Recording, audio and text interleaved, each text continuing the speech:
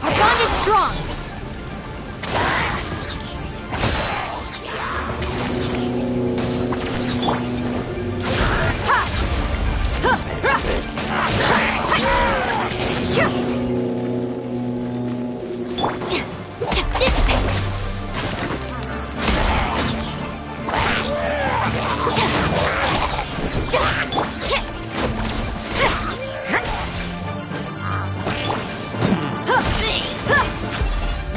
Let's get it on! Our bond is strong!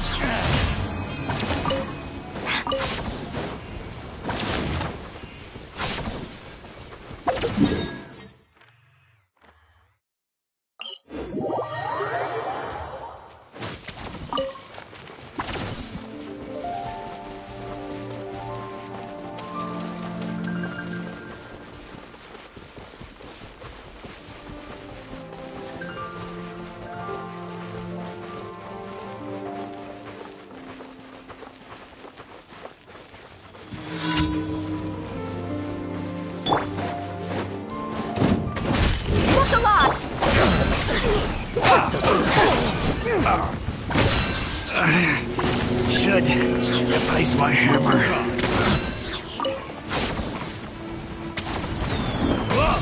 Looking for a fight?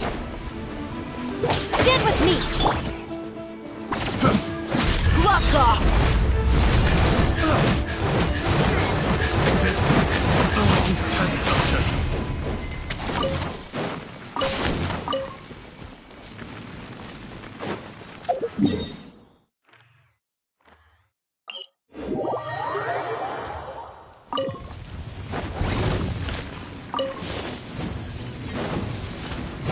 Let's get it on! Ha! Ha! Our bond is strong!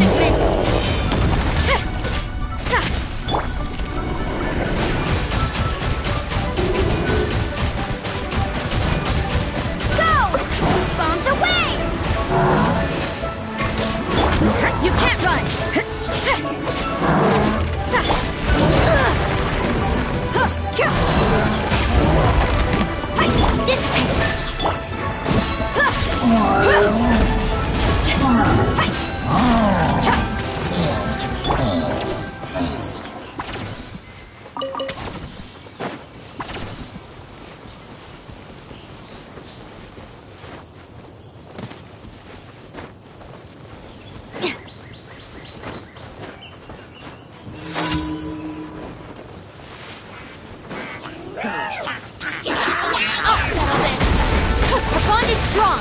Judgment! Shiver!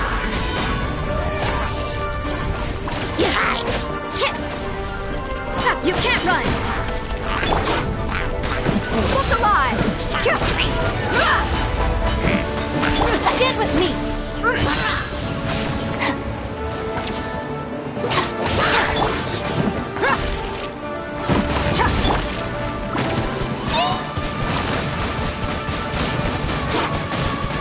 Go! Judgment!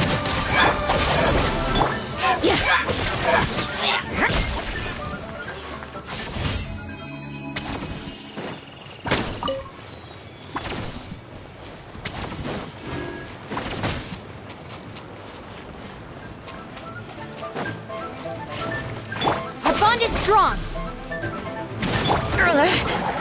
Yeah! Judgment!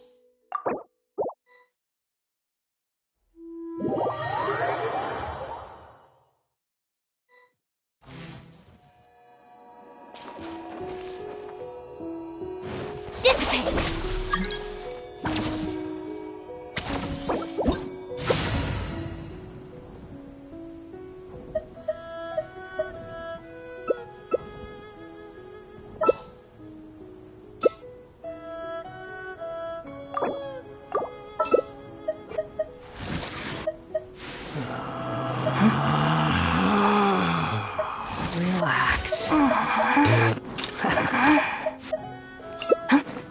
All the world holds dear.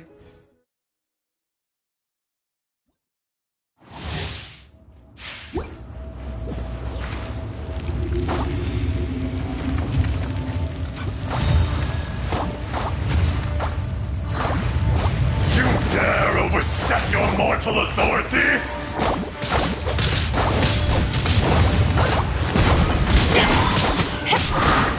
Lament on me!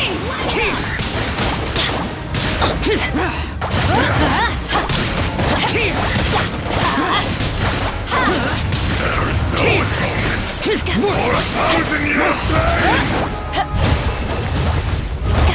Why do they never...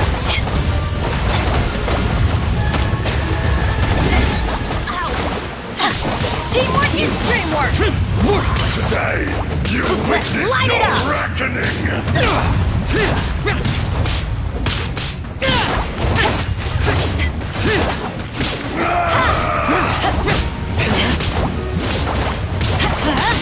Adventure time!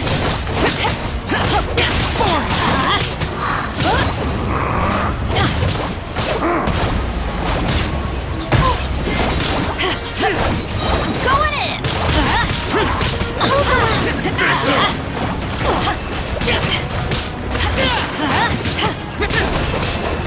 The enraged earth Let's will light it not up! absolve Adventure you! time! Ow! Everybody stand back!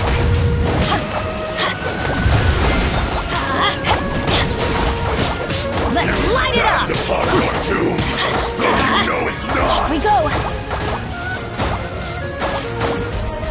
Let's light it up! Come, experience an eon of suffering! Worthless! Let's light it up! Power hot shot! Boring! Let's light it up! Going in! Toast and rebuild! Light it up!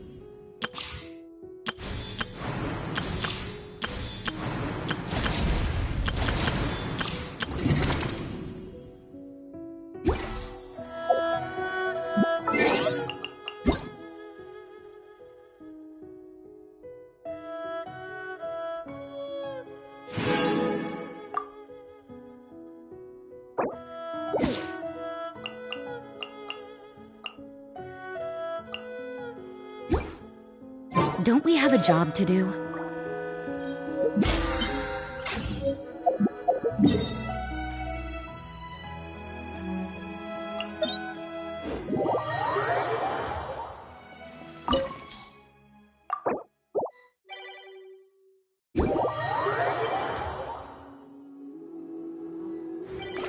You can't run!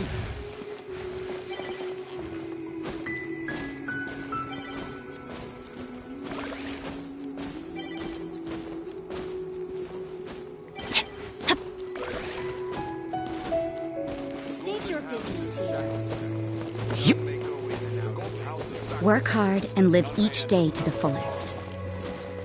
That is what life in Mondstadt is all about, isn't it?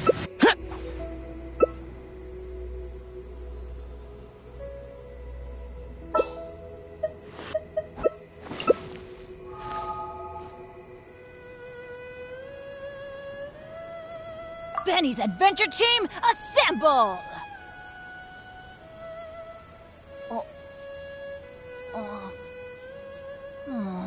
Or not.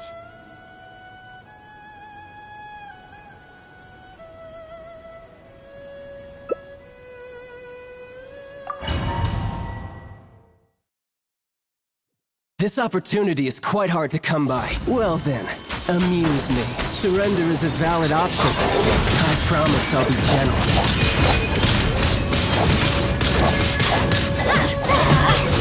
Passable left. Fourth time. Adventure time! Guess I should take it more seriously. Boom! Going in! Light it up! That's gonna hurt in the morning. Not now. Don't be scared. Off we go! Teamwork is dreamwork! Lots over! The night is cold. Let's light it up! Rise to command.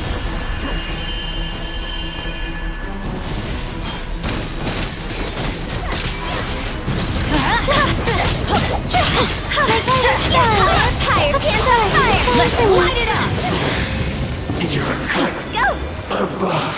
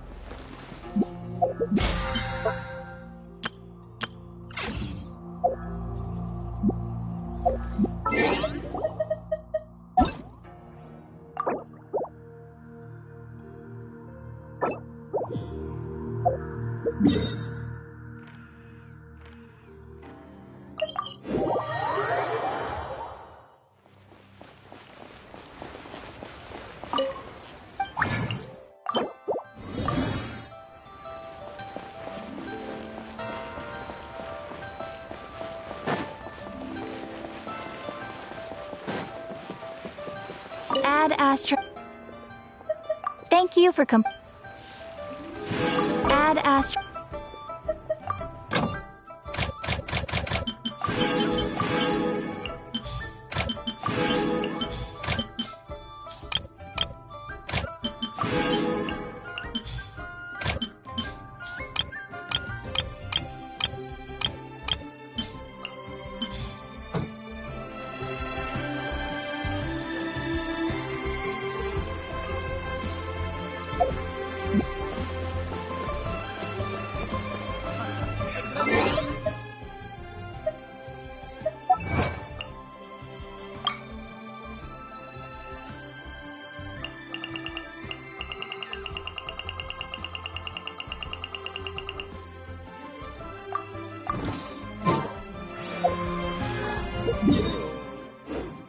Don't we have a job?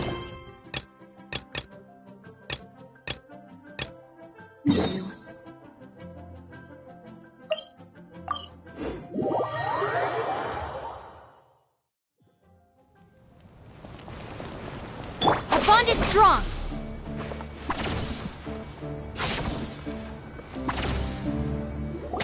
Good old caravan rebot. Huh. Now let Paimon think. What were we up to the first time we came here? Oh, Paimon remembers.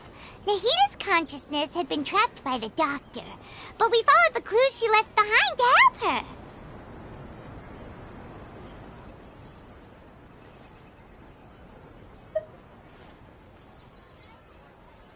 So much time has already passed since then, and it seems Sumeru's changing for the better now that Nahita's in charge, right? Paimon just hopes this peace will last a long time, and then Nahita won't have any more new problems to deal with.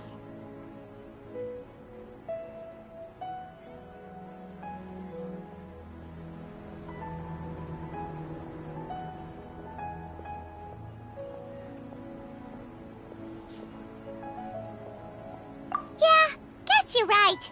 We somehow always find ourselves right in the thick of it. Who knows what will happen next? Come to think of it, maybe it's all because of you. Maybe you're just a magnet for trouble.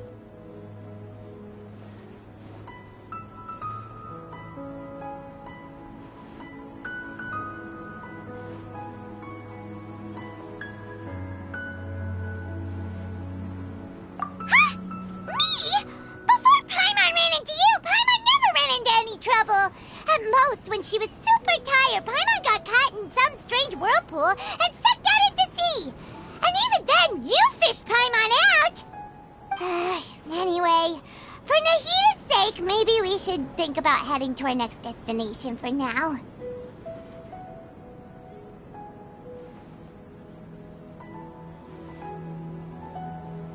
Ah, look who it is. Running into you in a place like this? I can see you two still love wandering around. Oh, it's Dia! Since when are we just wandering around? We're usually taking care of some serious business. Even though it may have nothing to do with our journey. But never mind that. What brings you here?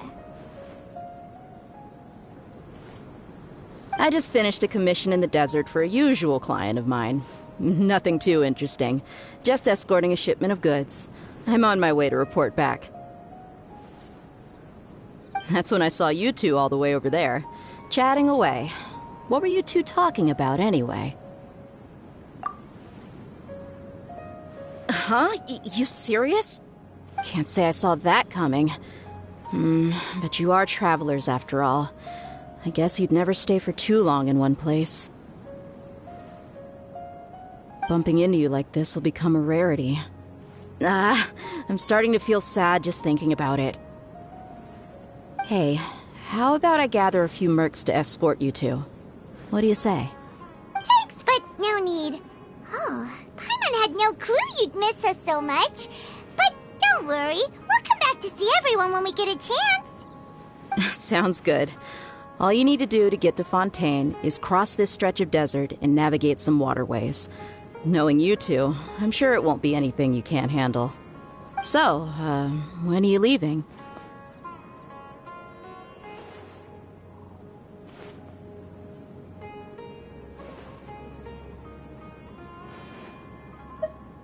Oh, wait a sec.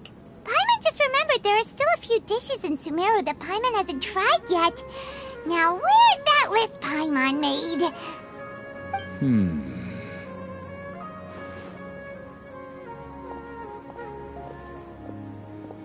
I see. Guess you won't be needing a going-away party or anything. It's sad enough to see you go like this. Though, now that I think about it, Sumeru wouldn't be what it is today without you. Seems true heroes always prefer leaving quietly. By the way, should we go say bye to Nahida?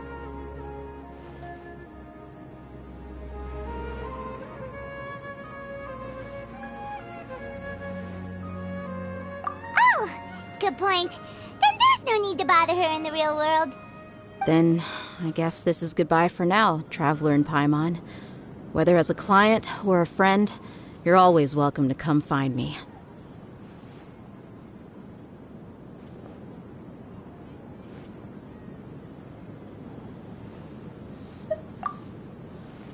Goodbye, Dia. Bye-bye, Sumeru.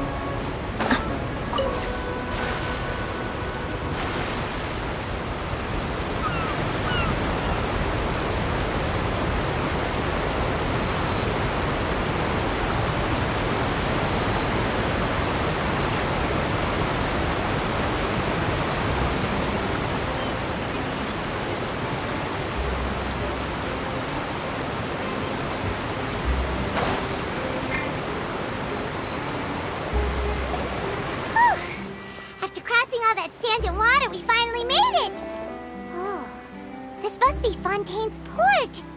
Wow. Everything looks so advanced in Fontaine. Paimon's heard that the industry here is extremely developed, and there are all kinds of unusual machines.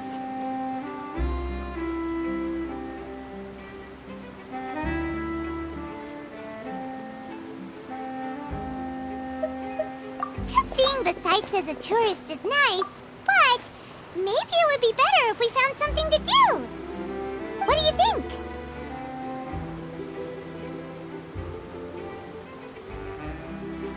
Good idea! Nahida gave us loads of useful information. Seeking out the Seven is probably still our best source for information at this point.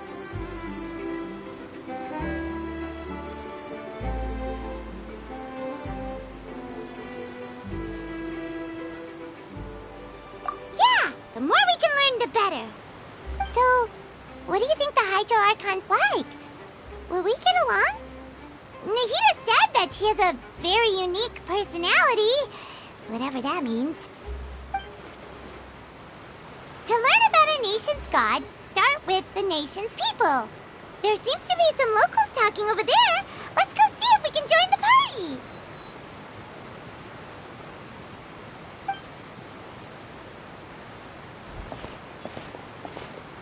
If you ask me, it's a tragedy how things ended for him. Clearly, he was a pretty decent person. Yeah, I didn't expect that kind of ending for him. I thought he would at least fight on a little longer for his family. I was expecting a sudden plot twist, but it's a pity that it never happened. Still, his story is quite the tearjerker.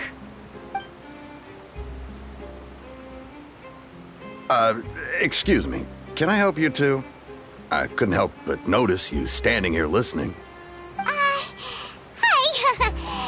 travelers new to Fontaine, and we had something we wanted to ask, but you seemed to be really busy talking about some kind of play, so we didn't want to interrupt. Play? Oh, no.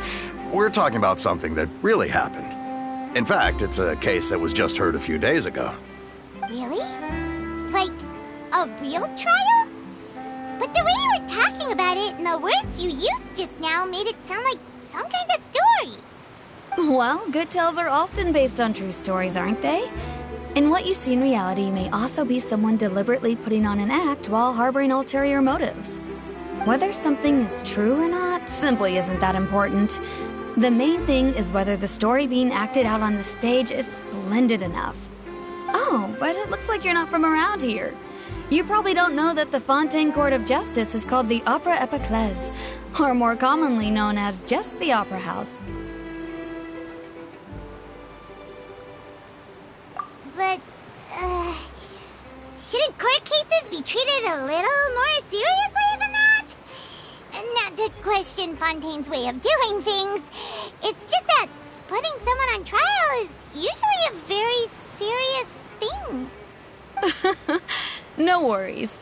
Other visitors to Fontaine have wondered the same thing. You could say that we just don't want to waste the moving stories behind those cases.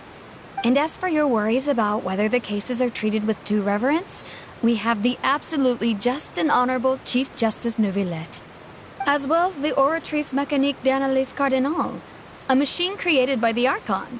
Between the machine and the Chief Justice, false charges and injustice are a thing of the past now.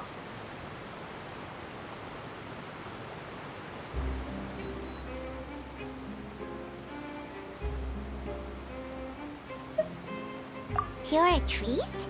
Is it some kind of machine, too? Oh, Paimon's curious. We should check it out if we get the chance. Wait, Paimon almost forgot to ask you our question. Do you know what we should do if we want to meet the Hydro Archon? Oh, that's easy. Just go to the Opera House. Lady Farina practically lives there. You could definitely say it's her biggest passion. I think what they mean is that they wish to speak with the Archon personally.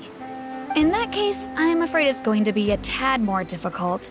You'll have to make an appointment well in advance, and it'll depend on whether or not she has any time slots available. Huh. Is the Hydro Archon super busy taking care of official stuff? Wait, didn't you say that she's always at the Opera House? No. Lady Farina seldom takes an interest with the nation's affairs. The reason it's difficult to make an appointment is simply because she's incredibly popular. That's right. After all, she is the Archon. Though she may tend to get a little dramatic from time to time, people can't get enough of her. Huh. First time Paimon's ever heard of an Archon being described that way before. Wait! Paimon gets it now! The Hydro Archon is kinda like a big celebrity here, right? Yeah, I suppose you could say that.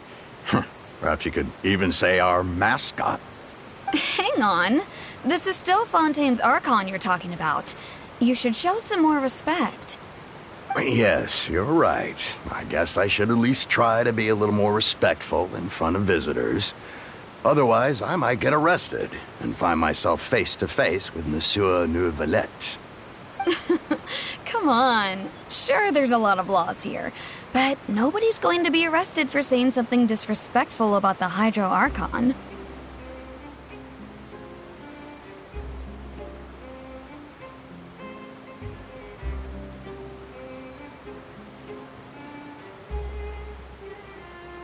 Alright, I think we get it. Thank you!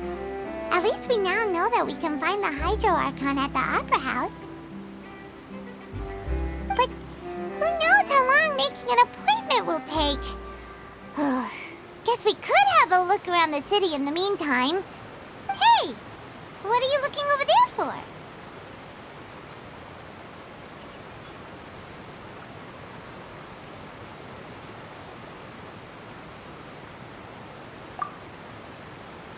Huh. Maybe something's the matter. She isn't going to jump into the water, is she? Maybe we better go check on her.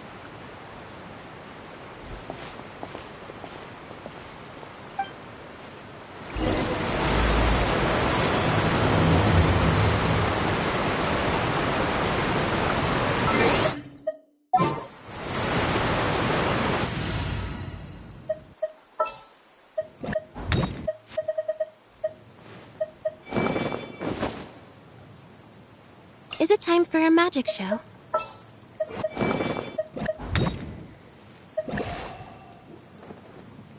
This is destiny.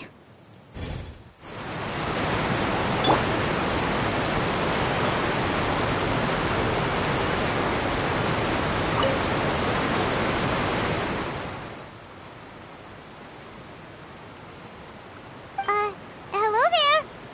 Excuse me. Are you alright? Huh? I'm fine. Thanks. Oh, okay then. We just noticed that you seem to be worried about something.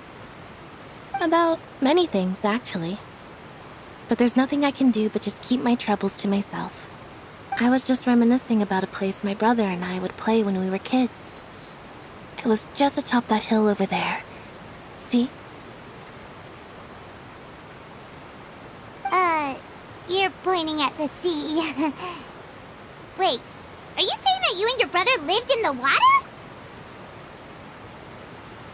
Though people call the waters around Fontaine a sea, it's actually just an inland lake that's filled with fresh water. And no, I can still see that hill clearly in my memories. Now, it's been completely submerged. He would skip and jump, tossing sand in the wind. The sun shone brightly, and the air was filled with the scent of the sea. But now, the water is gradually swallowing our memories. It won't be long before it swallows us. Sorry. Paimon doesn't really get what you mean. I don't believe we've had the pleasure of meeting. Are you Lynette's new friends? Oh, and you are? Thanks for looking after my sister. She often comes here to reminisce about our childhood, that's all. There's no need for any concern.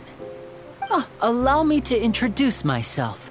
I'm Linny, and this is my sister Lynette. If I had to guess, I'd say you must be travelers from abroad. Nice to meet you. Paimon is Paimon, and this is the Traveler. We just arrived in Fontaine. We were just talking with your sister. Even though we didn't really get what she was saying. I see. It's unusual for Lynette to be so willing to talk with anyone. In fact, she seldom speaks at all. I'm usually the only one she ever talks to. Oh, really? Then you two are just like us. Paimon's always the one talking for some reason.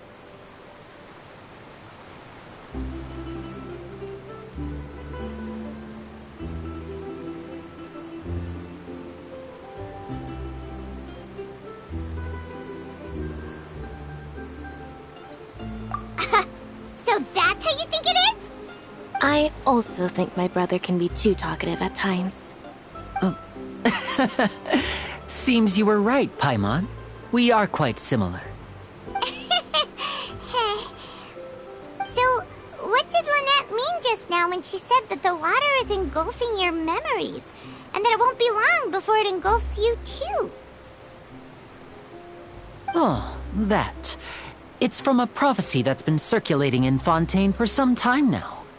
Well, I suppose prophecy isn't exactly the right word, because that implies a certain amount of uncertainty. There's no doubt about what's happening in Fontaine now.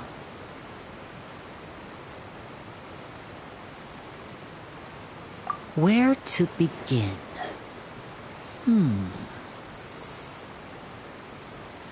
Let's put that question on hold for a moment.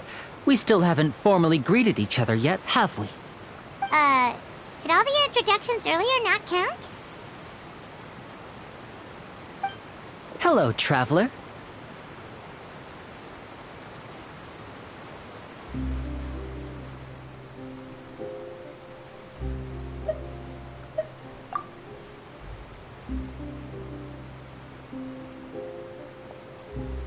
And hello, Paimon.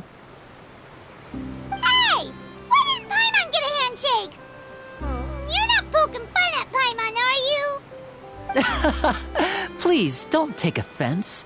Just consider it a sort of etiquette we have here in Fontaine when making new friends. You should remember it. It might prove useful. Oh, all right then. Well, Paimon's just happy to have a local friend now. By the way, we were just getting ready to go to the Opera House to meet the Hydro Archon. Would you be able to show us the way? So you're going to see Lady Farina? No problem at all. In fact, I was planning to go to the Opera House later myself. I'll gladly take you once I finish things here. Please, follow me.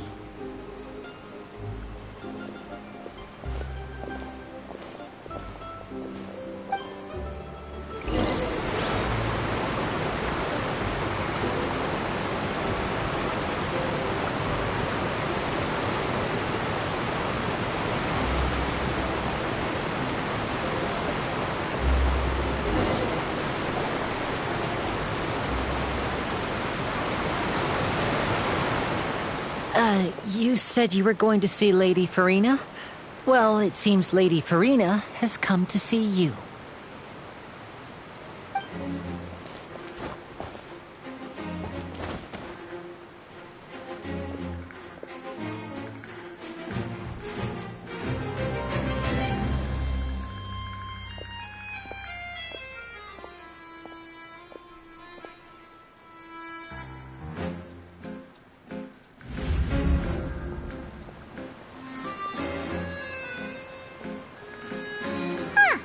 So, she's the Hydro Archon? But how did she know we were looking for her? My dear people, rich and poor, those with cup in hand and those with nothing at all, raise your glasses in celebration! If you don't have one, then just raise your hand in lieu.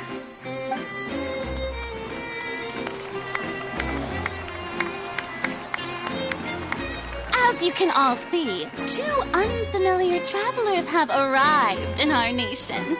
Come, let us make a toast in honor of this traveler and her companion who have journeyed here from distant lands.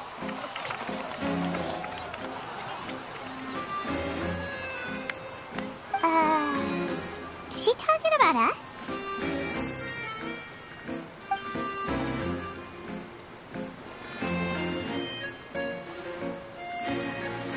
I've long heard of the turmoil and chaos you've left in your wake as you visited other nations. But I welcome you nevertheless.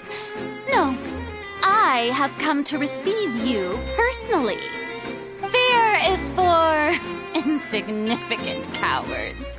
I am a god, and I will never entertain the notion of such meaningless wariness. You can be rest assured. I see clearly your sincerity. Of course, seeking an audience with me is the most sensible thing to do. It will allow you to truly behold my power and witness my authority. Intelligent people always gather under the correct banner. I, Focalor, hereby welcome you to the nation of Hydro and acknowledge the value and significance of your trip. Now, you may rejoice in this.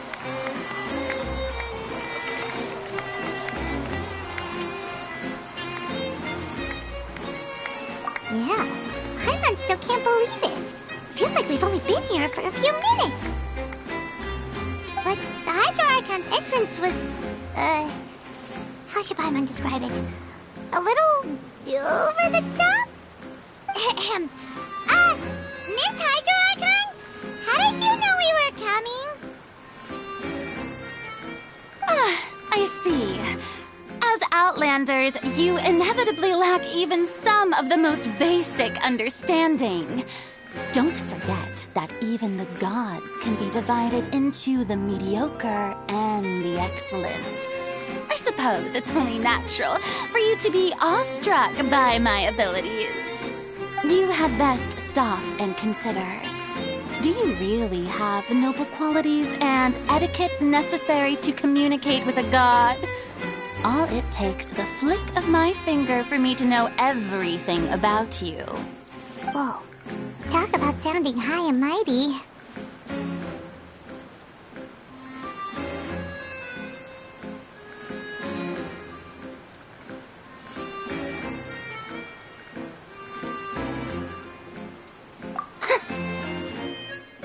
Oh?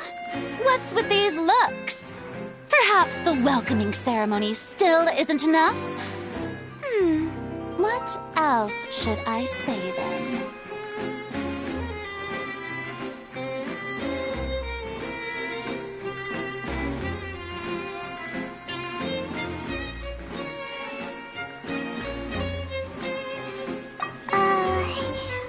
Is she waiting for us to start talking? Wow, I didn't expect to see Lady Farina here. What a surprise! Wait, does this mean they're the legendary blonde traveler? How did I not notice before? Hey, what's all the commotion? Oh, is that Lady Farina? Is there some kind of drama going on? Of course.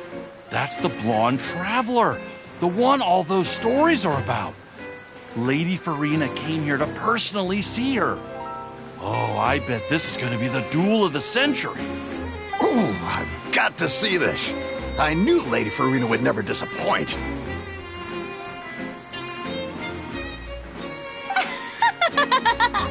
Yes, but don't get too excited now.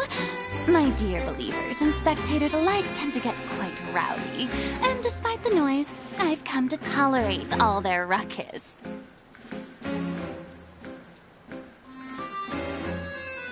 You may consider this my reward to all of you. I have determined that there will be an epic duel between myself and this traveler from another land, just as you were hoping to see. Now she wants to fight? Aren't we getting a little ahead of ourselves?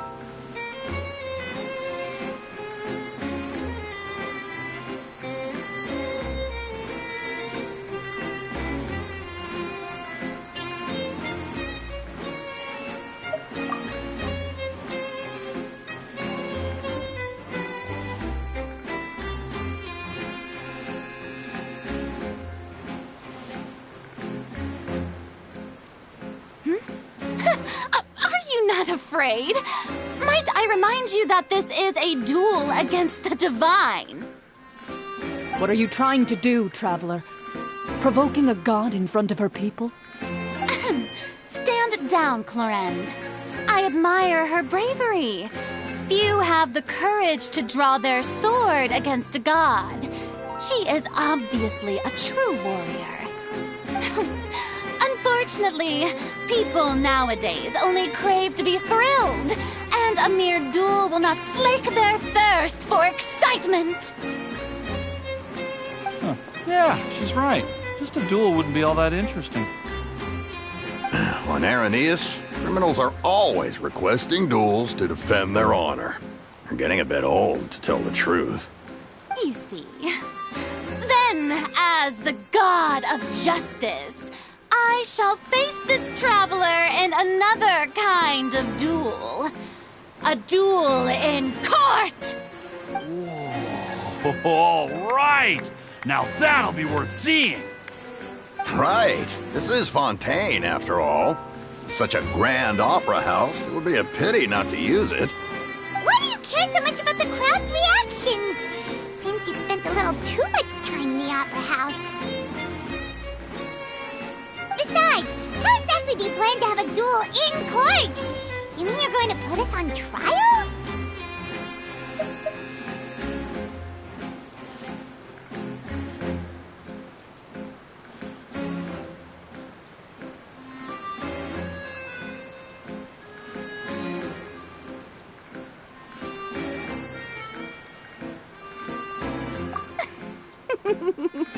Oh, we have reason to put you on trial.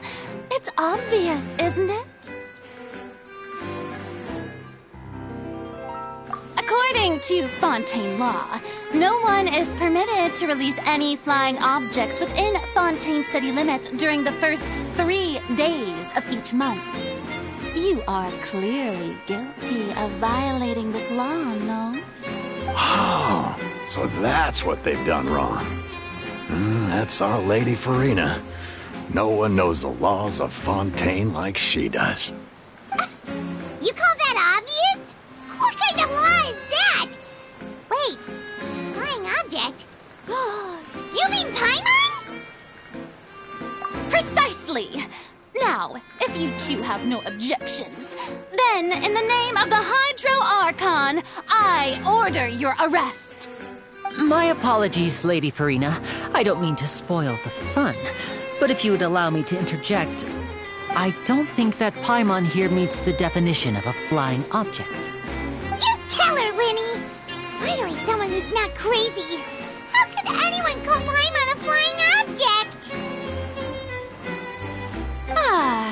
Great magician Linny, my beloved citizen.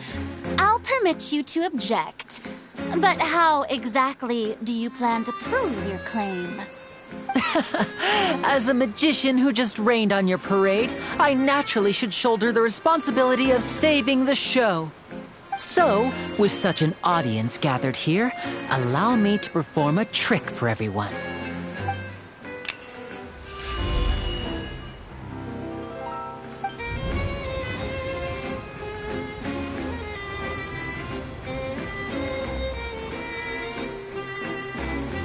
Ta-da! What's that on Paimon's back? Hey, when did you do that?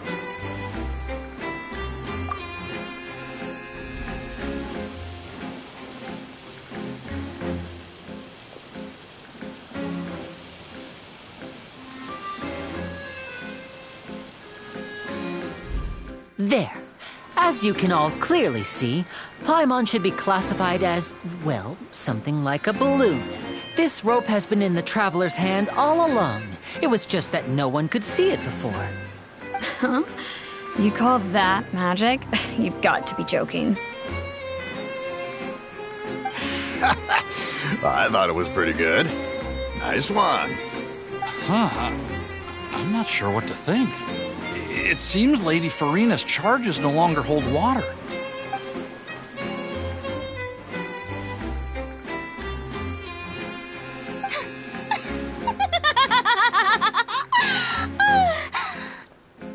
Amusing. Very amusing, Linny. Just the sort of unexpected twist that I enjoy. With you here, today's performance can finally be called complete. Performance? You see all this as a performance? In which case, consider the matter of your trial resolved. The god of justice will not bring charges against an innocent person. But when there are valid grounds, I will not only judge travelers from abroad, but even the gods of other lands. I look forward to seeing your upcoming performance at the Opera House, Mr. Linny and Miss Lynette. That's enough for now. Toodaloo!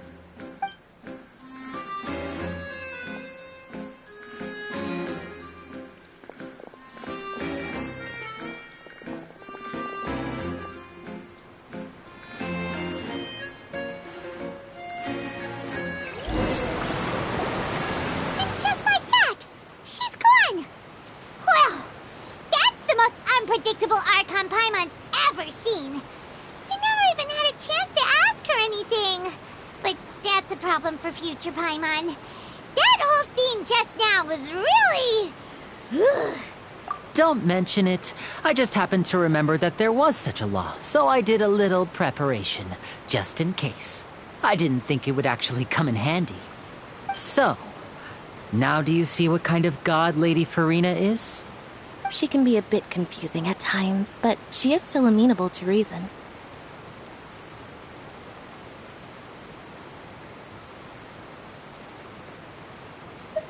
Anyway, Paimon had no idea you were a magician, Linny. It sounded like you'll be performing at the Opera House, right? I just know a few simple tricks I use to make a living. Lynette is my assistant. It will actually be my first time performing on the most prestigious stage in Fontaine, the Opera House. But isn't the Opera House where criminal trials are held in Fontaine? When there are no public trials being held, the Opera House hosts a variety of other performances. To the people of Fontaine, the line between a trial and a performance can be a little blurred. And speaking of performances, I would be remiss to forego this opportunity gifted by fate. Might I invite the two of you to see my performance? My brother's always excited to make new friends. Oh, sure. We don't really have anything to do now, and we wanted to go to the Opera House anyway.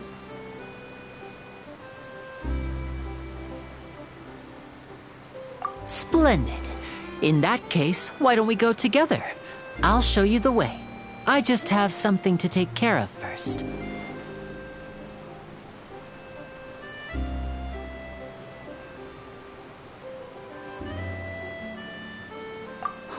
You really mean it?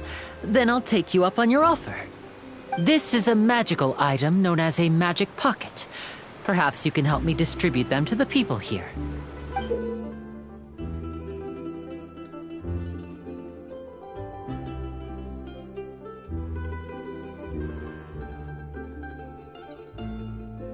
Huh? What are they going to use it for? About that... You asked me before about the prophecy, right? Let me start by telling you a little more about what it entails. I'm not sure exactly when it began, but a prophecy has been circulating around Fontaine. It says that every person in Fontaine is born with sin. No matter how the nation of justice holds trial after trial, this sin cannot be absolved. Until one day, the water levels in Fontaine will rise, and the sinful people will slowly be drowned. In the end, the people will all be dissolved into the waters, and only the Hydro Archon will remain, weeping on her throne. Only then will the sins of the people of Fontaine be washed away. That sounds pretty gloomy. Why are people in Fontaine born with sin? What is that supposed to mean? There are lots of guesses. Some say that the ancestors of Fontaine stole the power of the seas and stirred its wrath. Others say that the people of Fontaine never heeded the first Hydro Archon's warnings and offended Celestia. But here in Fontaine, evidence is what matters. There hasn't been concrete evidence for any of these claims, so they can only be regarded as conjecture. If even the people in Fontaine don't know what sin they committed, wouldn't it be better just to ignore the prophecy completely? Why bother feeling guilty all the time? That's exactly what the people did at first. But in the last few years, the water levels in Fontaine have actually started rising.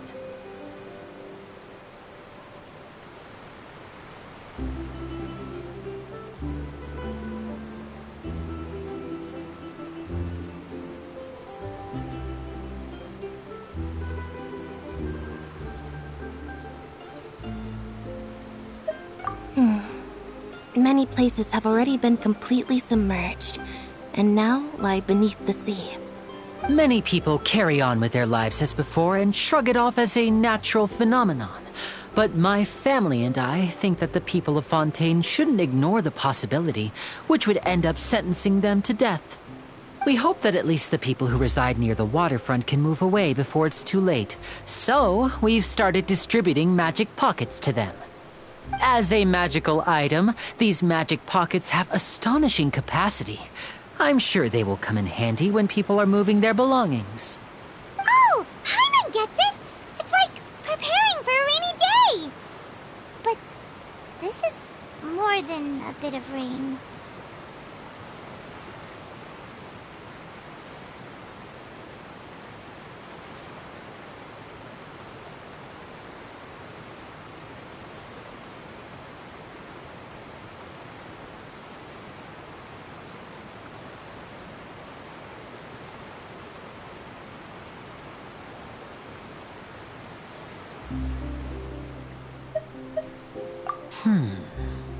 Perhaps only absolute power could ever contend with such a catastrophe. But who knows? We're just tiny specks in the grand scheme of things. Now, if you'd like to help, then please give these magic pockets to anyone nearby. Be sure to convince them to take it, regardless of what they say.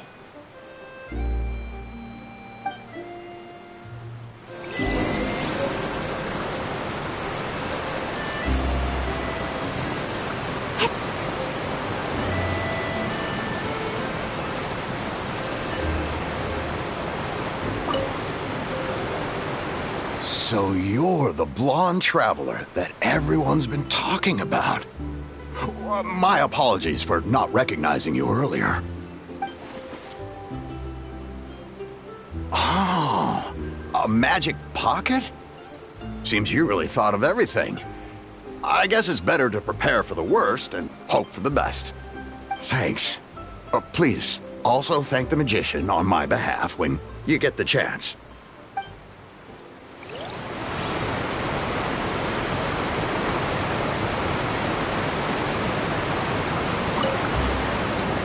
What's this? So you also believe in the prophecy. Keep it. I won't have any use for it. What? You mean you don't believe in the prophecy? No, I believe in the prophecy. But I also believe in another story. The story says that people once lived in the ocean. They were one with the ocean and couldn't live apart from it. But as time wore on, people desired to live on land and developed blood vessels, encapsulating the sea within their bodies. Thus could people set foot on land. So, if you ask me, when the water rises and takes us all, it'll be like we're going home. Oh, we hadn't heard that one before. But people can't live underwater. They'll die. You should probably still take it. All right, I'll take it. I guess I just feel that being dissolved into the water doesn't necessarily mean death.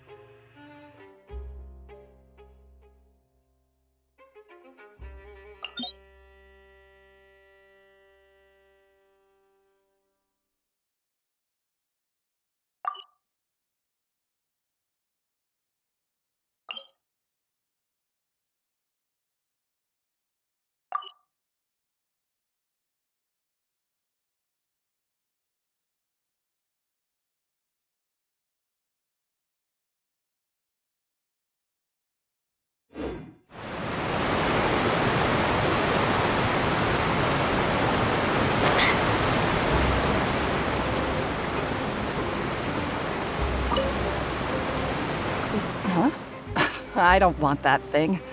Way I see it, if the prophecy's true, it's still gonna be a long time before the water can cover everything.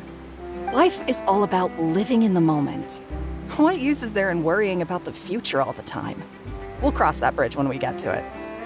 You should still take it. You never know when it'll come in handy. Oh, all right, fine. Thanks. It's just that if I start moving, that means I've already given up on the life I have now. I'd really rather not.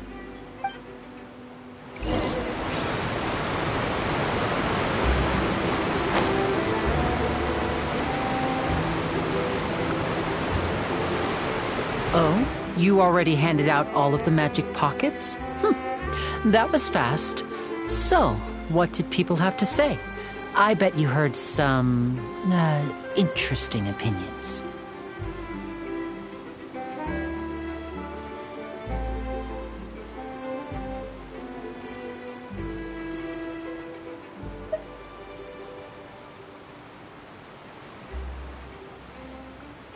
Yes, but that will change once disaster strikes. I know they'll change their minds, so it's only right to help them prepare. Is there need to do before we leave? Yes, one last thing. I have the magic pockets made by a workshop in the court of Fontaine. Since we're out and about, I was thinking about bringing him some more materials. So, you want to collect materials? Just tell us what the materials look like and we'll help. Many hands make light work. Oh, that would be much appreciated. We'll need some Romaritime flowers. I remember seeing them near the waterfront on the east side of the harbor.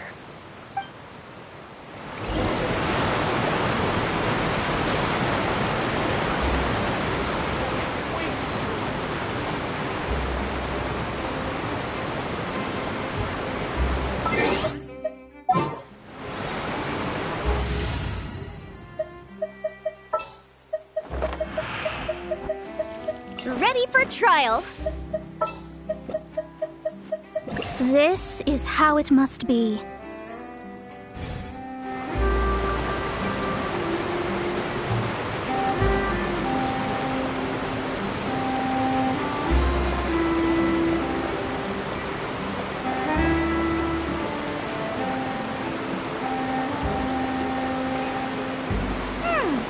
It seems we have to use Hydro to collect Romaritime flowers.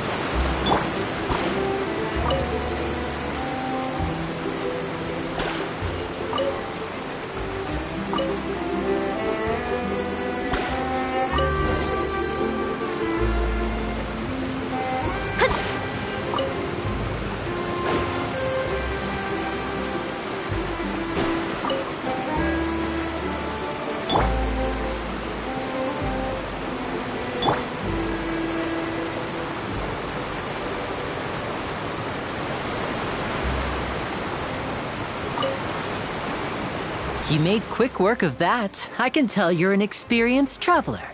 I've also finished collecting a few here. Maybe next time you'll feel like helping too, Lynette. No way. I'm in power-saving mode today.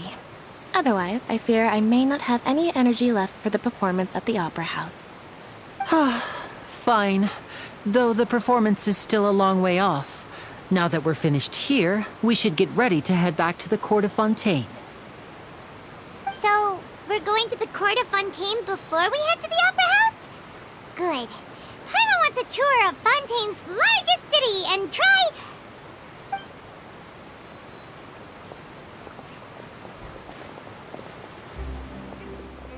Wait, shh. Have you noticed that person over there? The young girl. Huh? What's wrong with her? Paimon didn't notice anything. She's obviously a thief. Magicians and thieves practice similar methods. We divert attention, and a distracted audience is one that won't discover what you're really doing. Watch her movements carefully.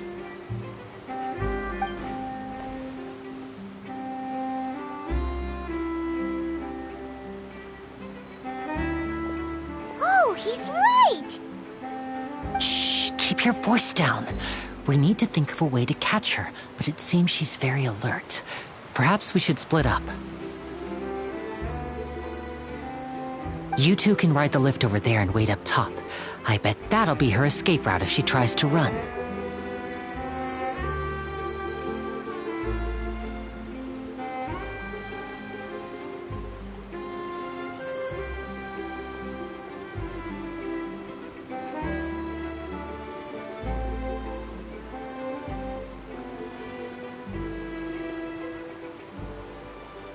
All right, let's go.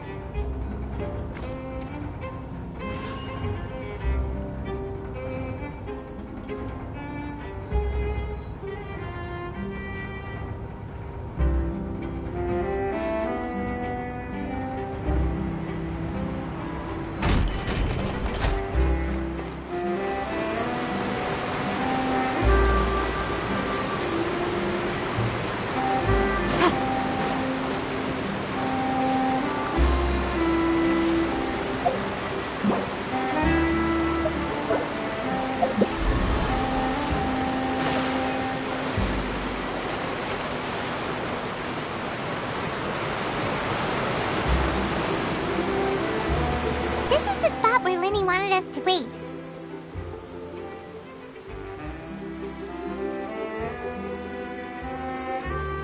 Oh, look! Isn't that her?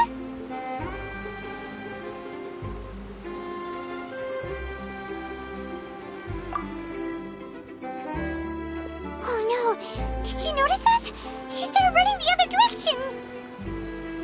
What should we do? Should we chase her?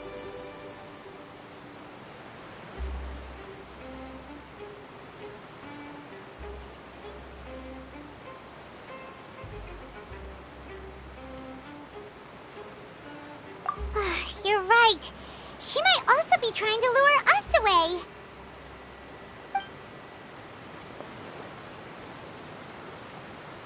Nothing's happened for a while now. Paimon wonders if Lenny caught the thief.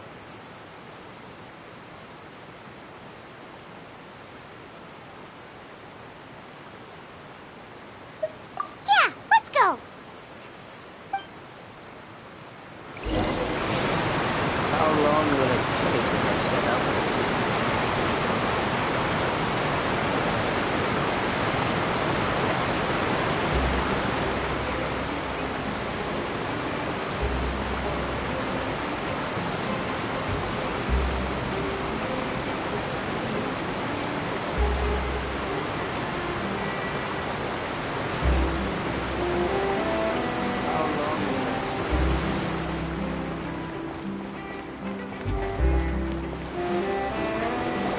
Are you sure that's all she took? You should check to make sure you're not missing anything else. No, that was all. Oh, I can't thank you enough. I didn't notice a thing earlier. Anyway, I should be going now. Thanks again. Oh, were you returning what the thief had stolen? That's right. Pity I wasn't able to catch her.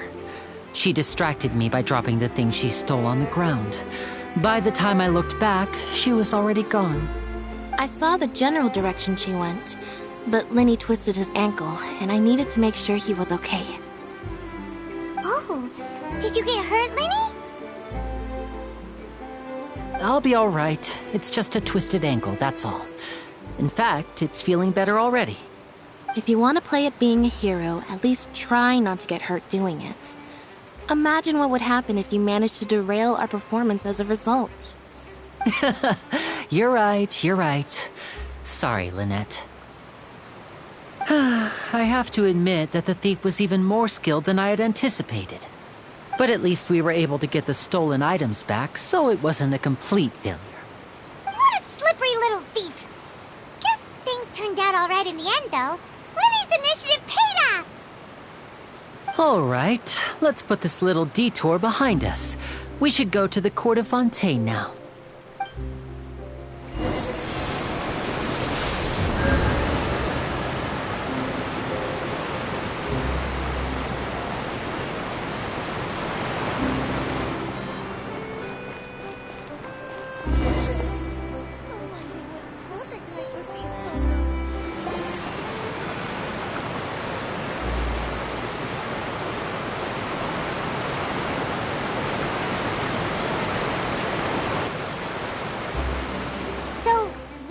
This thing to go into the city? What an ingenious way to get around! People in Fontaine really know how to use water! This is an aquabus. It allows people to travel between several key locations around Fontaine. It's pretty convenient, but the ride can become a little dull after a while. The scenery is always the same. That's why it's better to travel with friends. So you mean it's still boring even when I'm riding with you? No, that's not what I meant. It's just that, well, you don't really talk that much. Besides, it doesn't really feel like a real trip when it's just the two of us. It's the same as being at home. Whatever. Guess that's what it's like to be an older brother.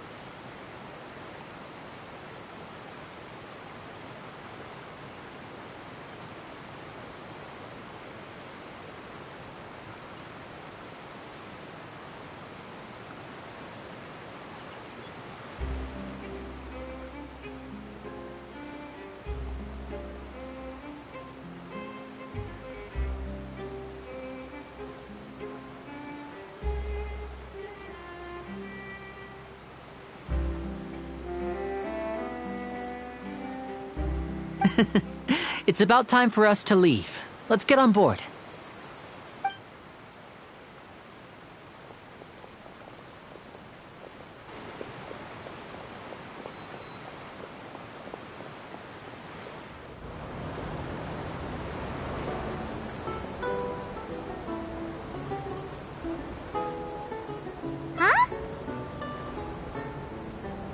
What? Traveler! Paimon! Charlotte! Oh, I never guessed I'd bump into you all riding the Aquabus. In the story of my life, this is big news. What are you doing in Fontaine? I didn't hear anything about you paying us a visit. Yeah, it's quite the coincidence. But as travelers, we're always on the move. It's not surprising that nobody knew we were coming. Though we still have no idea how the Hydro Archon knew about us. Oh, let Paimon introduce you to our new friends! Oh, no need for introductions, Paimon. I would recognize the great magician Linny and his assistant Lynette anywhere. I wouldn't be much of a reporter if I didn't know who they were. It's a pleasure to meet you. I'm Charlotte, a reporter for the Steambird. Nice to meet you. From the Steambird, huh? We've often relied on your paper to promote our performances. It's an honor to meet you. Now that everyone knows each other, Fontaine suddenly doesn't feel like such an unfamiliar place. So, what have you been up to lately, Charlotte? Any big news? Not too much. When there isn't any breaking news, I mainly cover the trials at the Opera House. You can still manage to keep readers' attention as long as you tell things from a clever enough angle, even if it's the same old topics. For example, reporting on how a scammer once deceived vulnerable girls into relationships, or how a financial criminal was once so poor that they ate a single piece of bread for 5 days.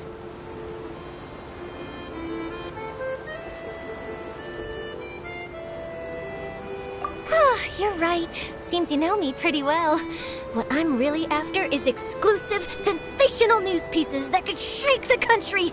These smaller stories are a waste of my talents. Oh, I just remembered. I've been following a case lately. Well, a series of cases, actually. You mean the serial disappearances of young women case? That's right. These stories are the talk of the town right now, and it's probably the most mysterious case we've ever seen. If I'm the first with a draft ready to publish when the case is finally cracked, and it's the headline story in the Steambird, oh, when that happens, I bet all the other reporters will shed tears of envy. I've already gathered all kinds of materials. I just can't wait for the truth to be revealed. So, what is the serial disappearances of young women case? You mean the culprit hasn't been found? That's right. The first missing girl case happened almost 20 years ago. And ever since, after a period of time, another girl disappears. What the cases have in common is that the girls are all of a similar age, and that they've all vanished without a trace. But the scariest part is that to this day, none of the girls have ever been found. Many suspects have been arrested over the years in connection with this case, but shortly after each arrest, another disappearance would always happen.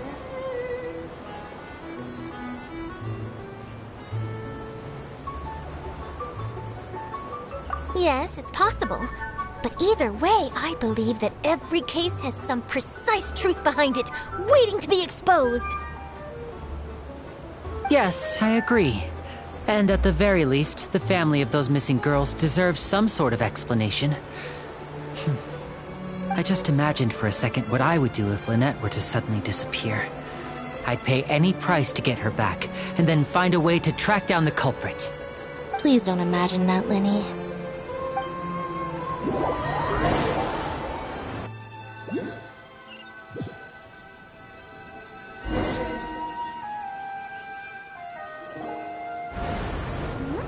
Hey, we're almost there! Look!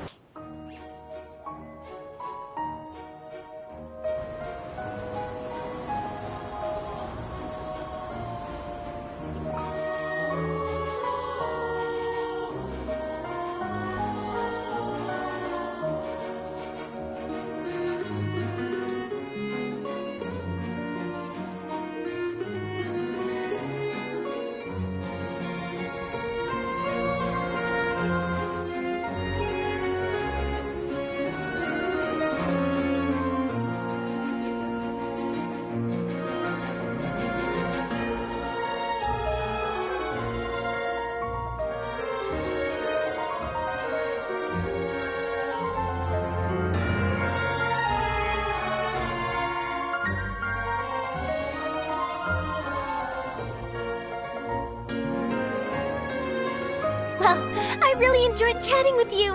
Life should be full of pleasant little surprises like this. Yeah, us as well. The ride went by too quickly. I have an interview to get to. I should get going before I'm late. Okay, Paimon hopes we can chat again soon, Charlotte. See ya! Bye now. Oh, be sure to stop by and see me at the Steambird when you have time. What a tough job. Always running around and interviewing everyone. Well, where should we go now? If you don't mind, how about we stop by my home first? Besides, I still have all the materials we collected. Sure, we wouldn't mind at all.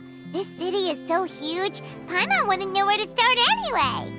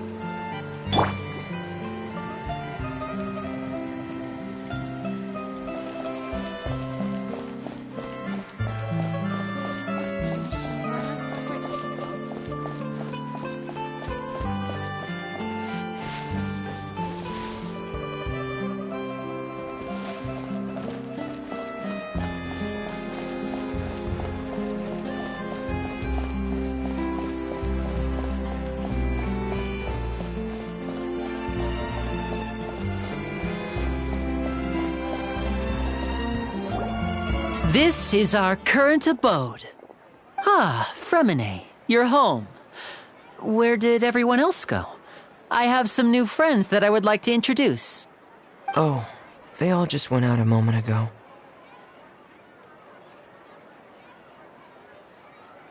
I see. Everyone is getting busier now that Father will be returning soon. I suppose that can't be helped. Allow me to introduce you to my little brother, Fremine. He is a phenomenal diver.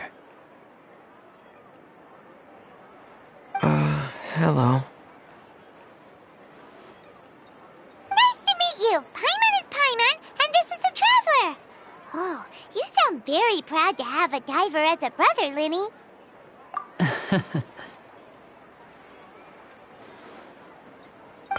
Linny, could you come here for a moment?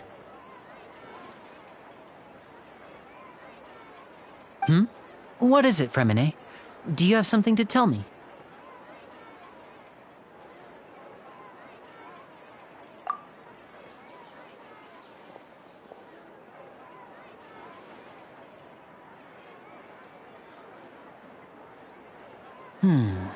Okay, I see. Is everything all right? Oh, it's nothing. We were just discussing a little housework. Sorry for the interruption. Oh, before I forget, the Traveler and I collected more materials to make magic pockets. Were you able to get any, Fremine? Yes, I went diving and gathered lots of materials. I was about to give them to you. That's our Fremine, always quick with the underwater work. All right, I'll take these to the workshop.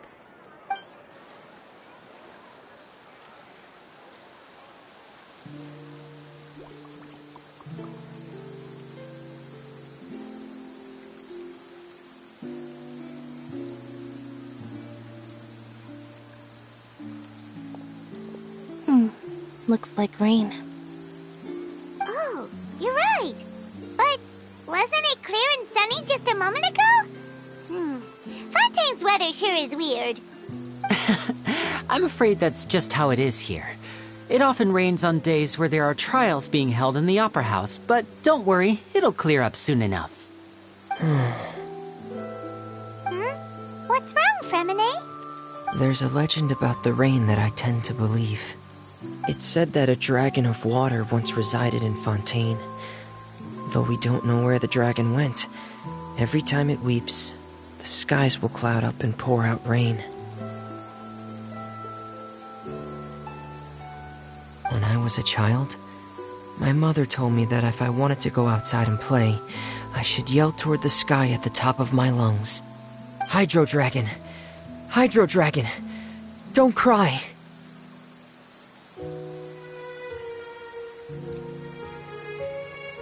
If it's an elemental dragon, then having the power to make it rain wouldn't be very unusual. Let Paimon try something. Hydro Dragon, don't cry!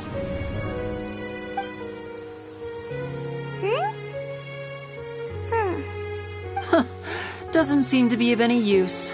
It is just a legend after all. You know, you might be a more popular magician if you understood the concept of romanticism. Or could at least play along. Sorry. It might be because we've never met the Hydro Dragon. Perhaps it can't be comforted by the words of strangers.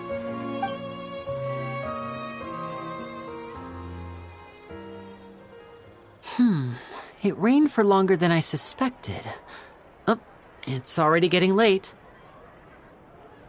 Was there something you needed to do, Linny?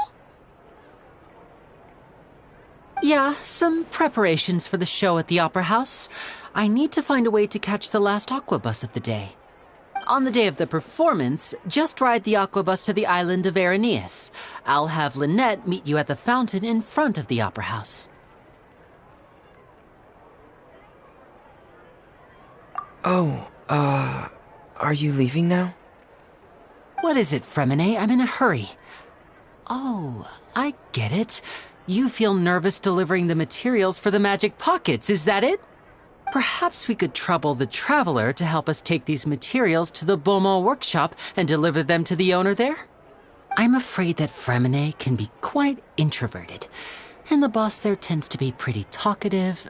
Fremine has always been a little afraid of her. No trouble at all! Don't worry, we're on the case! Sorry for the inconvenience. I'm quite useless when it comes to such tasks. I'll think of a way to make it up to you. Oh, no need! This'll be a walk in the park for us!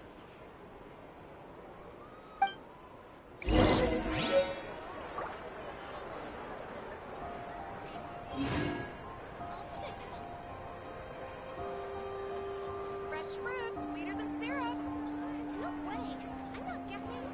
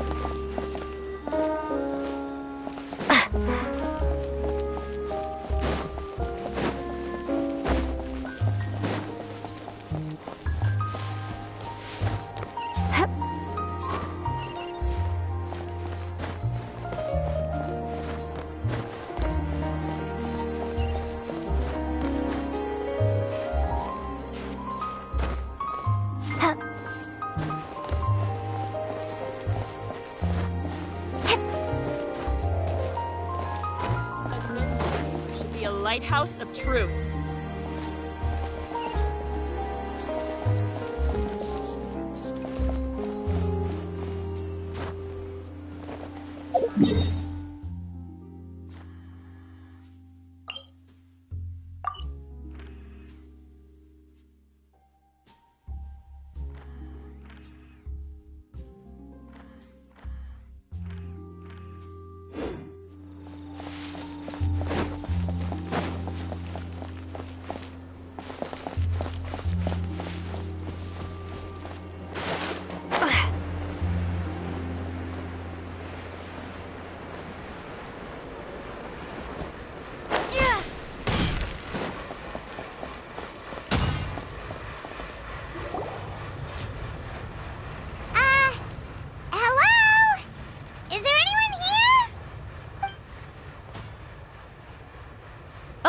there.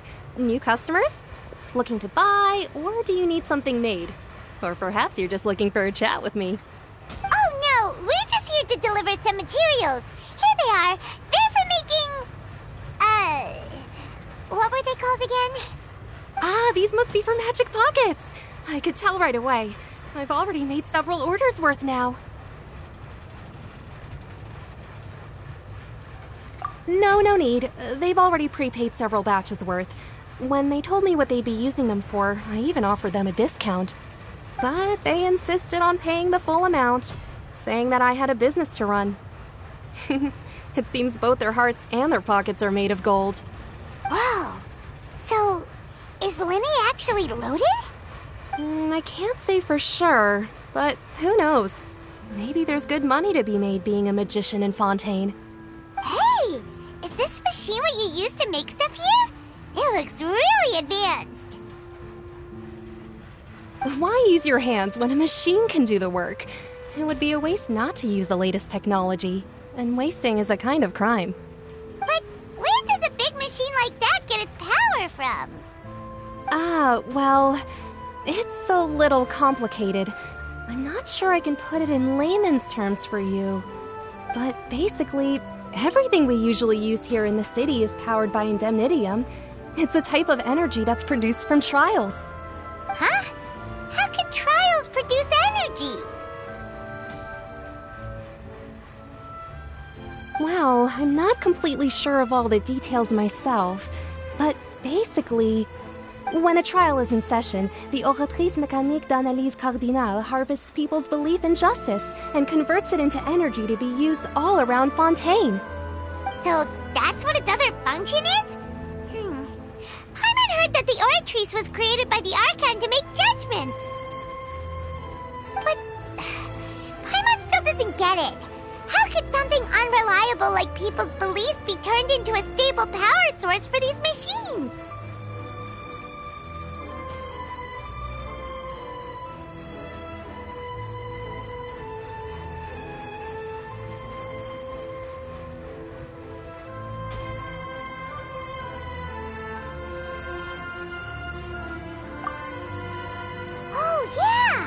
That means the Hydro Archon relies on the machine to take the energy created by belief and turn it into power for all of Fontaine, right? Even though I've never heard anyone really put it that way before, it sounds like it makes sense. Besides indemnitium, we have another type of energy called Mumusia. It isn't produced by the power of the Archon, but it is unstable by nature. Even now, it still cannot be widely used by civilians. I thought I'd find you hard at work, but here you are chatting the day away. Since you're already talking, I'm sure you wouldn't mind a few words with me. You again? Didn't I already promise you that I'd have the more I owe to Confrérie of Cabriere by next month? Why are you hounding me now? Yeah, but how do we know that you won't go running off by the end of this month? I want 50% today. Wait, no, 70%. Huh? You... Seems business isn't so great for the workshop. We've already finished our job and delivered the materials. Maybe now's a good time to leave? leave?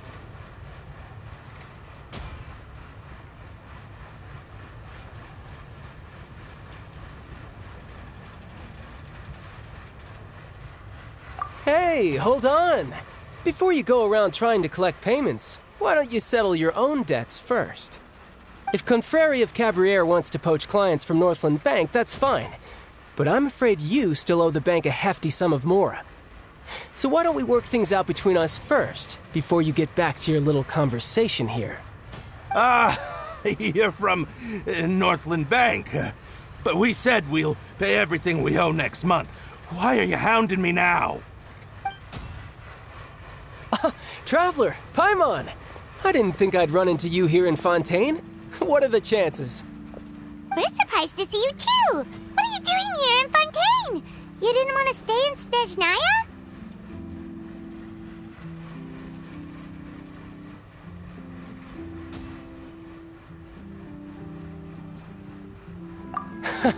Long story short, I've already been in Fontaine for some time now, and honestly, things have been pretty boring. But it seems that fate brought our paths together today. Not only will I have some good friends here now, but ones who always seem to find trouble. Either way you look at it, it seems things are going to get a lot more interesting now. Pretty sure we'd want to avoid anything that you'd find interesting. Besides, our trip here has gone pretty well so far. Right, Traveler?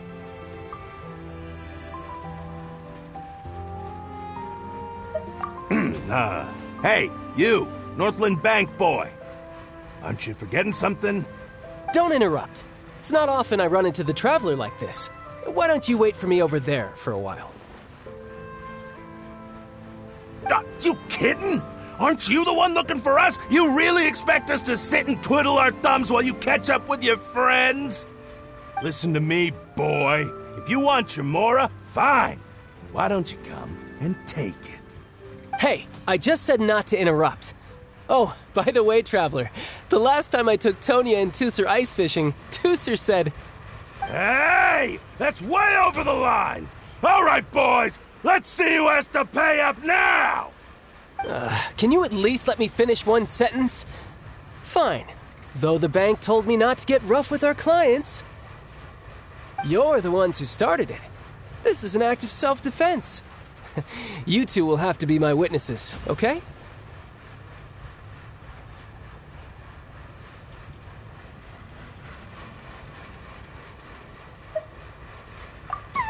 I'm sure this won't take long.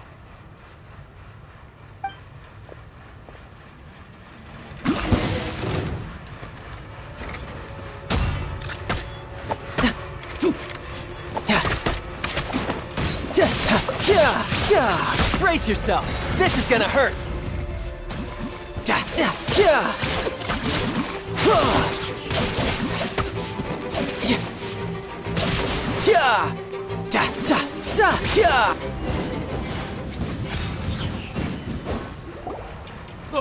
What's your deal, Brad? How are you so strong if you're just a staffer from Snezhnaya's Northland Bank? Wait, don't tell me you're... Oh, now you notice. It's a little late, don't you think? Just make sure you understand that you don't mess with Northland Bank. Got it?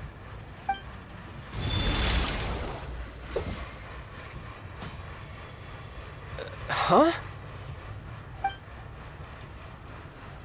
Now's my chance!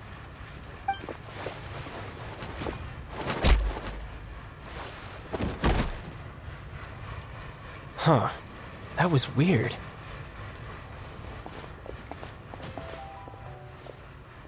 I'm not sure. It's as if I suddenly lost control of my hydro powers when I needed them. Maybe there's something wrong with my vision? Strange. How could that happen? First time Paimon's ever heard of someone losing control of their vision. Never mind. It doesn't matter. If I want to stay sharp, I shouldn't be relying too much on my vision anyway. Besides, I always have my delusion in case I need it. So what are you doing in Fontaine, child? I don't see its work for Northland Bank. Well, I guess it's because I've been in a bad mood lately. Huh? What kind of reason is that? Wait, since when do you feel down about anything? I don't know. Maybe I still have a lot to learn about myself. But recently, there seems to be some sort of restless power stirring inside of me. And I don't know why, but every now and then I feel like I'm in a terrible mood. Maybe you losing control of your vision just now is connected with that power you're feeling inside. That is a possibility.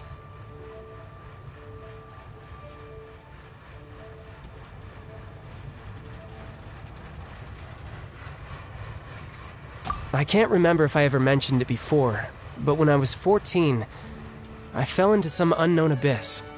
It was during that time I learned nearly all of my abilities. The one who took me under her wing and taught me was named Skirk. She was always quiet and very mysterious. Nobody knew where she came from or what she had been through, and she was always very strict when teaching me combat techniques. One time, I asked her why she was willing to take me on as an apprentice. from what I could make of her answer, it was because I had awakened it, and traces of it remained on me.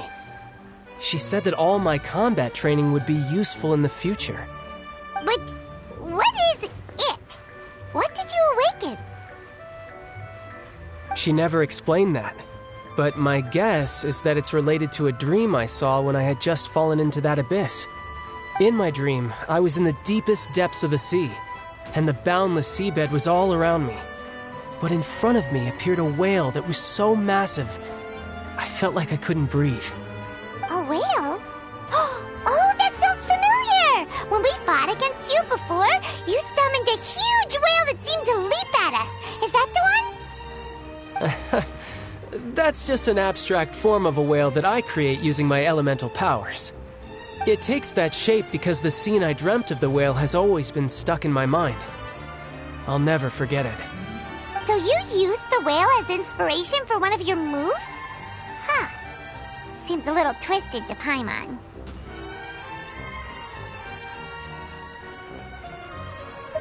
So why don't you just go ask your master? Maybe she knows the answer. You make it sound so easy. Ever since the incident I experienced there, I've never stopped searching for Master Skirk and that unknown abyss. But it's been years now, and I've still found nothing. There isn't even a trace of the place where I remember falling into the abyss. Oh, it sounds like some kind of ghost story. Yeah, I'm out of leads at this point, but there's nothing more I can do. It seems that strange encounters in this world tend to be elusive like that. Oh, seems the time really flies when I'm talking with you. I just remembered I have somewhere else I need to be, so I should get going. What? More work for the Northland Bank? No, it's more of a personal appointment. Lately, I've been sparring with some of Fontaine's official champion duelists whenever I'm feeling bored. Official champion duelists? You mean it's their job to duel? Yep, in Fontaine, before a criminal goes to court, they're given one chance to defend their honor by requesting a duel with an official champion duelist.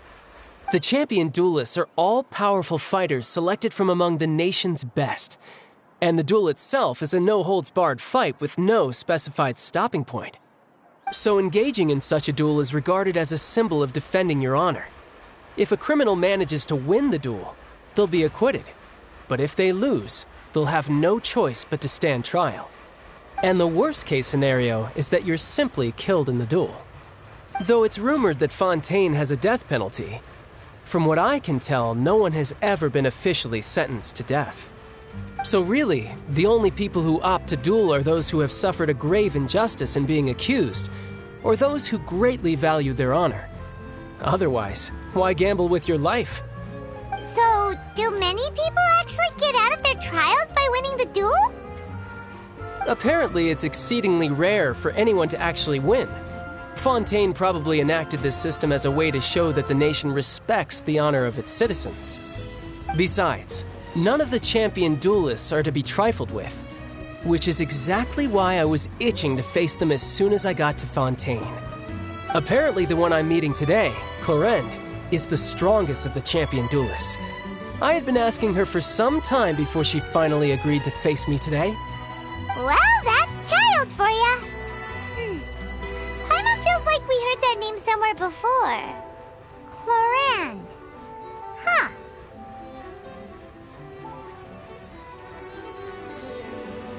Oh, before I forget, I want you to have this. Huh? Your vision? You're seriously just giving it away? I'm just worried that it could become uncontrollable again. I'd be pretty upset if it got in the way of my duel, so I think I'll be better off without it for now. Besides, I just need you to hold on to it for a short while. I'll come retrieve it when I have some time later.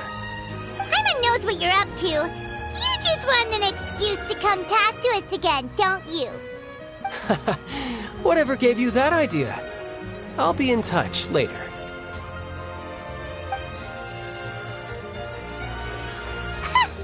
That sneaky guy. He said he's been feeling down lately, but he seemed the same as ever to Paimon. Well, since we don't have much to do for now, we might as well walk around and see the city before Lenny's performance.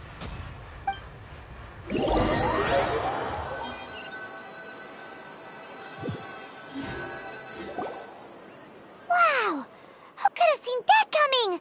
The reporter who was barely around for most of the story was the murderer all along! Sorry. Paimon was just surprised, that's all. Whew. Paimon never saw that twist coming. The murder mystery novels here are amazing. The whodunits here in Fontaine are a lot different than the light novels you see from Yai Publishing House. Both have their merits, but Paimon thinks this style of novels are more, well, novel.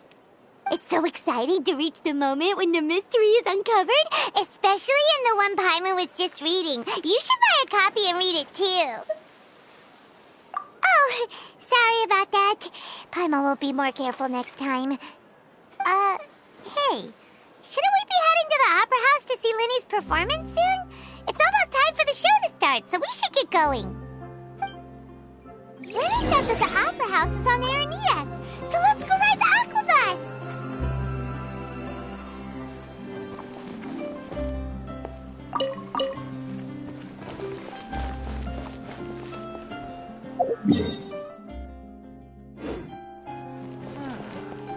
So these are the kind of headlines that go in for these days.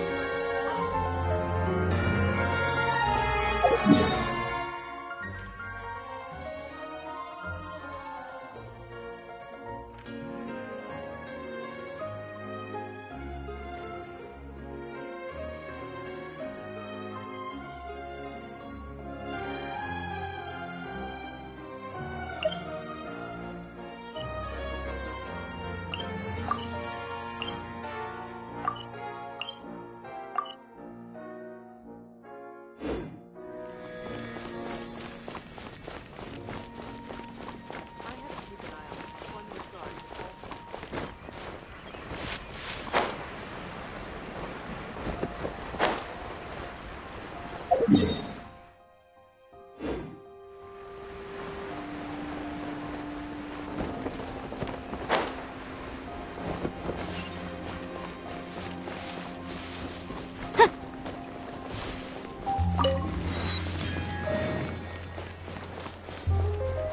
Astra Abyssal.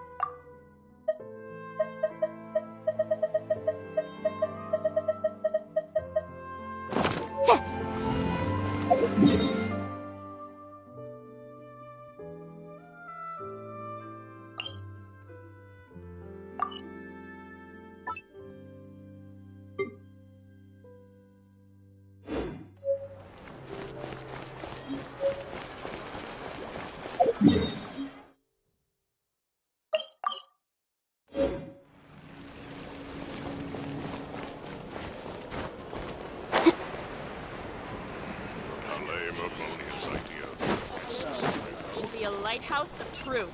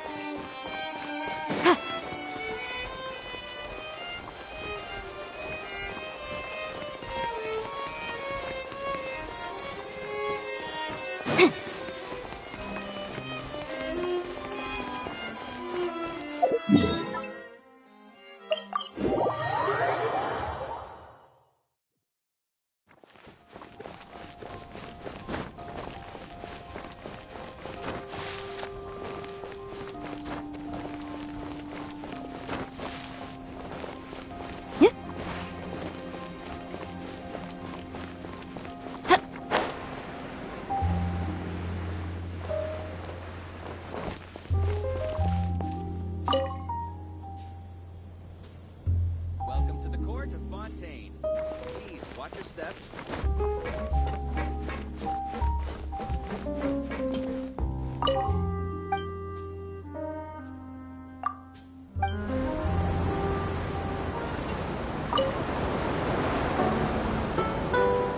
Welcome to the Navia line. I am Elfan. The boat will be departing imminently. Please do not stick your head, hands, or other body parts outside The Aquabus operator is not responsible for any accidents or injuries resulting from doing so. Also, please remember to buy the Steambird, though I don't read it myself. The destination of the current tour is Erinias. Points of interest worth visiting include the Fountain of Lucine and the Opera Epiclese. If you look to the left in the direction we are currently traveling, you will see the famous Fontaine Research Institute up in the sky. An experiment gone wrong turned new sightseeing opportunity. Human ingenuity truly is a wondrous thing.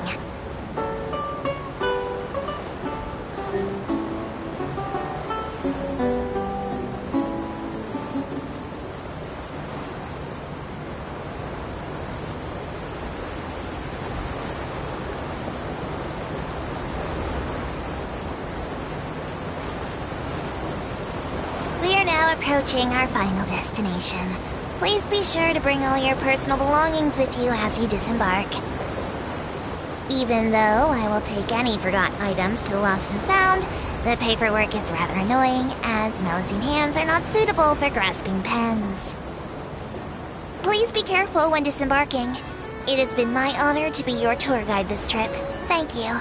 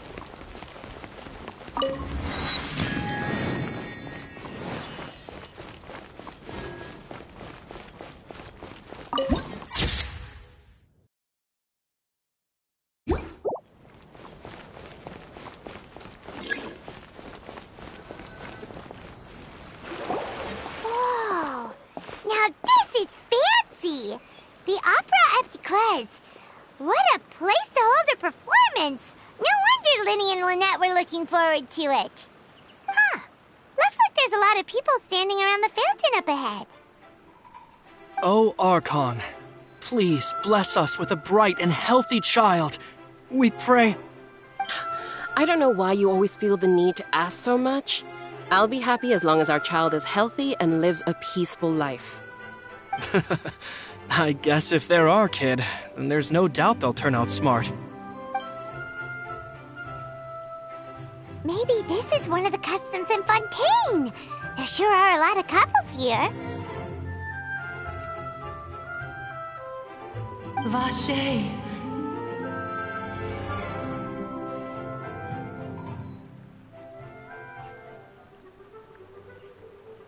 What's wrong? Vache. Vache.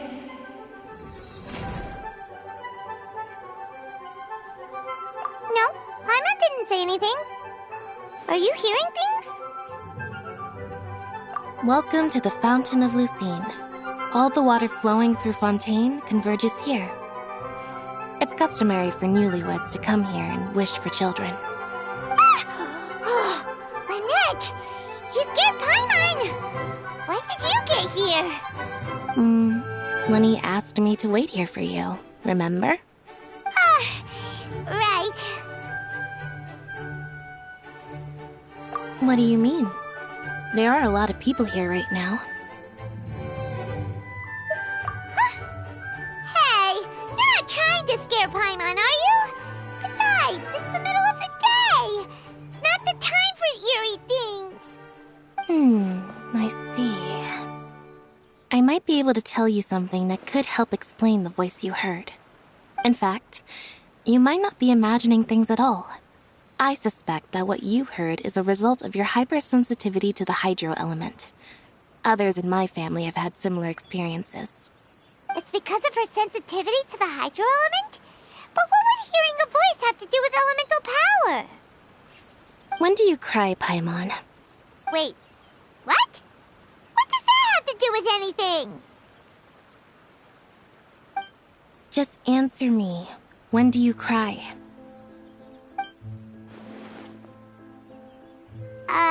When Paimon's really sad? Oh, and when Paimon's super happy. Oh, and also when Paimon's really, really scared. Then you should understand that tears contain your most intense emotions. Like I just mentioned, the Fountain of Lucine is where all the flowing water in Fontaine converges. Even the tears that fall to the ground will eventually gather here. So maybe what you heard was the intense emotion coming from someone's tears.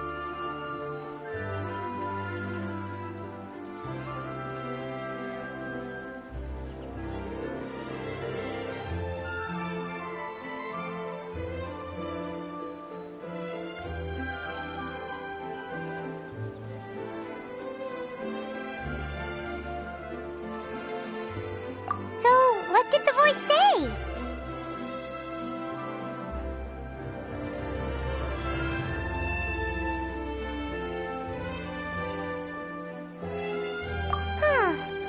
If you were hearing their emotions, then Paimon wonders what happened to them. Rather than worrying about them, we should worry about my brother first. Don't let that calm look of his fool you. He tends to get pretty nervous just before a performance. So chatting with Lenny might help him relax a little before he goes on stage. Oh, right. That makes sense. Let's go in and see Linny.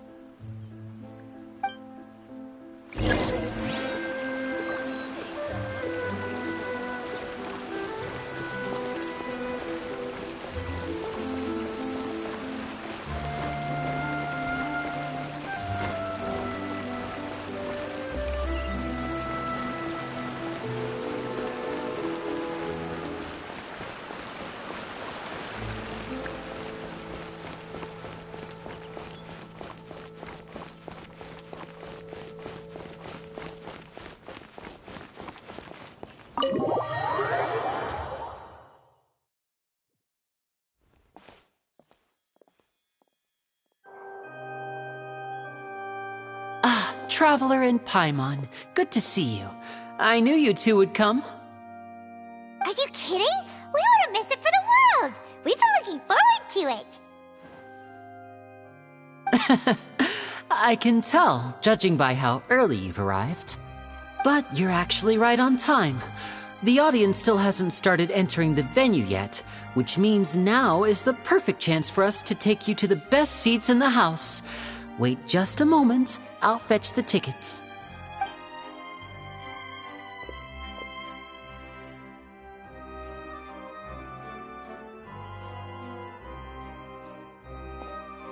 The Opera House has assigned seating, so you always have to make reservations. I've already reserved your seats, and here are your tickets. Ooh, front row seats! Thanks, Linny! Don't mention it. There's no need to keep thanking me. Hey, Linny! Could you come over here and take a look at this? Oh, I'll be right there. Seems there's an issue with the stage props over there. That's Cal, my assistant, calling me. I'll go lend him a hand.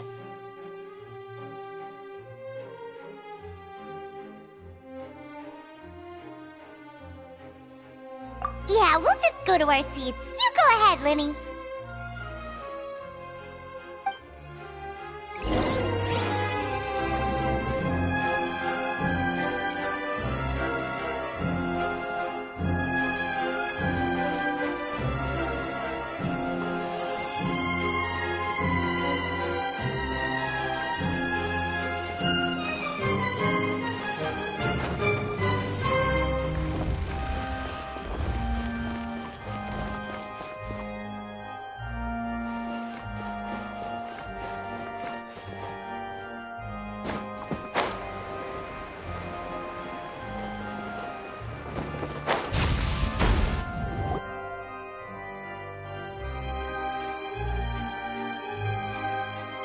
These should be our seats. Come on, let's sit down.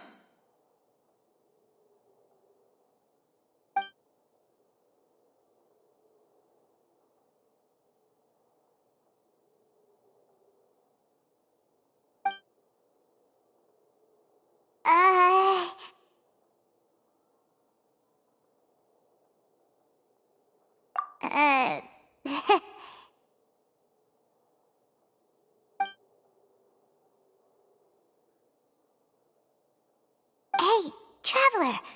Maybe we should strike up a conversation with the person next to us. Since we're sitting together and the rest of the place is practically empty still, it's kinda awkward if we don't say anything.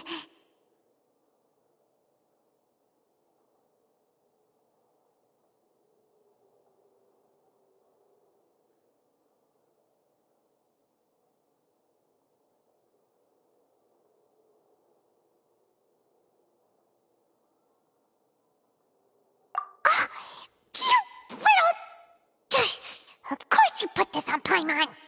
Excuse me, I did not realize you felt awkward. I am terribly sorry. I would be perfectly happy to chat with you if that is what you would like. Oh! So you heard all of that, did ya?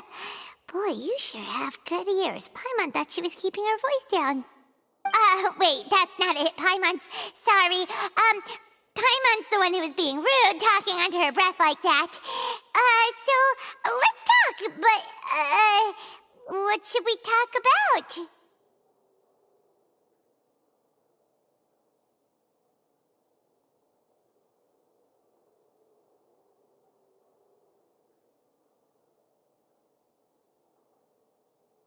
Oh, Paimon's got it. You're also here early and sitting in the front. Are you a friend of Linny's too? A friend, you say? Well, if Mr. Linney would like to be my friend, I would be more than happy to reciprocate. Oh, so you're not friends with Linny then. Oh, this is getting more awkward. Nice to meet you. Paimon is Paimon and this is the Traveler. We just arrived in Fontaine. It is an honor to meet you two. I have heard of your deeds across Tevat. And as required by proper etiquette, I will also introduce myself. I am... Oh, Monsieur Nervillet! What an honor it is to have you here to see my show! Ah, Mr. Linney.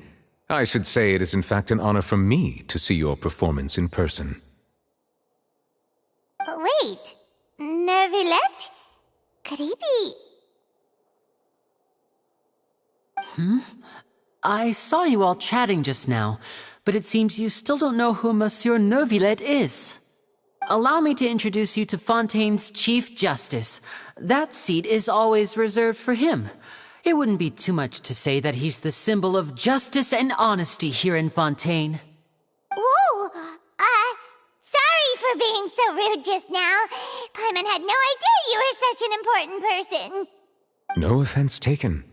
Being Chief Justice is merely what I do for work. Nearly every person has their usual reserved seat, so I'm not so special, really. And by the way, I should probably let you know, even though I would prefer not to. There's someone sitting up there in the VIP seats that has been striking a pose for quite a while now. I believe she is trying to give you a most elegant and impressive first impression. So I think you should take notice of her sooner rather than later. Otherwise, she may become flustered.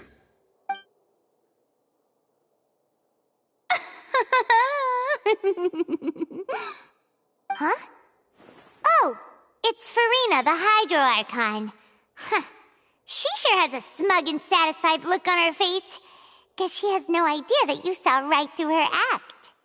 Very good. That is for the best. No need to pay her any more attention. We may now enjoy the show. Huh?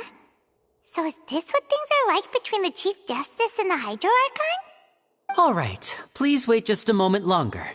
I've pretty much finished my preparations, and the performance will start as soon as the audience has made their way to their seats. Yay! The show's finally about to start! Paimon can hardly wait!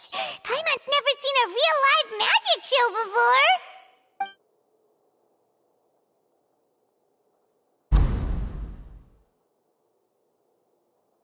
Oh! They're dimming the lights! The show must be starting! Sorry. Paimon will try to stay quiet.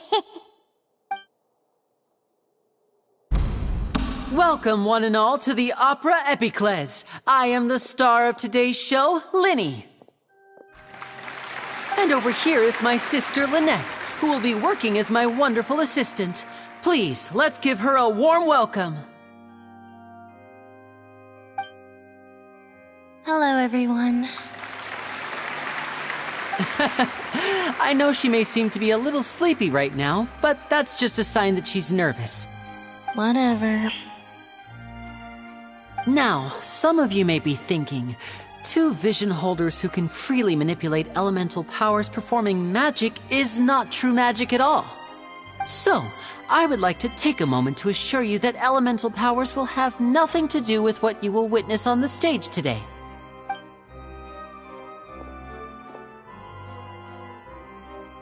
Both Lynette and myself have removed our visions for the show. That way, even the gods won't be able to help us. Oh, good point. That's what makes the show real magic. Now, without further ado, let the show begin. Lynette will now exit the stage to make some preparations. I know you might miss her, but don't worry. She'll be coming right back on stage momentarily. Perhaps in an unexpected way. I'm sure she'll be stealing the spotlight soon enough. Oh, and before I forget, there's one more thing I should say.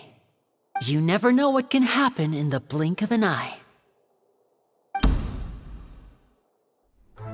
A magician's greatest skill is making things disappear or appear. The possibilities are endless.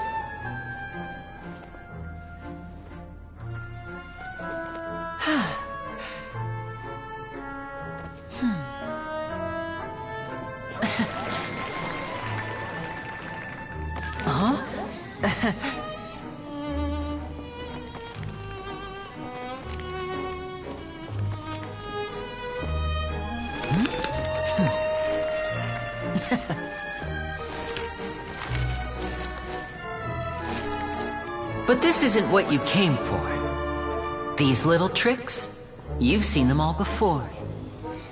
So it's time for something truly extraordinary, don't you think? This one's a little tricky.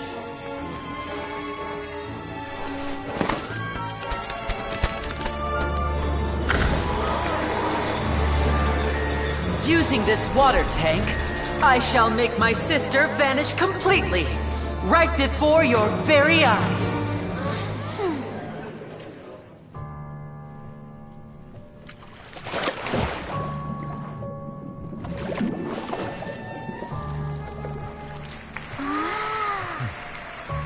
It's actually quite simple. She'll just turn into air bubbles and float right out of the top.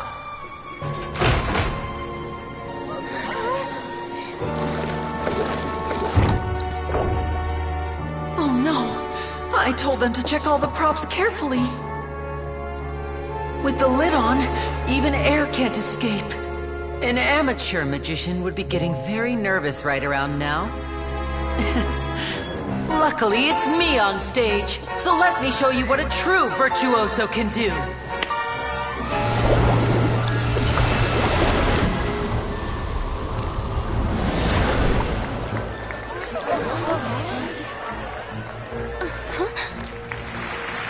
Lynette, are you still there? Don't go too far. We don't want to use up all our magic. Hi, I'm back. Uh-huh.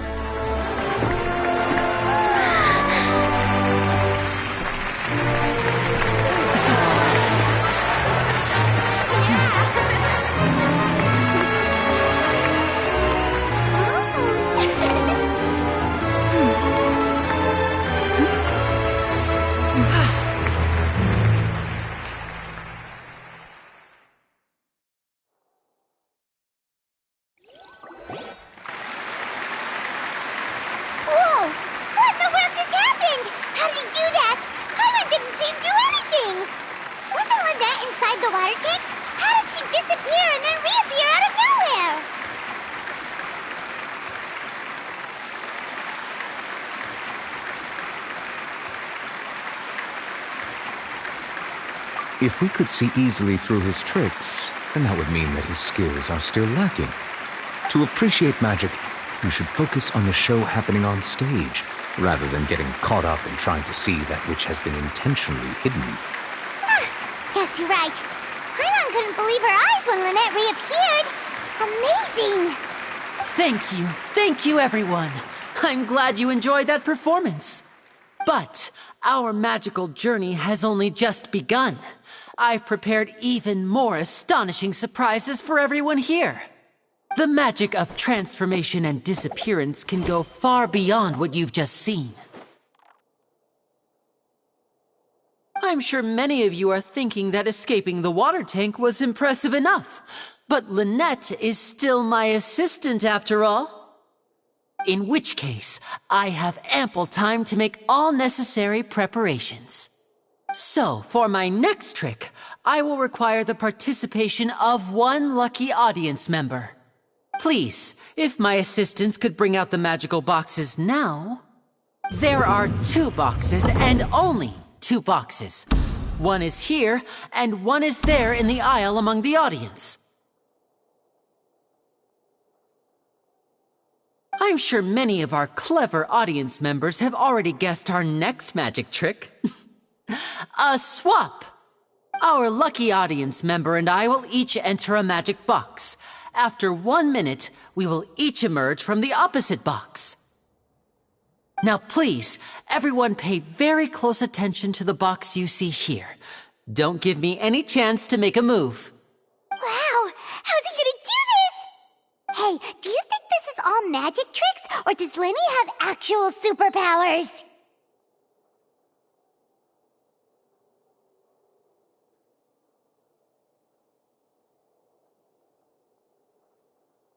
The lucky audience member will be generated by this random number selector. It selects numbers entirely at random. Even I don't know who will be chosen to participate. Now then, let's begin. Let me see. Oh, row 7, seat 3. Congratulations! You now have the chance to experience magic firsthand for an entire minute. Please, come forward. My assistant will take you beside the magic box. I'm sorry, it might be a little cramped inside, but no need to feel nervous. We've carefully arranged everything for you to be as comfortable as possible. You don't need to do anything, but no matter what strange things may happen, don't come out of the box. If the magic is interrupted, who knows where you might end up? You might even find yourself in the Fortress of Meropide. Oh, okay. All right. Before I enter the magic box, there is one more thing I need to ask the audience to do. Could you all give me a countdown? Like this. 60, 59, 58. Just keep counting down. You can go a little faster or slower if you like. I won't be able to see anything in the pitch black box, so I'll be relying on your voices to know when time is up. Oh, and no tricks now. If you quickly count from 60 in just 30 seconds, then I'll be in a tough spot. Ooh! Paimon kinda wants to count faster after hearing him say that!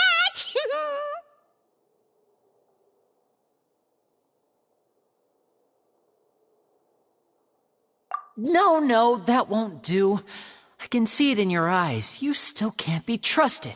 Let's practice together. Come on, repeat after me. 60, 59, 58.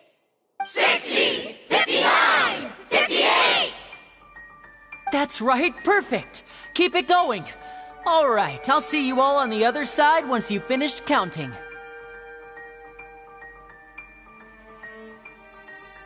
54, 53, 52? Huh? Why aren't you counting, Nervalet? I am counting in my head.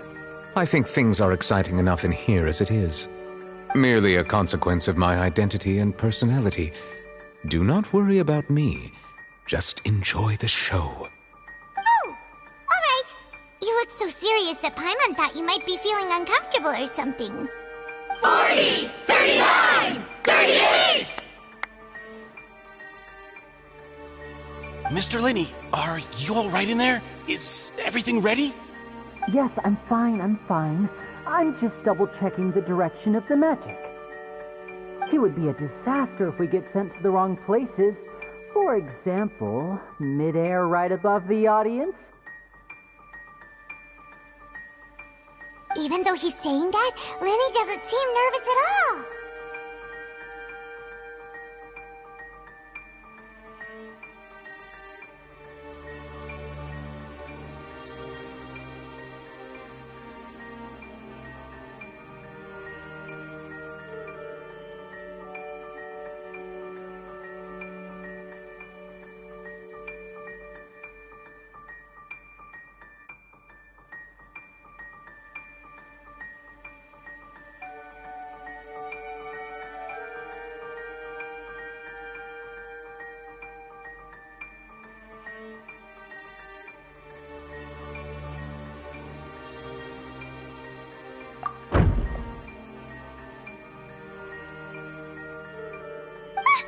What was that noise? Did you hear it too?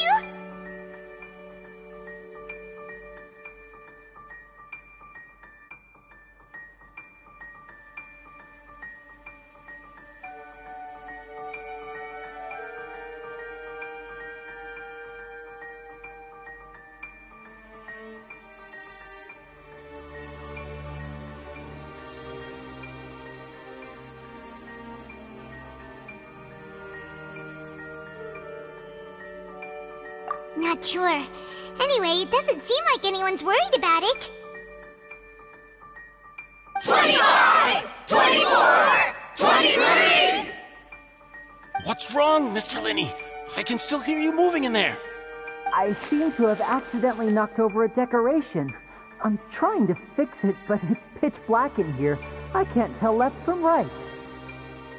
Never mind the decorations. There's no time for that. The show is what's important. No, that's unacceptable. I want my show to be perfect. Don't worry, we still have 20 seconds. Hear them counting? 19! 18! 17!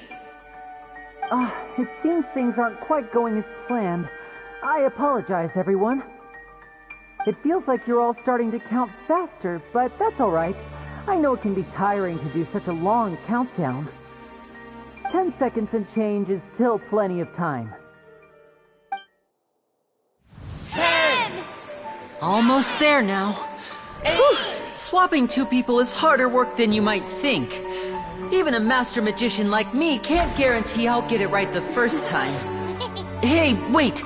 Is this the back one? I can't tell. They both look the same inside. Huh?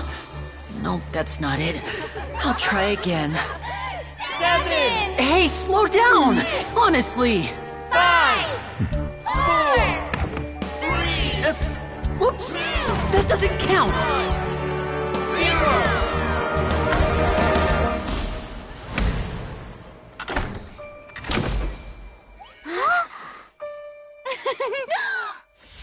Ta-da!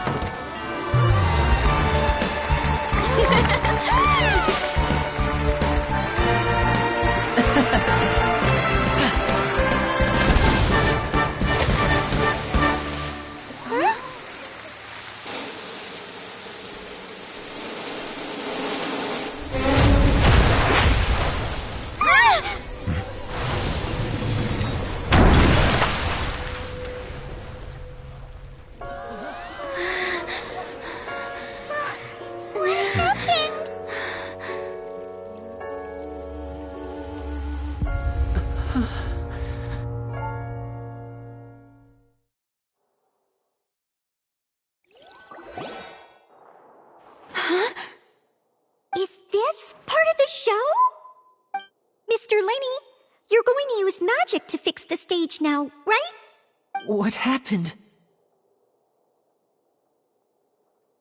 Oh no. Maybe this isn't part of the show. The girl was still in that box, right? This performance is over. Medical staff with me. Guards, secure the scene and detain all the performers. Seal the exits. No one is allowed in or out at this time. Yes, that's right. If this was just an accident, then we must investigate the cause. But if this was all part of some scheme, then those accountable will not escape the judgment of the God of Justice. No need to be alarmed, you two. We'll get to the bottom of this soon enough.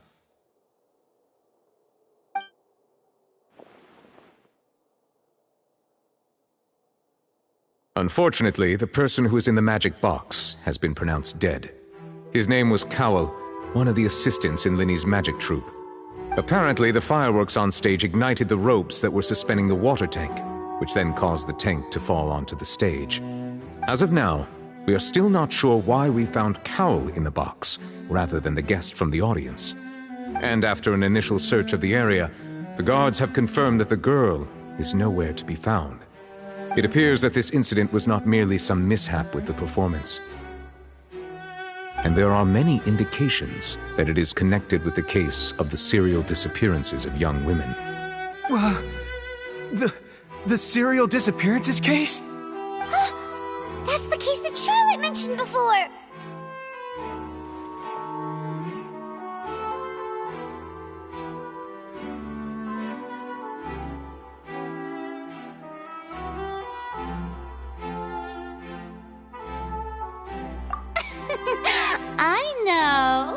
I know the truth.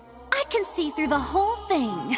Really, using such a shallow and obvious mystery as his finale, did he really underestimate us that badly? I say that our powerful magician, Mr. Lenny, is now the prime suspect for the serial disappearances case. Huh? Why me? This whole thing was an accident. No, this all occurred during your magic show, did it not? The missing girl disappeared after being chosen, did she not? The deceased is one of your assistants, is he not? Now that I think about it, that whole speech about magicians making things disappear was nothing more than a provocation, a bald-faced challenge. That can't be right! How can Lenny do this? He was in the box on the stage the entire time! We could even hear his voice! Besides, before the show, he told us that he would like to catch the criminal behind the disappearances! He couldn't possibly mean catching himself!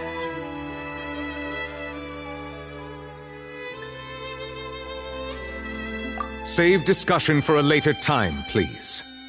Lady Farina, may I assume that your comments just now constitute an accusation against Mr. Lenny and his associates, and that you are pressing charges? Huh? I just think that he... Well, I think it might be a little early to talk about formally pressing charges. But what Lady Farina said just now makes perfect sense. Looks like she's gonna personally deliver justice. A kidnapping and murder carried out under the cover of a magic show. Lady Farina said it all. I mean, of course, my dear people. But what excites me even more than the obvious truth before our eyes is the opponent I'll be facing. That's right. I mean you, traveler. You'll support Linny, won't you? After all, he was the one who helped you the first time we met.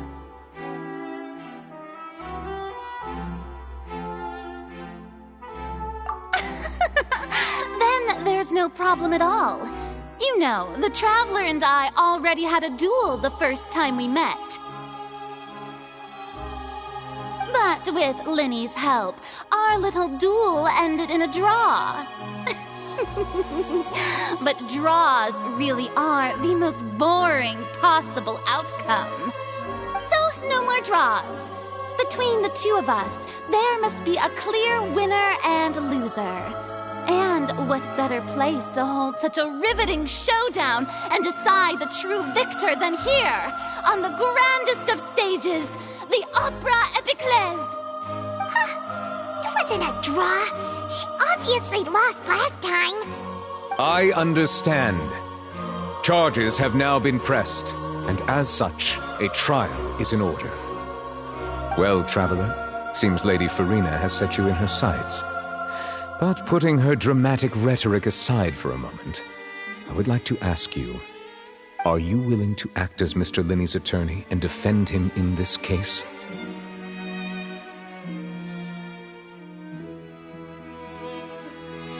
Very well. The trial will be held a day from now in the Opera House. Both sides may investigate the scene to build their cases and search for the truth.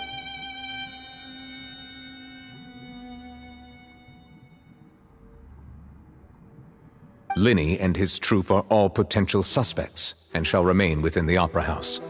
The audience may begin to leave in an orderly fashion once they have been cleared by the guards. A day isn't that long. Let's see what kind of case this big-shot outlander can build in such a short amount of time.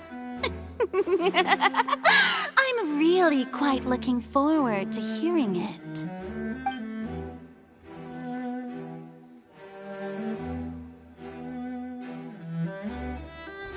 Linny!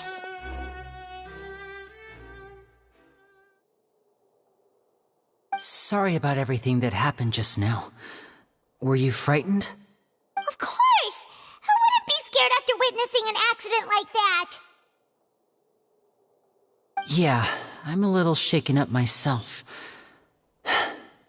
How could this happen? And poor Cal. I know you already claimed that you would defend me, but now it's just us talking. Tell me, do you think I could possibly be the murderer?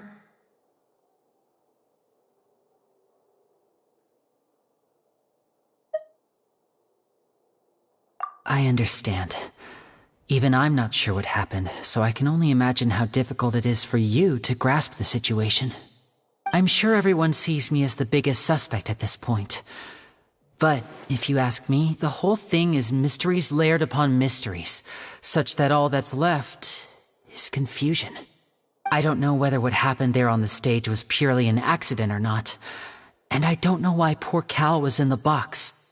As for how that girl chosen from the audience could suddenly disappear, I'm afraid I don't have any answers either. If someone tampered with my performance, then we need to figure out what they did. Even a skilled and knowledgeable magician like myself couldn't pull all that off in just 1 minute.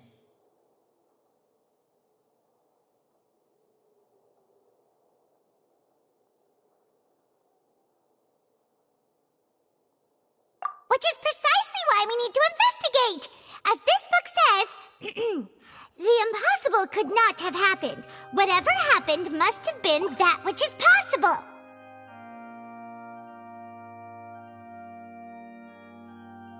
Paimon bought them when we were reading at the bookshop in the city earlier. Pretty cool, huh?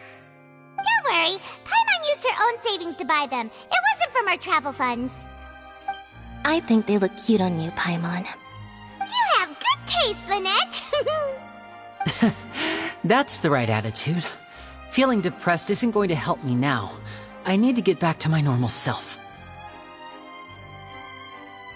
But with the guards watching our every move, it's going to be especially difficult for Lynette and I to prove our own innocence. Good thing you agreed to be our attorneys. Thanks for that. We'll be counting on you. Yes, thank you so much. Yeah, just leave it to us. Oh, since we're going to start investigating, Paimon has a question first. Where did Lynette go during the performance? Ah, well, I'm afraid that would involve some of our essential trade secrets as magicians. The secrets behind our magic are past saving, Linny. I suppose you're right. The truth behind our tricks is going to be important evidence that will be weighted during the trial. 'Tis truly a pity. As a magician, our magic show is a work of art. We've poured countless hours and spared no effort in perfecting it. But if revealing our secrets will help you uncover the truth behind what happened, then it will be well worth it. We should go somewhere else if we're going to discuss our magic tricks. We'll go speak with the guards, and in the meantime, you can go investigate the stage and the seating areas.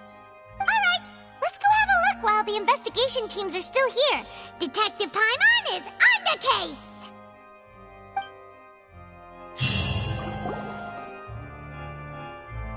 Hello, officer. How's the investigation going? I see. You must be the traveler that Lady Farina mentioned. Listen, I'll be perfectly honest with you. I'd avoid getting mixed up in this whirlpool of a mess if I were you. Huh? What do you mean? Come with me and you'll see. The deceased is one of Linny's assistants, named Cal. Even though he hadn't joined the troupe long, he was hardworking and everyone generally liked him. The assistants are usually in charge of setting up and inspecting the props, as well as assisting with the show and keeping the crowd engaged. As you probably saw when you were in the audience, the water tank suddenly fell and smashed the box with Cowl inside it. This is the real mystery. We've already searched the scene and were unable to find any traces of the girl. However, if you look carefully, the box was positioned directly under the water tank. The ropes holding the tank were then burned by the pyrotechnics on stage, causing them to snap. All these factors lining up so perfectly makes it hard to see this as a mere accident. If anything, the more logical explanation is that the whole incident was intentionally planned, and Linny is the most likely person to have access to all these areas. But he doesn't have a motive! Are you both good friends of his? Well, you can't say we're good friends, but we've known each other for a little while. So in just a short time, he was not only able to win your trust, but even convince you to act as his attorneys. I know there's no such thing as magic. The real trick of a magician is holding the audience in the palm of their hand. I've seen a lot of cases, and I can tell you that people are the least reliable kind of evidence. Sorry, I tend to be pretty straightforward. Just know that I'm warning you for your own good. Anyway, you may investigate the scene of the crime yourselves if you're curious. Who knows, maybe you'll be able to come up with some new evidence.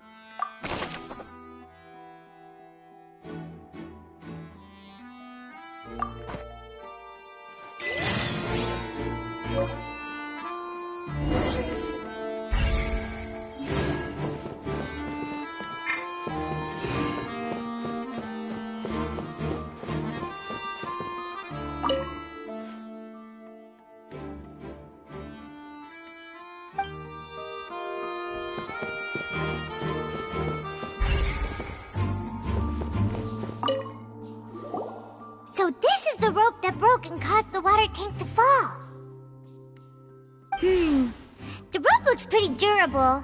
How can it be burned through so quickly by fireworks?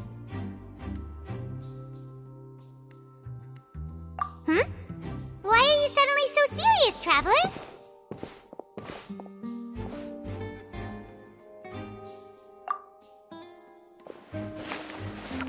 Whoa! Look! This bit is made from different material! Most of it was burned away, but there's still a little bit of it left. Huh. So if a rope meant to hold something was made with that kind of material in it, then that means... Wait! Paimon should write all this down! Let's take notes!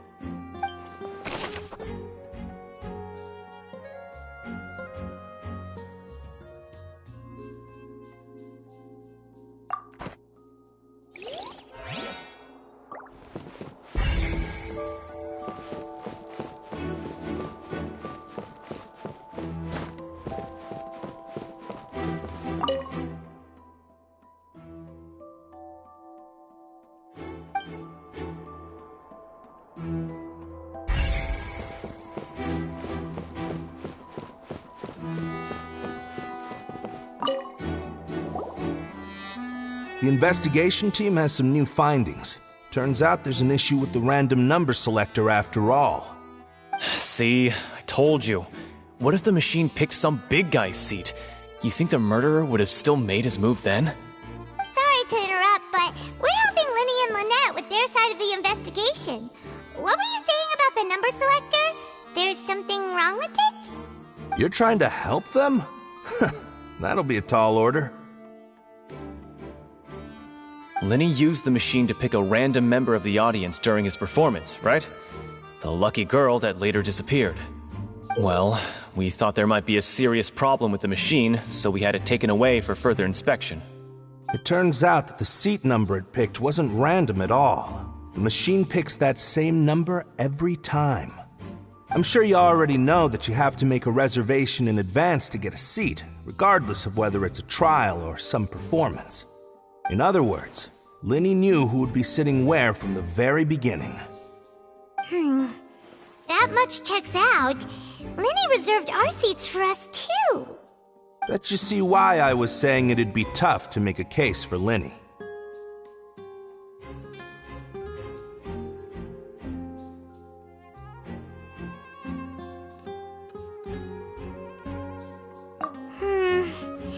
Even though it's bad for Linny's case, Paimon had better write it down.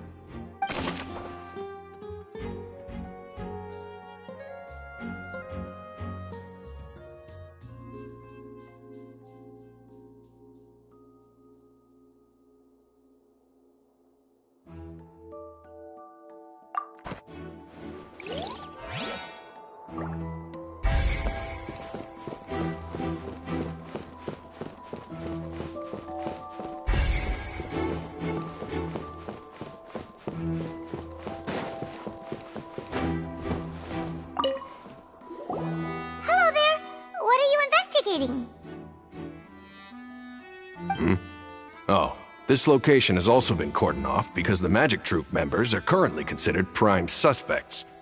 The investigation team is still collecting evidence.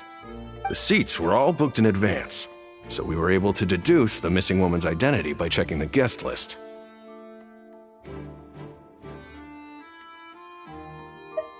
Sure, it's not like this is confidential information. We will publish it later anyway when we petition the public to help us find the missing person. Her name is Halsey. She's a painter from Fontaine who's made a bit of a name for herself. Apparently, she wasn't a regular at the Opera House, but she'd been feeling some pressure with her work lately, which made her decide to come see the magic show. The Magic Troupe members all claim not to know her, and we have looked into her social connections.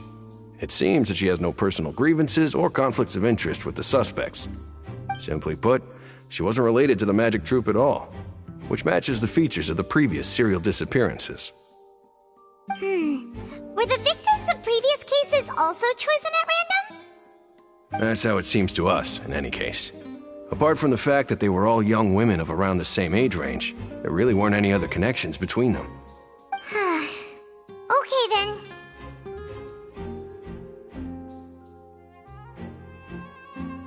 No need to be so formal. If you do happen to see the missing girl, please be sure to contact us. It is of utmost importance that we get to the bottom of these disappearances.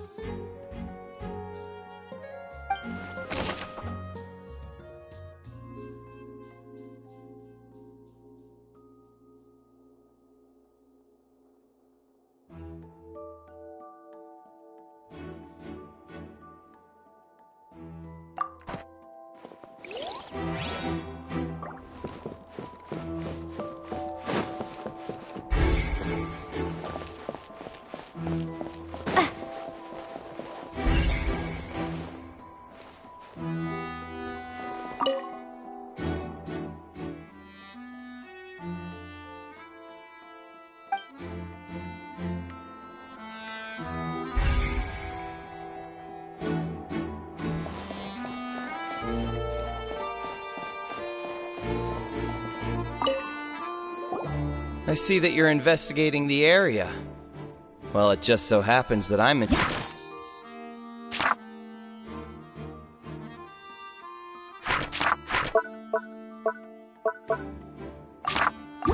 too. If you find any new and interesting leads, be sure to share them with me, alright? We don't have too many thoughts yet.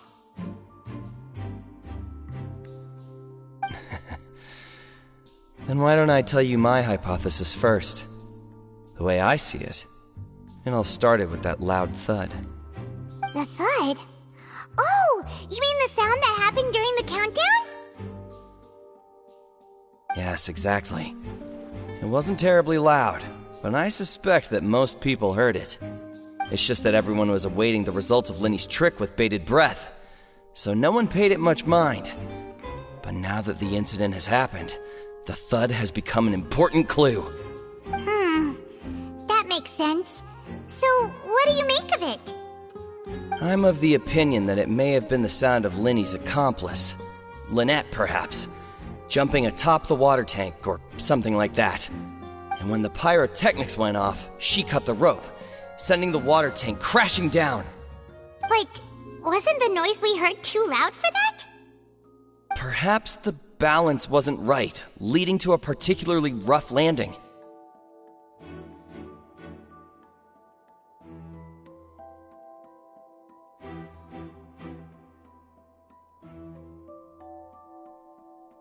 Oh, that's true. I suppose I must reconsider. That does remind Paimon, though. What was with that sound?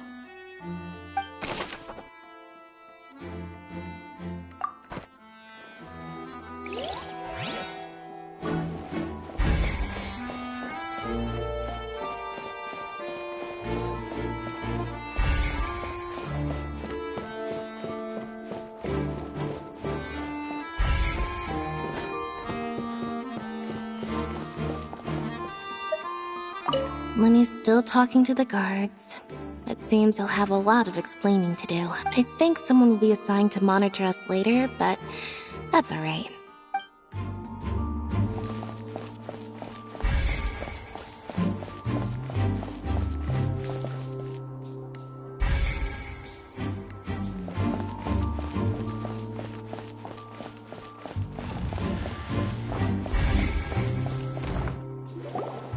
Hey, you! Yes, both of you! Over here! I've been keeping an eye on you for a while now. Huh? You mean us? That's right. If I'm not mistaken, you're also among those who wish to cut down the thorns and pursue the truth. No? And by the looks of it, you're not from Fontaine. Well, you're right on the moor about that one, but who are you? Have you never heard of the Spina di Rosula? From mediating disputes and providing protection to solving conundrums, you name it, Spina di Rosula does it. And I, Navia, have the honor of being its renowned president. Though those who play by our rules call me boss. I'm Silver, her attendant. Pleased to meet you. And I'm Melus, Demoiselle's various daily needs and affairs are under my purview. Huh? Boss? Demoiselle? What gives with the names? Well, I am the second generation president. Malus and the others are still used to my previous title. My apologies, Demoiselle. Should you prefer, boss, I will endeavor to use that instead. No need. You don't have to call me boss. Just Navia is fine. Okay, if you say so. Not that we're members of Spina di Rosula anyway. All merely trifling details. Never mind. Now, back to the situation at hand.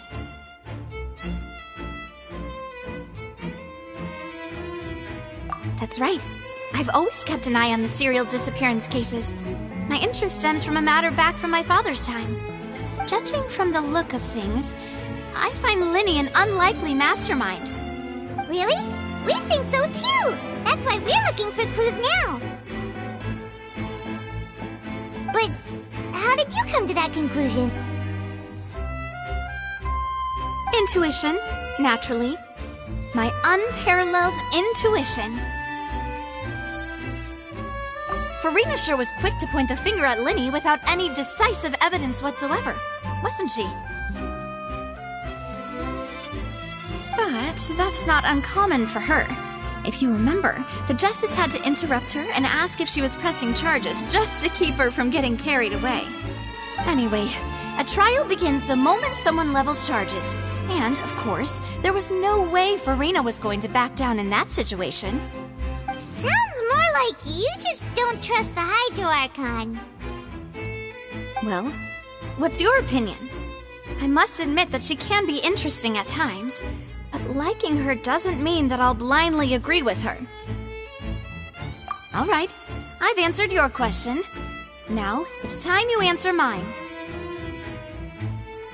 Wait a minute! Did that answer count?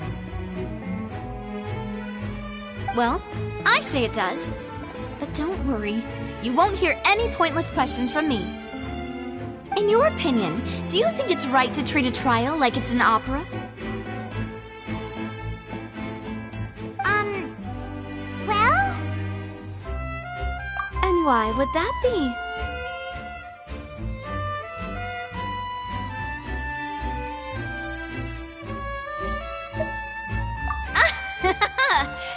See, Silver and Malus? I told you they'd be different. Most astute of you, Demoiselle. I, too, think that the Traveler's response was most excellent. No matter how wonderful the script or how fervent the audience's expectations may be, the trials that go on stage here must be based in fact. And if that can be done, boss, then...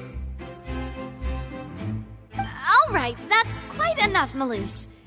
Anyway, I like your answer. You pass with flying colors. Now, I need to make some preparations, following which our joint investigation shall commence. You two shall be my assistants. Wait! Since when did we become assistants? Oh, well, I can be the assistant. Sure. Or your companion, if you like. I'm really not that fussy. That's more like it.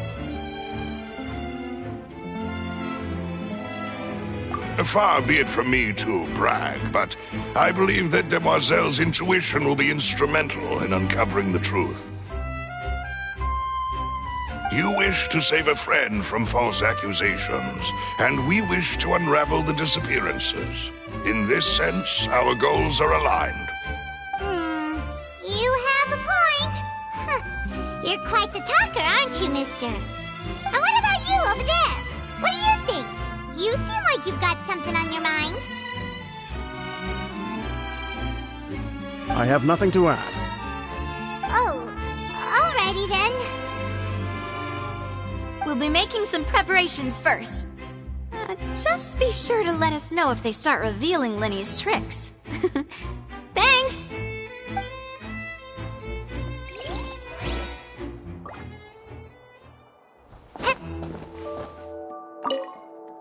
Speaking of that, I think magic shows would be very popular in Poisson.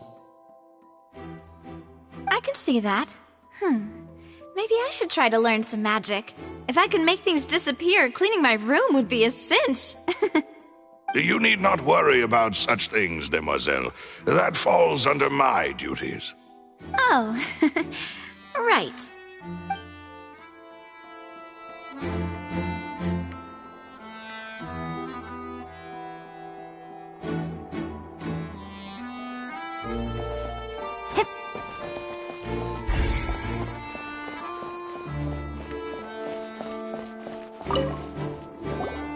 Sorry, but no one can freely enter or exit the Opera House at the moment.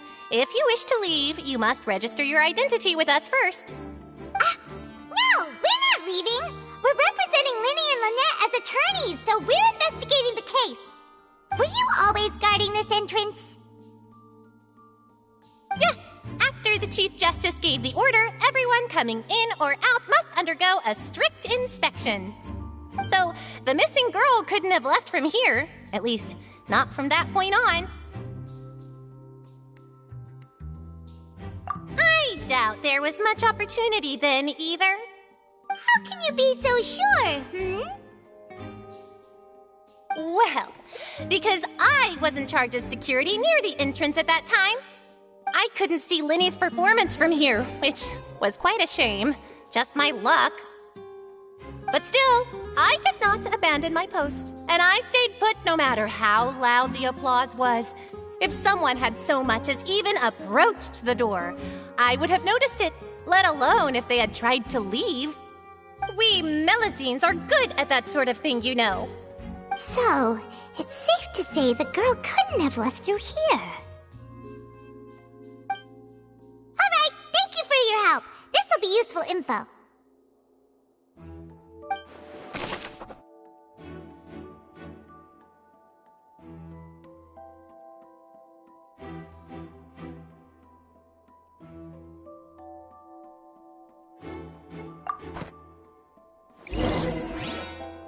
We've checked everything of note here at the performance venue.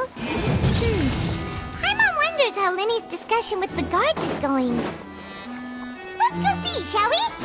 Ooh, things are getting interesting, huh? We're about to see how magic is made.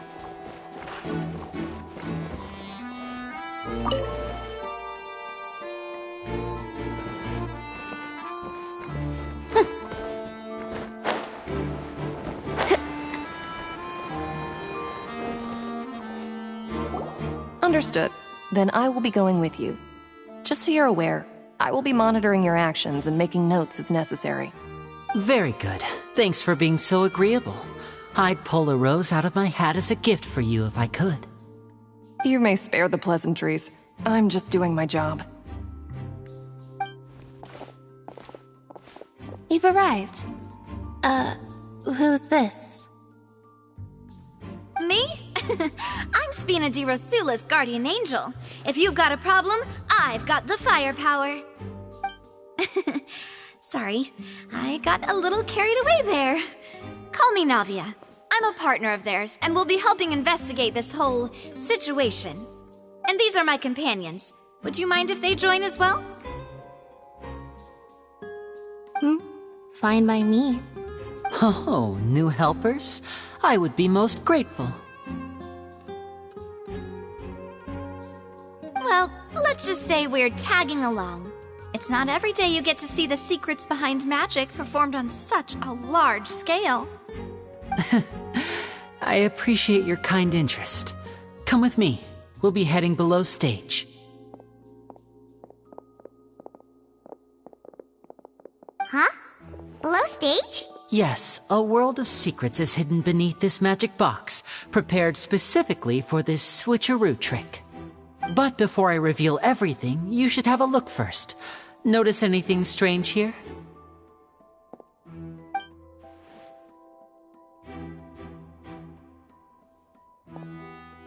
I'm not trying to be dramatic. Remembering the details of a trick will help you understand the methods used to perform it more easily. Huh. Weren't there balloons and other decorations here? Where did all that go? Ah, good eye. That said, you're still far from discovering the answer. The back? You mean the inside of the door? What's different about it? Paimon didn't notice anything. Very good indeed. I thought you might not be able to catch that, given that you were sitting in the first row. The back of this door was patterned. Those patterns are now gone, replaced by a smooth wooden board. So, if you put 2 and 2 together, what do you get? Exactly. All right, let's go. I'll tell you how it works as we head down.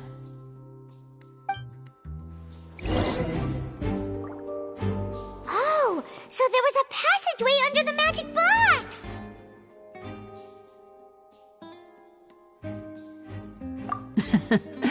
I knew you'd figure out most of it as soon as you saw this place.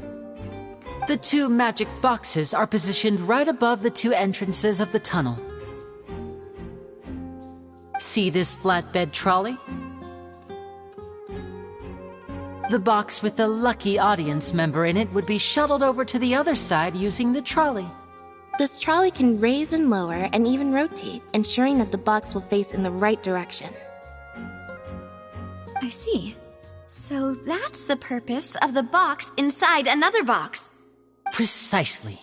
The inner box would descend after the audience member was put inside and be moved along the trolley, all while the outer box would remain on stage as if nothing had ever changed. So that's how you did it! Once the box was lowered, the trolley would store some energy through this device here, with which it would complete the rest of the steps. The audience member would only be able to feel some slight movements in the dark, and by the time she walked out, she would already be back on stage. Right! You were talking that whole time, and you even came out for a moment near the end! Ah, yes. A phonograph operated by Lynette was used to achieve that effect. My assistant and I had already scripted our conversation beforehand. When the countdown began, I had already gone to the opposite box via a tunnel using that ladder. And what about Lynette? Where was she? I was in the mezzanine space in the back of the box. Oh, interesting! That's how we were able to coordinate Linny's lines with the assistant. And, by the way, I was the one who walked out of the box at the end. I mean, we are twins. All it takes is a change of clothes and no one can tell who's who. And that's my favorite part of this trick. Only Lynette and I can perform it. So that's how it all worked! Wow! Every detail you revealed was more amazing than the last! Lynette would briefly walk out of the box and then go back in, jumping into the tunnel and escaping before the box on the trolley could finish ascending. And then I walk out of the other box in the audience area, and the trick would be complete. The operative word here being would. But as you saw, Cal was in the box, not our audience member. She, on the other hand, mysteriously vanished. We really don't know how that happened.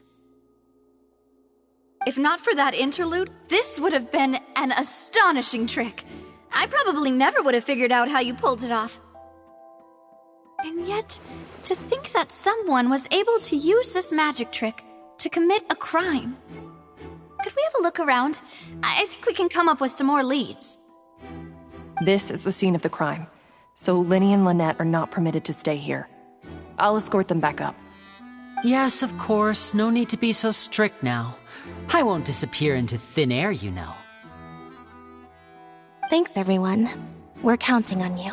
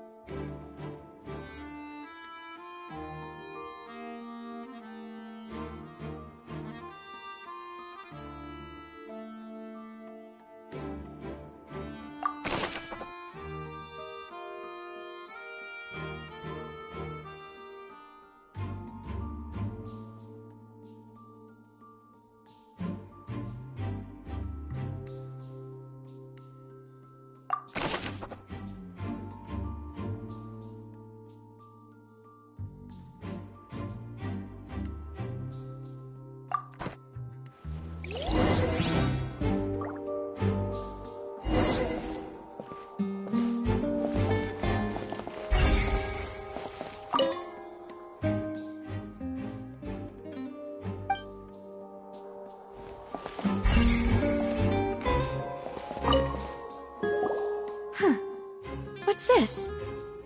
Looks like a hook tied to the end of a rope. Huh? There's all kinds of odds and ends here. Perhaps it was a prop for a different trick. But why would it have been left here? Whatever it is, let's make a note of it first.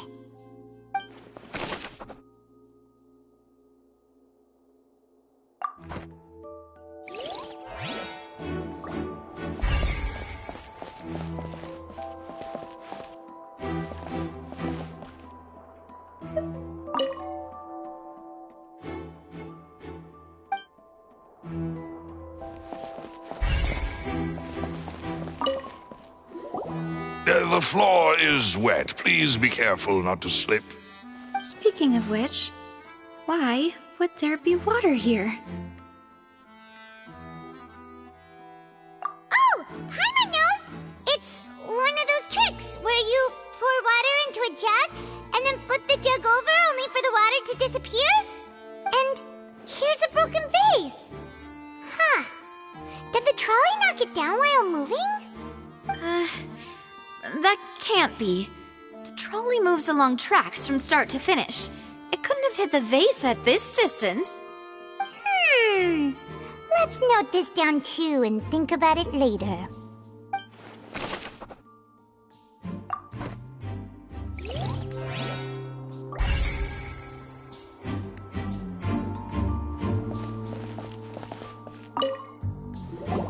Oh, these are the clothes that the lady chosen from the audience was wearing, right?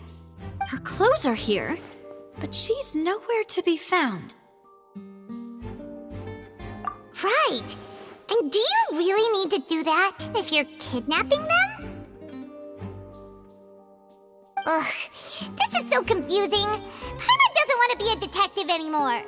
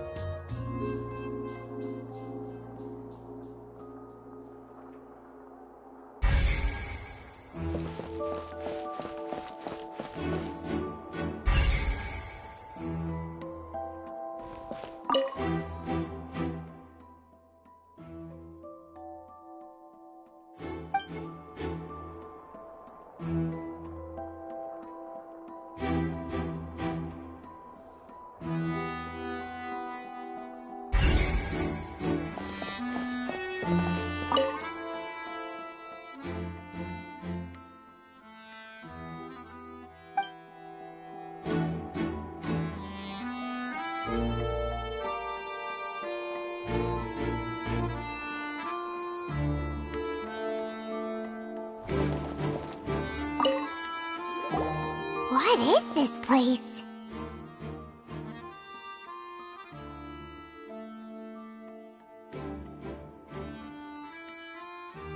It seems someone could fit through here. Huh. Could this have been the suspect's escape route? Alone, perhaps. But if they had to pull another person with them, the space would be too narrow. But there are no other ways in or out of here.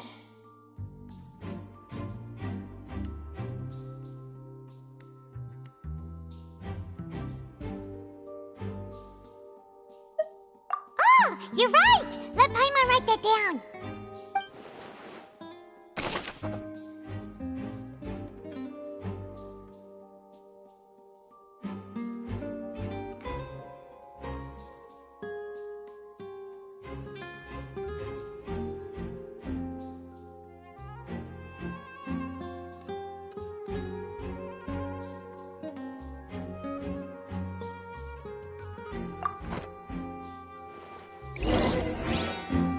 Seems we're just about done investigating down here. Yes. Let's head back up.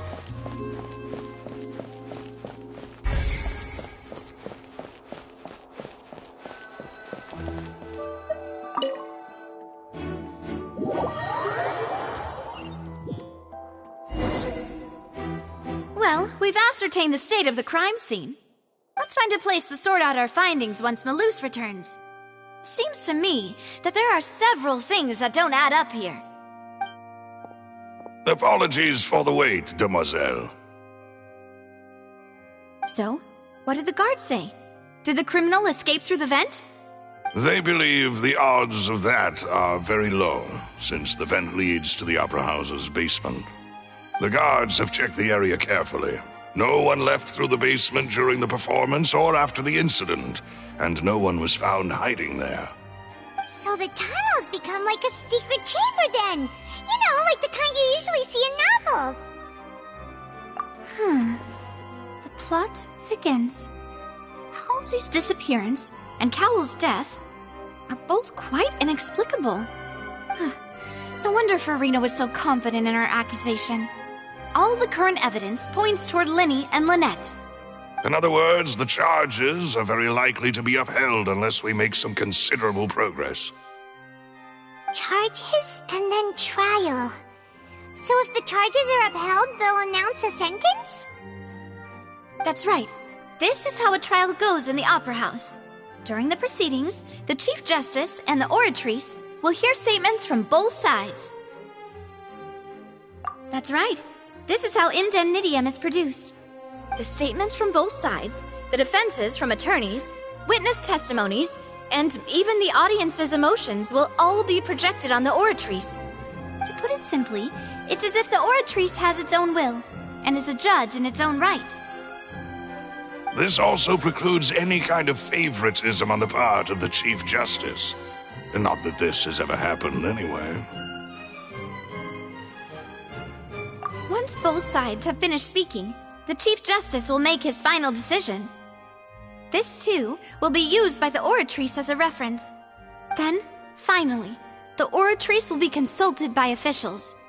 The result it returns is the will of justice itself. Huh? So that machine is the one that actually decides? Paimon thought Neuvillette called the shots. In practice, there is very little difference. Both have always come to the same judgment, which is why people have great faith in the Chief Justice.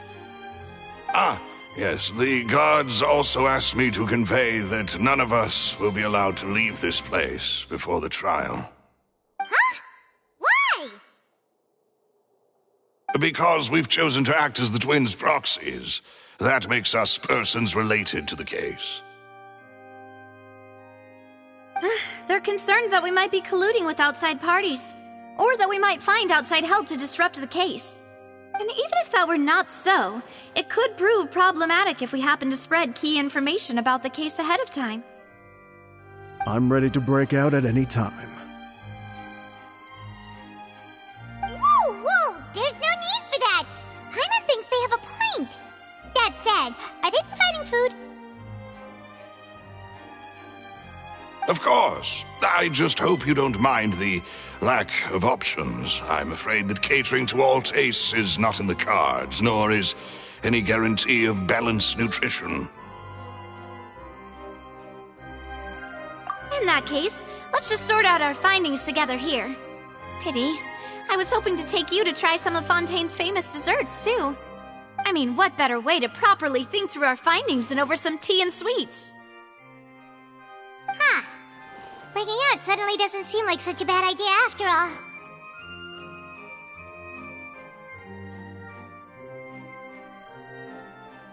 Just kidding!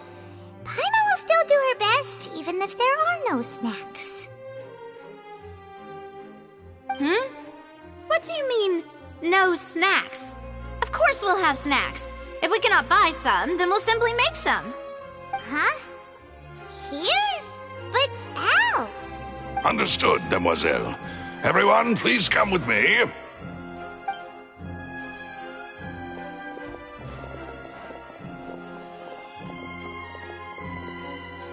Wait, you're carrying a portable stove with you? Yes, I must be prepared to meet the demoiselle's baking needs whenever the fancy strikes her. I have eggs, sugar, and almonds at the ready. Good work, you two.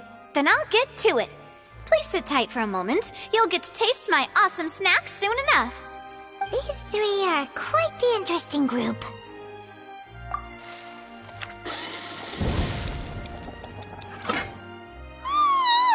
And Paimon thought it smelled good while it was still in the oven! Oh, it's even better now. Paimon can't stop drooling. From the way you had these two guys carrying all that stuff around, Paimon thought you'd have them do more during the baking process. But you ended up doing the entire thing by yourself! Beating the egg whites, grinding almonds, everything! I was applauding. And I was giving encouraging smiles.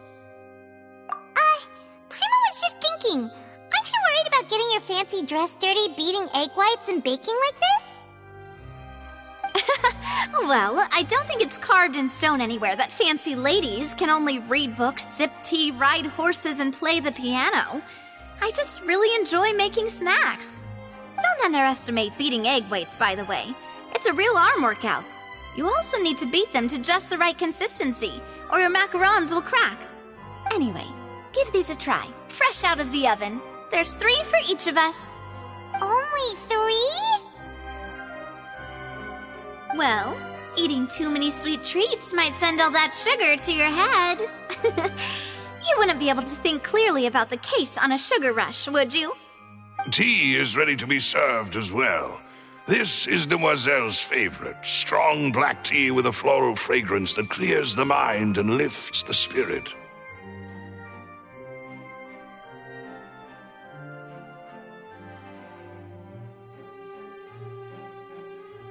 No need for concern. I'm merely doing as I should.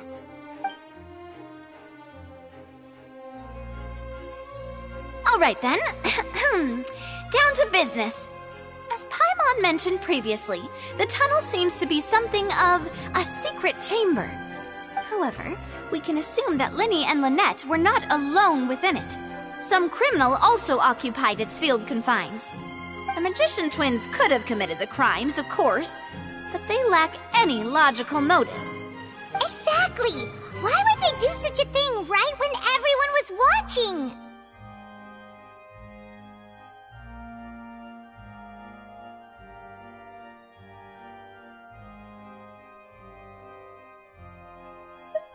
The flower vase and the thud we heard during the performance could indicate some altercation between Halsey and the criminal in the tunnel, resulting in the shattering of the vase, the discarding of her clothes, and her abduction.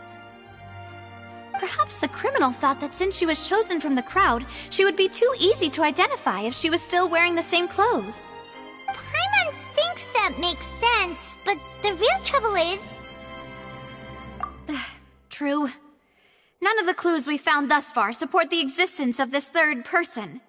But the only people left to consider are both technically victims, whether it's the missing girl, Halsey, or poor Cowl. Huh. Could Halsey have secretly made modifications to the magic props in order to murder Cowl before making her escape? That's right. And even if she had tampered with the setup, she would need to understand the entire trick to pull it off. Nor does she have any motive. The guard said that she has never had any dealings with the magic troop's members. Were we not thorough enough in our search? From the sound of things, this is turning into an impossible case. Your macarons are amazing though, Navia. They smell great! They're nice and crisp and super sweet! They are my specialty after all. And I see you've already had 5 of them. What? 5? Oh, that can't be right.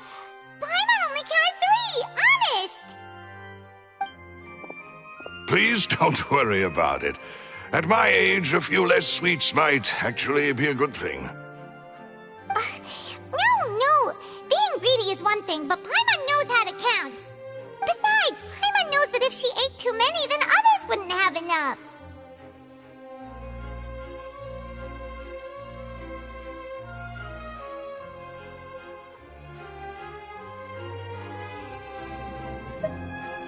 Wait, even you don't believe Paimon?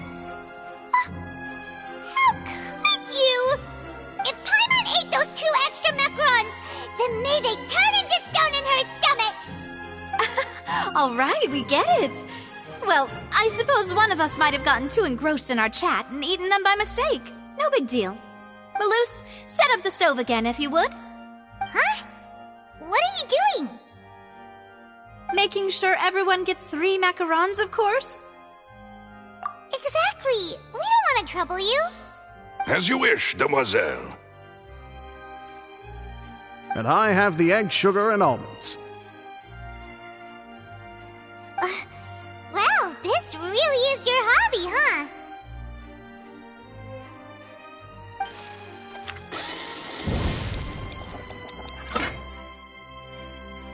Well, that's it for snack time.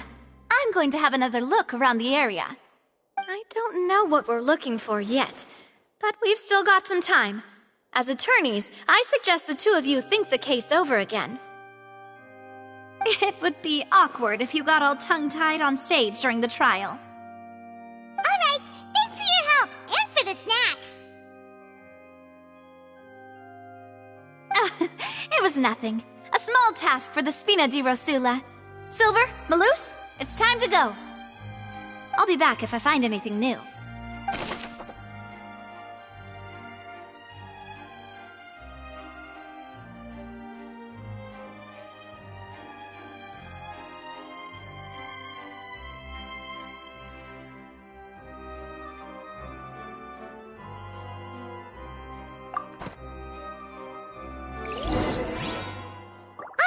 It's time to put our heads together.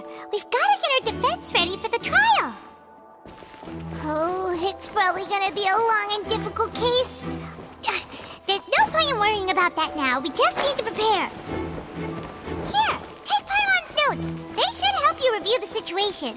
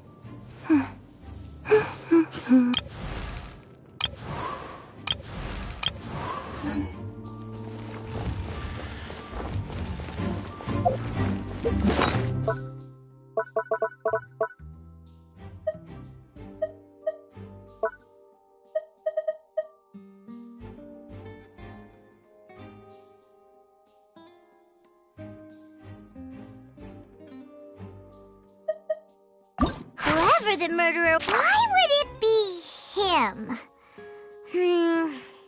How strange. Why would it be? Gosh, no wonder the serial disappearances never got solved.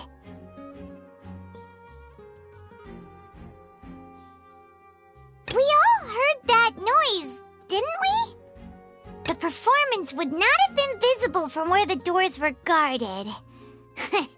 If Paimon were on duty, she would have snuck back into the audience seating. Well, there was no chance Paimon could have seen that the box had 2 layers. And that's why only the 2 of them can perform this trick. There was no third person. And Paimon didn't eat more than 3 macarons either.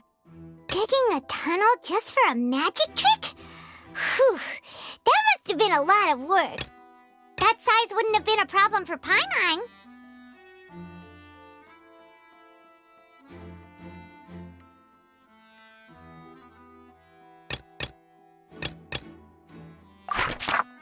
This is probably a prop, too. Oh, looks like it could hook onto a lot of things. Like the Traveler's fishing rod! This flower vase is probably a prop for the show. But it also could have been used in the crime.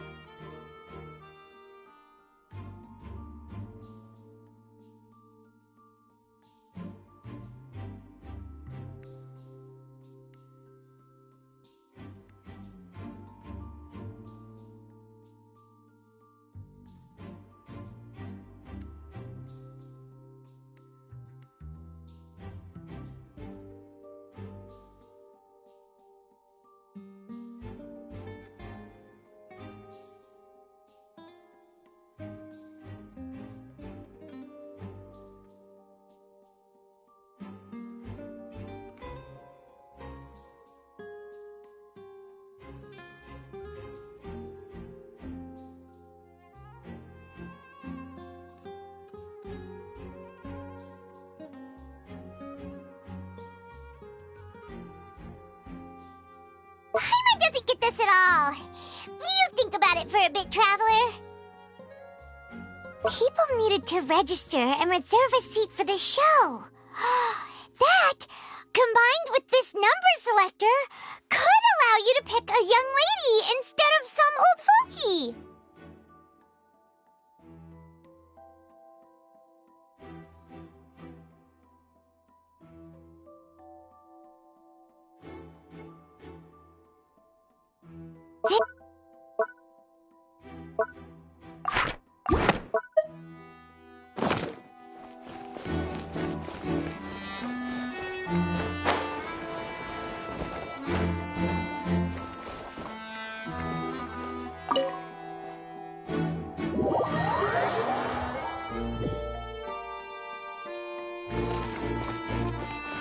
Boom, boom!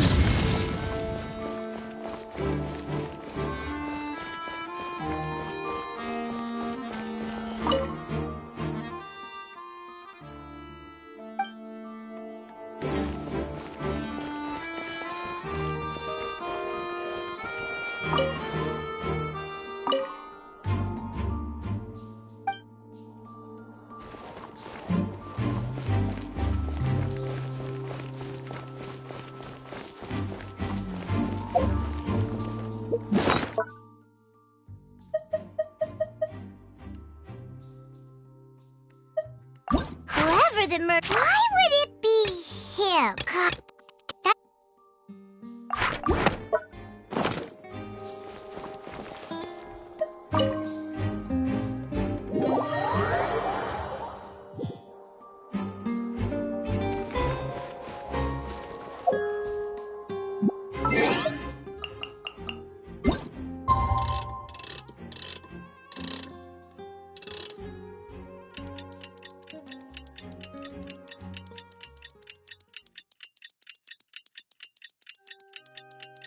What do we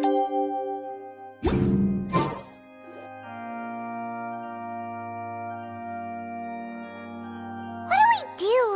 The whole situation is so confusing. Good plan. Impossible things don't just happen. We'll get to the truth one way or another. Just relax. Even if everyone else suspects Lenny and Lynette, at least we will be supporting them from the stands. Besides, I doubt Farina understands any more about what happened than we do. Thanks, Navia. Well, we'll be going then. Best of luck to you.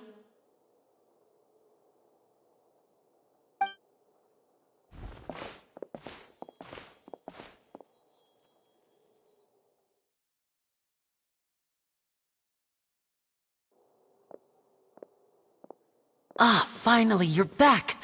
Well, how did your investigation go? To be honest, you might be disappointed. No. We're already very grateful that you were willing to help. Well now, don't you all look disappointed. Don't tell me that your investigation came up empty-handed.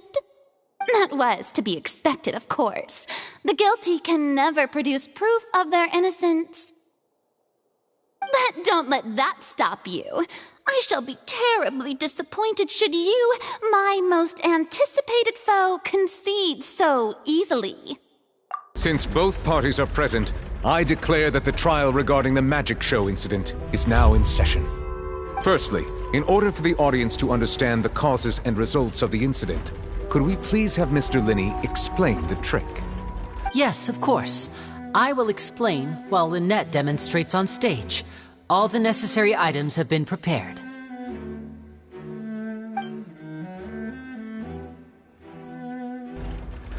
Thank you, Mr. Linney. In that case, I take your statement to be that you ran to and remained hidden within the magic box in the audience stands once the trick began, and thus could not have committed the crime. Is this correct? Yes, that's correct, Your Honor. In that case, I call upon the prosecution. Lady Farina, do you wish to refute his statement in any way? Why, of course I do. Allow me to take the first shot and break this case wide open. Mr. Linney is clearly lying. There is no way you could have been in the box the whole time if you were to abduct Halsey and murder Cowell. In fact, I'd say you were hardly in that tunnel at all. That is simply your hypothesis based on the presumption that I'm guilty. Oh, is that so? And if I may ask, what did you hear while you were inside your box? The roaring countdown of the crowd, of course. That's how I kept track of the time and built anticipation for the finale. And you didn't hear anything else at all? Nothing that might leave an impression of any kind? No, nothing. I see. But when the count reached 30 seconds or so, there was a thud. One so loud that I believe practically everyone heard it. Huh? Hey, hang on. Something's not right here.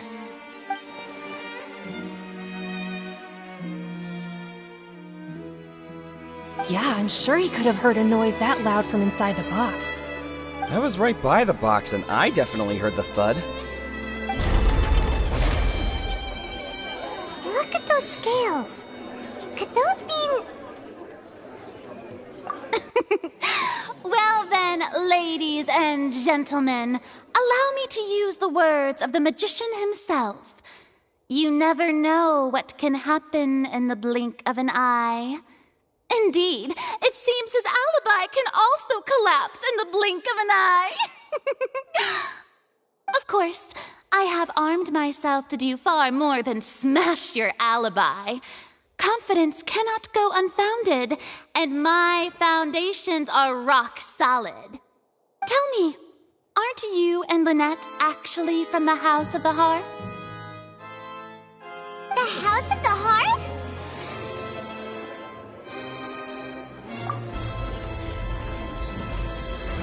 No wonder they did something like this. So the serial disappearances were the Fatsui's doing. Now it all makes sense. I've got a feeling that what happened on stage probably wasn't just an accident. That's irrelevant. Our identities have nothing to do with what happened. Indeed. Then perhaps you could tell us everything that happened during that 1 minute. Your first priority is to prove yourself innocent after all. I'm sure there is little that needs to be kept secret now. Unless your script already has holes in it. The Outlander is speechless. My, oh my, don't they look flabbergasted? Now comes the infighting and discord, I suppose. This was almost too easy. Good thing I made all those preparations. Seems the all-nighter I pulled last night is really paying off. Hey, Linny! Why didn't you tell us this before?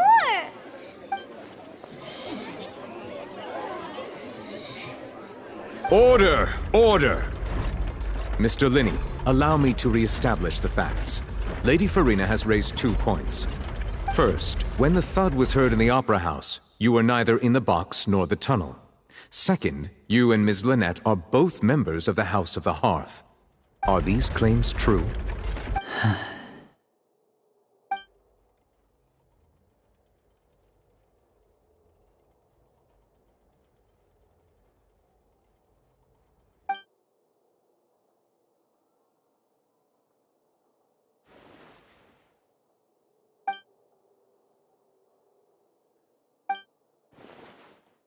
Please answer my question, Mr. Linney. I'm sorry. Yes, they're true, Your Honor. I knew it! Well, that's it. We might as well move on to the sentencing already. What should we do now? Granted.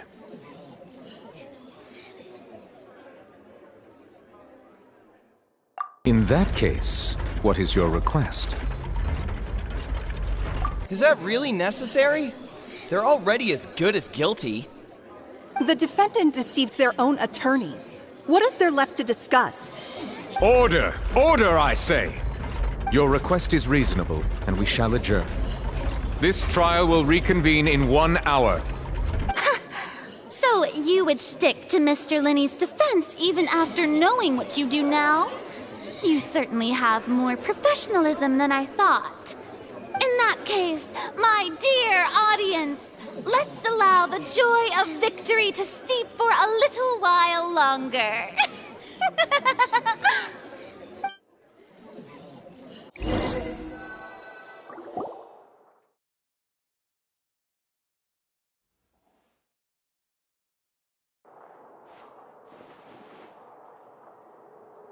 Well, this is awkward. I didn't think the Hydro Archon would dig all that up. I'm sorry, Traveler and Paimon. Yeah, sorry. Paimon doesn't know where to start. We trusted you two. We based our entire reasoning on the assumption that you weren't bad guys. Not to set the wrong tone or anything, but Paimon's really mad! I'm very sorry. I know you're angry, and reasonably so, but please, let me explain. I know you've clashed with the Fatui several times before. I wouldn't be surprised if just hearing the word is enough to make you upset. But our organization is very, very large, and the Harbingers have very different personalities and goals. Right now, we want to save people. As many as we can. That's right. I'm sure we're on the same page when it comes to this nation and the disaster that its people might face. I knew if it weren't for our respective identities, we could become good friends. That's why I didn't wish to flat out lie to you, but chose to hide some details instead. The truth is very important, but being completely transparent about everything would see us spending more effort than we need to.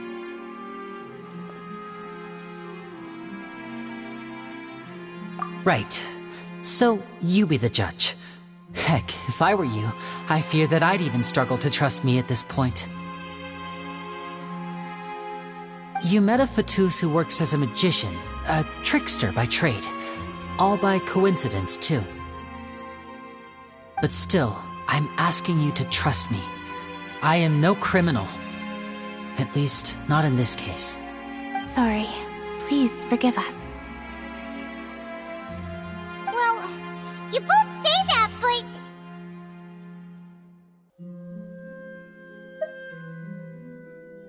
Right. Let's hear your answer first, and no lies now! Of course. I'll answer any question you ask. We've been trying to find out how the Oratrice operates. We want to know why it has a consciousness. Why can it deliver sentences accurately? During our investigations, we learned that the machine's core is beneath it. From that moment on, Lynette and I have been designing this box swap trick, with the objective of getting close to the core. Is that why you needed a whole minute? That's right. In truth, the audience would take about 75 seconds to count down from 60, while I would only need 15 to get to the opposite box. So, after jumping into the tunnel, I accessed the Opera House basement via the vent, and went to investigate the room in which the core is stored. That air vent was created during the construction of the tunnel specifically to execute this step. Well, nothing. As soon as I reached that room and was about to investigate, I heard someone's voice. Which should have been impossible, of course. I was quite certain that I was the only one in the room. That voice seemed to recognize me and tried to speak to me. I chose to err on the side of caution and retreated the way I came.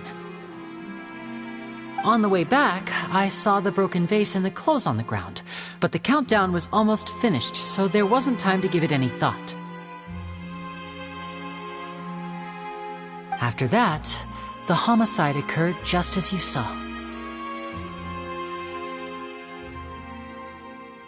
Well, that explains why you didn't hear the thud. Because of that prophecy I told you about, of course. We must know all we can about this nation's secrets in order to deal with that prophesized crisis. That's the only way we can save everyone. So, there you have it. The whole truth. I swear, I didn't hide anything from you this time. It was never my wish to proceed under this cloud of mistrust either. But, like I said earlier, you can be the judge. If you want to leave because you don't trust the Fatui, there's nothing I can do to stop you. Well, Traveler, you decide. Paimon will follow your lead however you choose.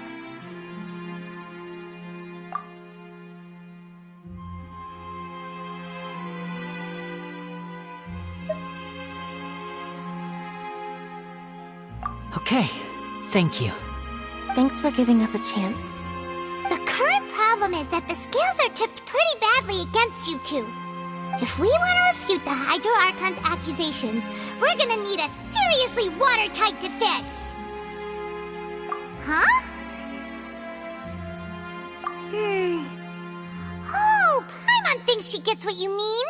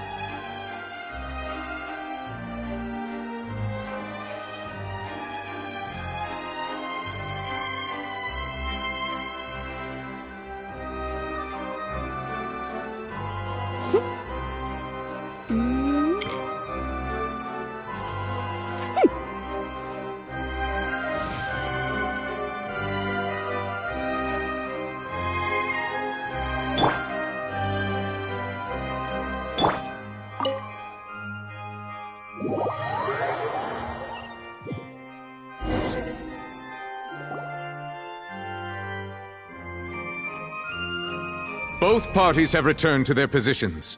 Let us continue the trial. When last we left off, Mr. Linney acknowledged the new evidence presented by Lady Farina as fact. Therefore, Lady Farina may continue stating her reconstruction of the events.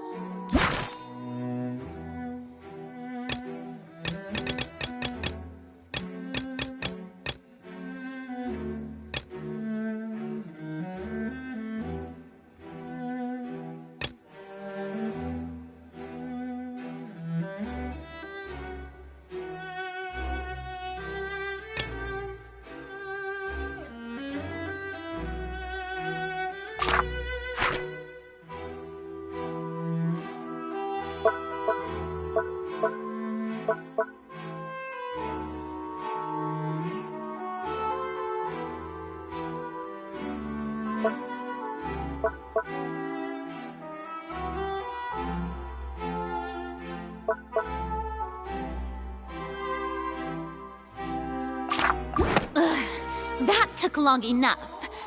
Now then, if everyone would lend me their attention.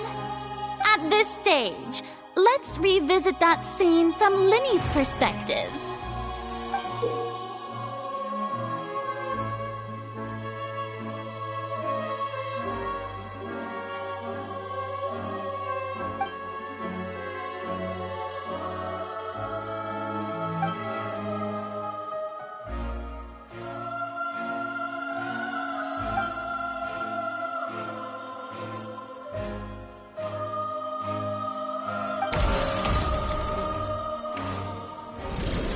Countdown began, he entered the tunnel. When the flatbed trolley passed, he opened the box and got into an altercation with Halsey, which caused the loud thud. He did not realize that this sound could be heard by everyone in the opera house, which is why he claimed earlier that he could not hear the sound. Finally, he used the vase to knock her out, before making her change clothes to prevent others from recognizing her. At this time, Cowell arrived in the tunnel, having heard that strange noise, and caught Linney red-handed. So Linney proceeded to knock him out too before stuffing him into that box. Afterward, Linney passed the unconscious Halsey to his accomplice through the magic box in the audience stands, before operating the devices such that Cowell's death would be ruled an accident. And there you have it. That's the truth behind what happened. Does the defendant's side have any objections to Lady Farina's? The key to refuting Lady Farina is the order of events. What Linney experienced and what he saw.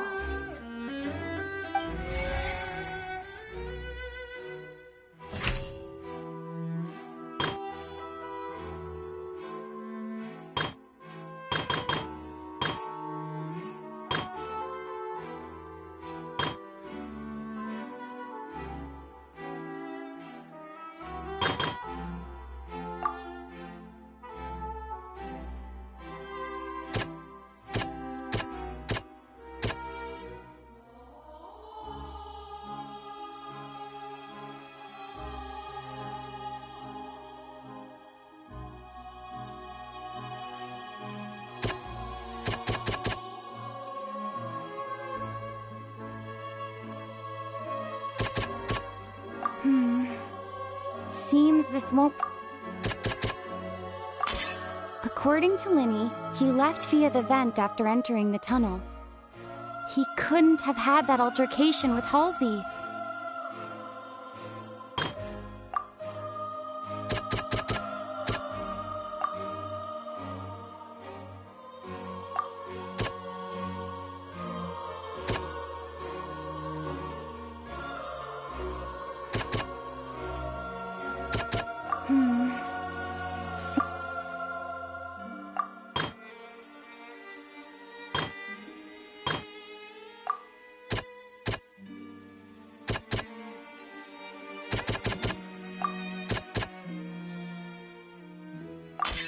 Linney went to the room that contains the Oratrice's core.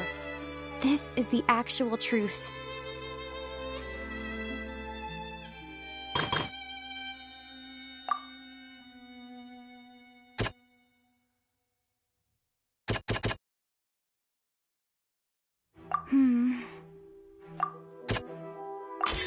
Lenny did not take part in the underground altercation. He only witnessed traces of the aftermath. Attention! Ace Detective Paimon has something to say!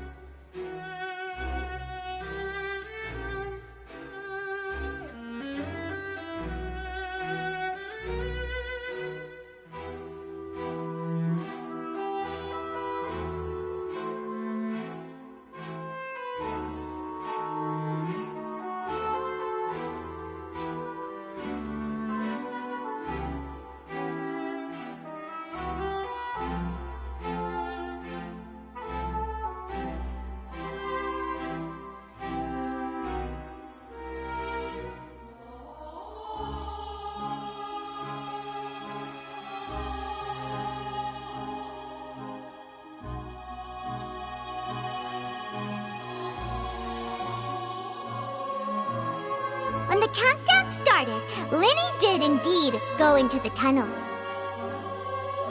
But he immediately used a vent to access the Opera House basement, which is where the underground core of the Oratrice is stored.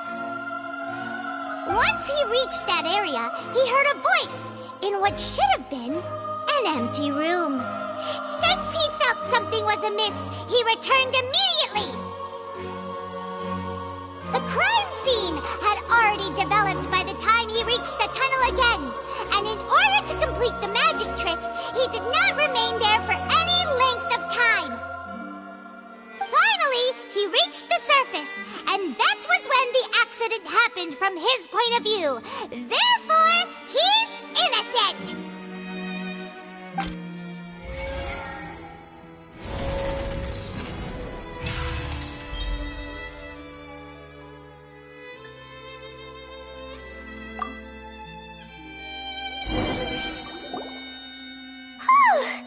Paimon did it! Paimon actually managed to say all that! Oh, wasn't it awesome? In other words, you believe that he knew nothing of the incident? That's right! My reasoning?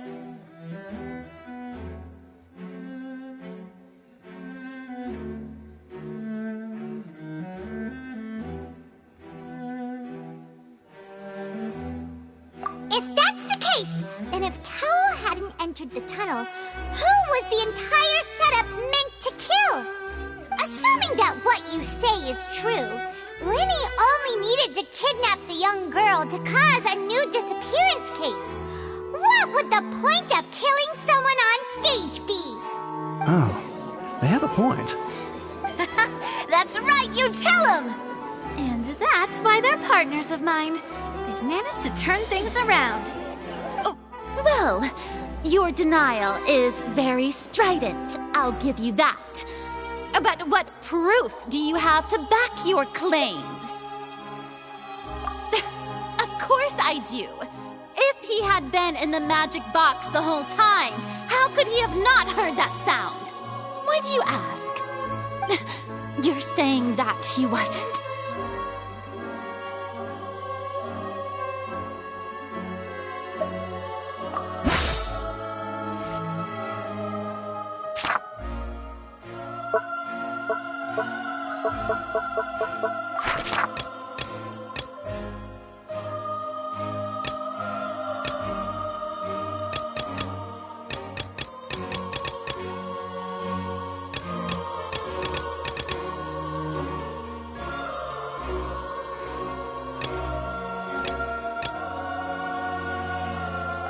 Are you sure we don't need to give this more thought? Paimon thinks they're...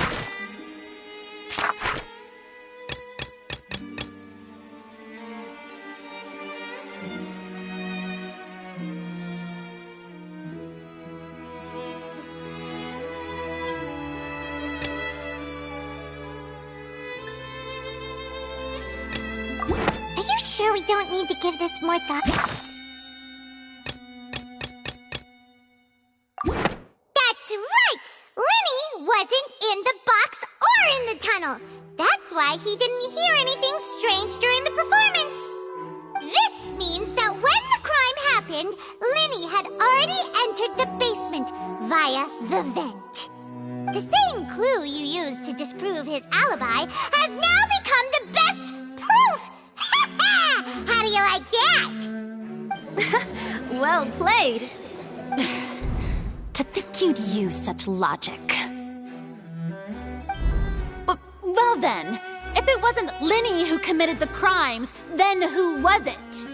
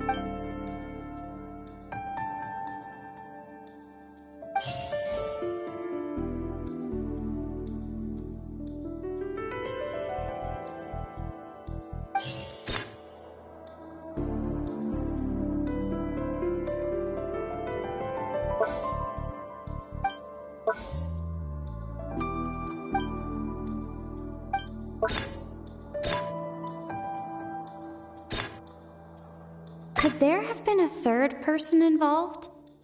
Is that... The deceased's name is Cowell, Linny's assistant. He would have been able to tamper with the equipment. Halsey is the missing person and an ordinary audience member. Or did she have her own scheme all along? The deceased's name is Cowell.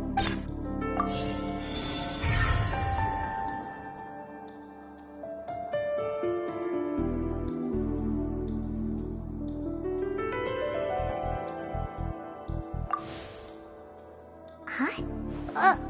That can't be right. Are you serious? The killer was, in fact, Cowell, the deceased!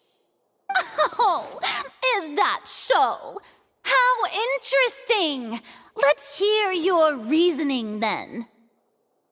What I must do next is recreate the truth. What Cowell did, and how he went from would-be perpetrator to victim. No one entered or left the opera house through its entrances. So, where would the criminal have wanted to take Halsey? The deceased's name is Cowell, Linny's assistant. The sound we heard may have come from a clash between the missing Halsey and the criminal. It would have been tough for both people to fit into that vent. They would likely have bumped into Linny as well. Linny was not in the tunnel at that moment, which gave... No one entered or left...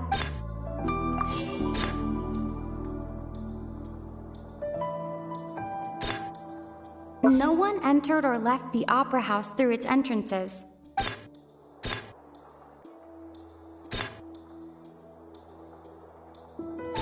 Linny was not in the tunnel at that moment. The sound we heard may have come from a clash. Halsey's clothing was in the tunnel.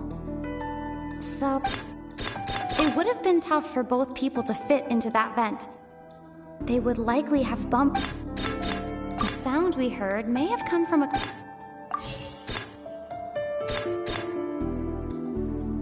The deceased's name is Cowell.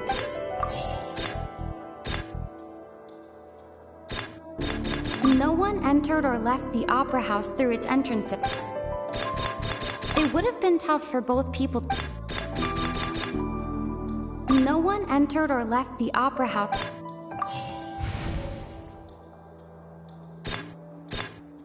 It would have been tough for both people to fit into that vent. They would likely have bumped it. Halsey's clothing was in the tunnel.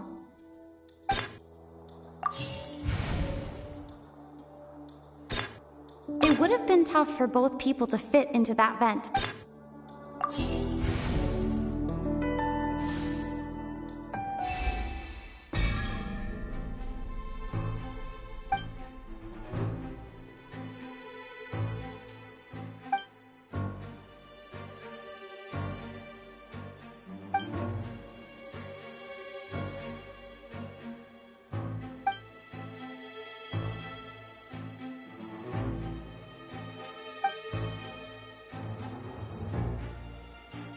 What's wrong, Traveler? Are you still having trouble figuring things out? I see how it is. So this was all just a bluff. And here I thought you had something to show for it. But it seems you're still far from the truth. Look, since we're at a dead end, why not consider a different track? Just like the trick as it transpired, the end result must have been utterly different from the magician's initial design. If only we knew how Halsey disappeared. Well, that would be nice, but the tunnel only has 3 exits, and none of them seem very likely. And it's not like this is a magic trick where you can just make a real live person disappear. You know, like you did from that water tank, Lynette.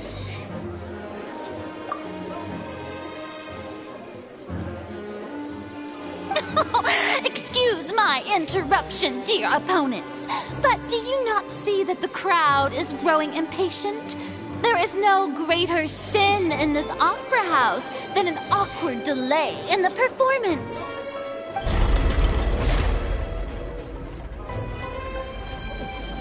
If the defense is unable to make further effective arguments, we will move on to the next stage of the trial.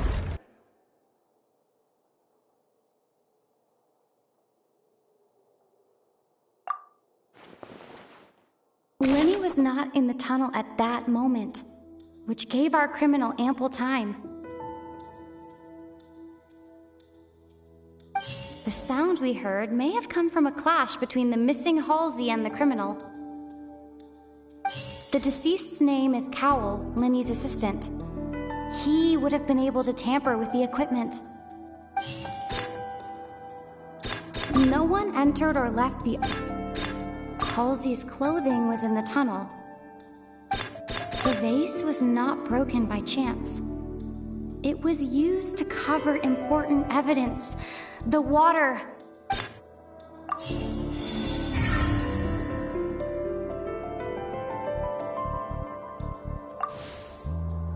Oh! Paimon gets it! It all comes together if Halsey disappeared instead of being kidnapped. Lynette escaped from the water tank, vanishing gradually and leaving only clothes behind.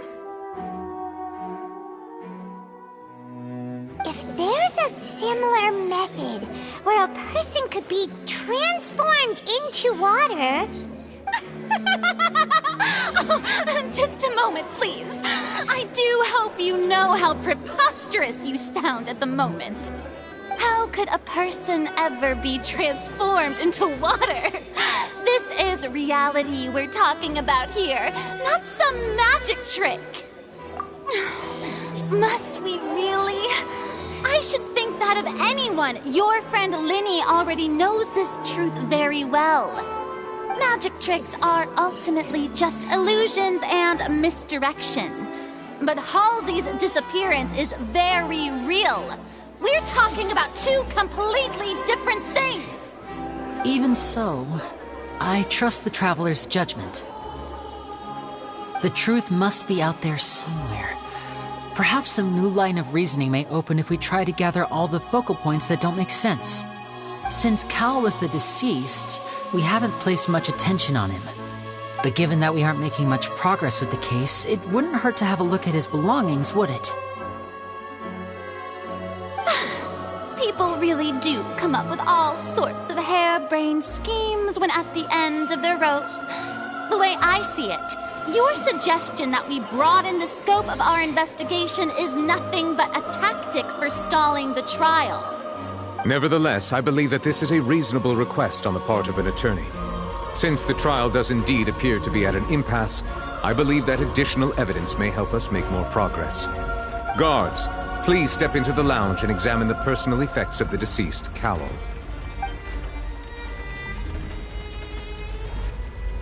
We are still examining the items, but we have already made critical progress that we feel must be shared with everyone post-haste. We discovered several test tubes of fluid within Cowell's baggage, each labeled separately. The notebook in his backpack claims that these fluids are water from the primordial sea. The primordial sea?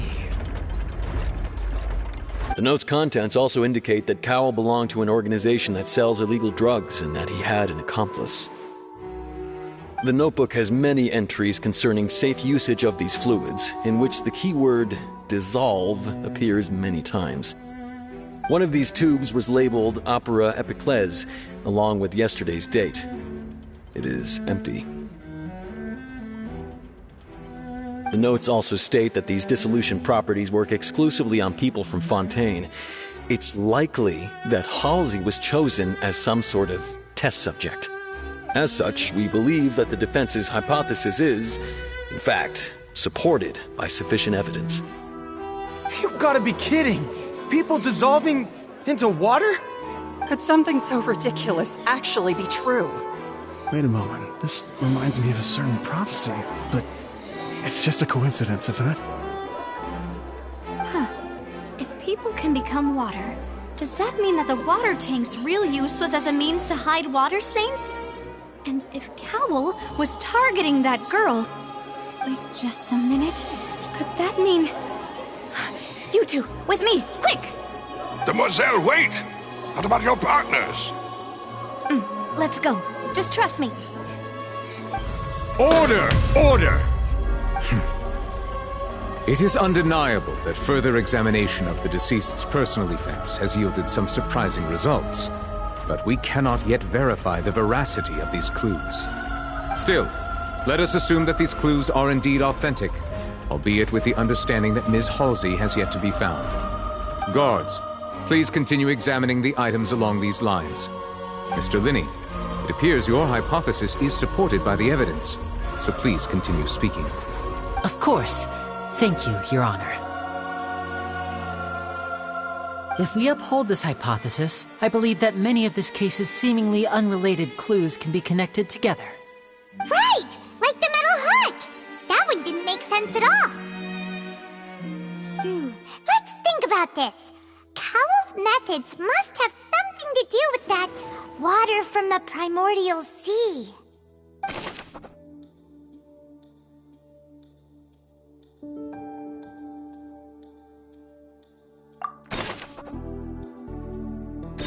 The deceased's name is Cowell, Linny's assistant.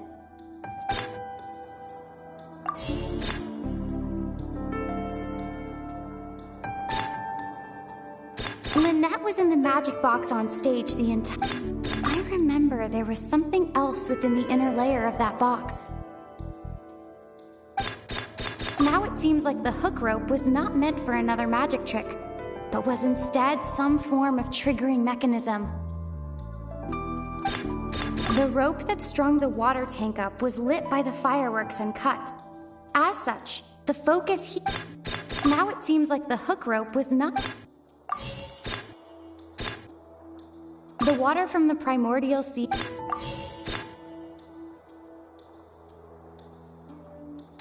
Lynette was in the magic box on stage.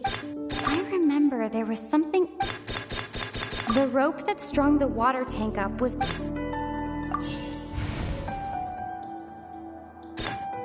I remember there was something else within the inner layer of that box. Lynette was in the magic box on stage. I remember there was something else within the inner layer.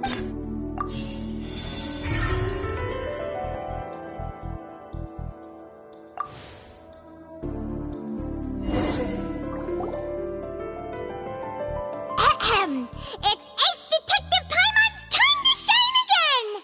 In the original plan, Cowell would tamper with the water tank rope and the number selector securing his target. containing Halsey was lowered, the metal hook would retract gradually and pierce the balloon at the top of the box. When the balloon attached to the box popped, the water from the primordial seed inside it would pour down and dissolve Halsey. Afterward, Cowell would enter the tunnel and break the flower vase to conceal the water inside the tunnel, with the remaining evidence being covered up by the water tank on stage. But he encountered something unexpected in the tunnel, and wound up being fatally hit by the same water tank he meant to use to cover his tracks. Huh. That does make sense. That actually links together a lot of the more confusing pieces of evidence. Oh dear, what do I do? Even I think they sound convincing now. Have I falsely accused an innocent person? What a humiliation.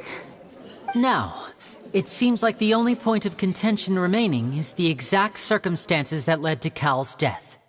His notes mentioned he had an accomplice who could be related to the situation. On that note, the guards have just contacted me indicating that they uncovered new evidence. I shall now invite him on stage to share it with us. Thank you, Your Honor. We were just inspecting the luggage of the other people involved in this case. And we found an identical sample of the water from the primordial sea among Linny's personal effects. What? That can't be. Oh, I see. Well, how wonderfully comedic to have your own counterattack only to come back and wound you. Does this not clear all doubt? My dear citizens, my loyal audience, allow me to present my reasoning and bring this performance to a swift close. Linny did not need to take part in the dissolution of the young woman at all. Indeed, he did leave the scene via the vent. Having made modifications to the props beforehand, his accomplice Cowell then caused Halsey to vanish using the water from the primordial sea.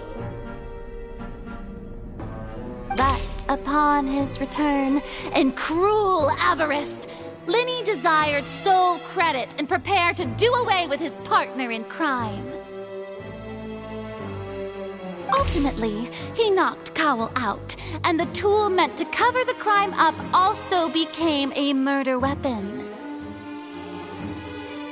Now, as much as I regret having come to such a viciously straightforward conclusion, it does seem that the famed Fatui is quite the cold-blooded and ruthless organization.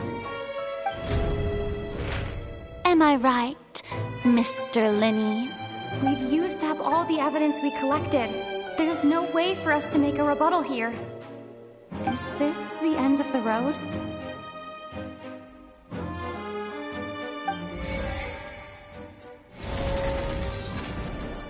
Oh no! Paimon can't think of anything either. It doesn't look like there's any way around this. Seems using the water as new evidence was too good a move. Why did this have to happen now? I think we've all seen enough now, and we have ample witnesses to my flawless reasoning. I believe this is indeed the finale. Now then, my good, noble Chief Justice, should we not, in your view, move... excuse me, everyone, but I must interject. Miss, I must ask you not to shout, and to respect the ongoing legal proceedings. Oh, come on. Don't be hasty. I have a good reason for interrupting, you know.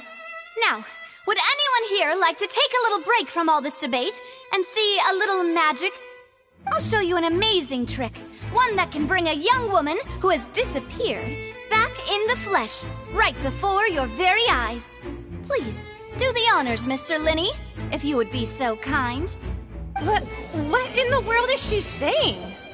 No offense, miss, but miracles like that are beyond my scope as a magician.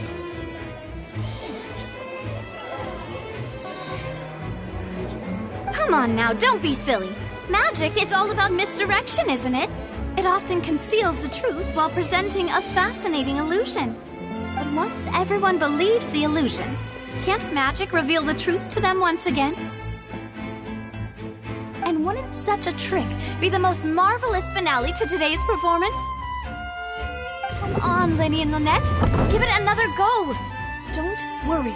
Spina di Rosula has made the necessary arrangements on your behalf. But, as the magic makers and stars of the show, I think I should leave the final performance to you. I understand.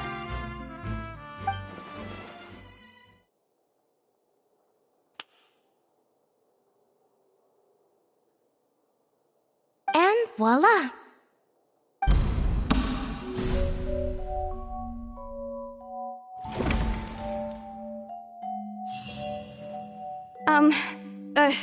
Sorry for the interruption.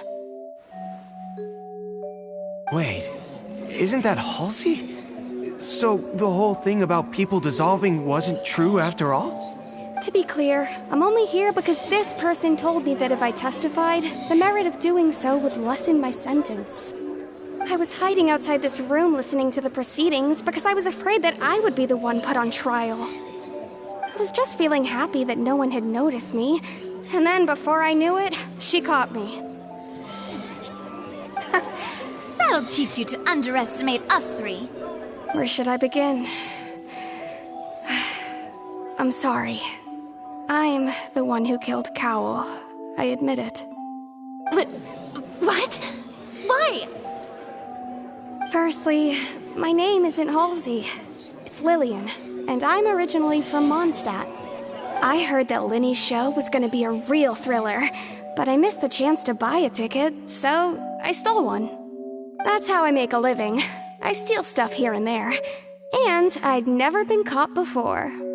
But I was noticed at the harbor a few days ago, and I barely got away. Linny was the one who caught me in the act. Hey, no wonder you look familiar. So you were the thief! Liddy even mentioned that you were pretty skilled. Well, and I thought that would have been the end of it, but then the number selector chose me. He even mentioned the Fortress of Meripede. That's a prison, isn't it? So you can imagine how shocked I was. I thought he was onto me for sure. So I played along with the show while looking for an opening to flee, but then I got water poured on me for no reason, and then someone jumped into the tunnel to nab me. I wasn't going to take that lying down, so I knocked him out and stuffed him into the box. There was nowhere to run from there, though, so I had to change my clothes and hide in a box containing performance costumes. I slipped out after the first guard arrived at the scene and continued hiding inside the opera house. Can a person even hide in there? But I swear I didn't know that the water tank would fall down. Really, I swear it. Had I known that, I wouldn't have put him in the magic box. I may be a thief, but I'm no killer. Well, that makes everything pretty clear now, doesn't it? This time, we need to tell the entire story from Lillian's perspective.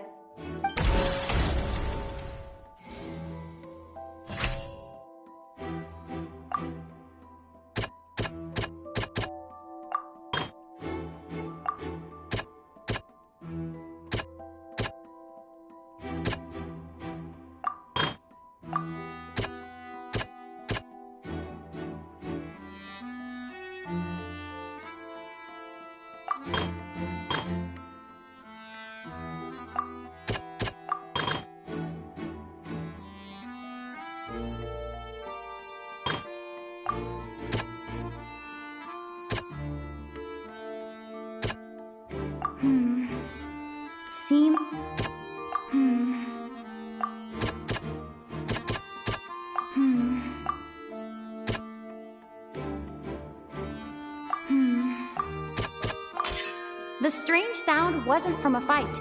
It was Lillian's attempt to break out when she was frightened.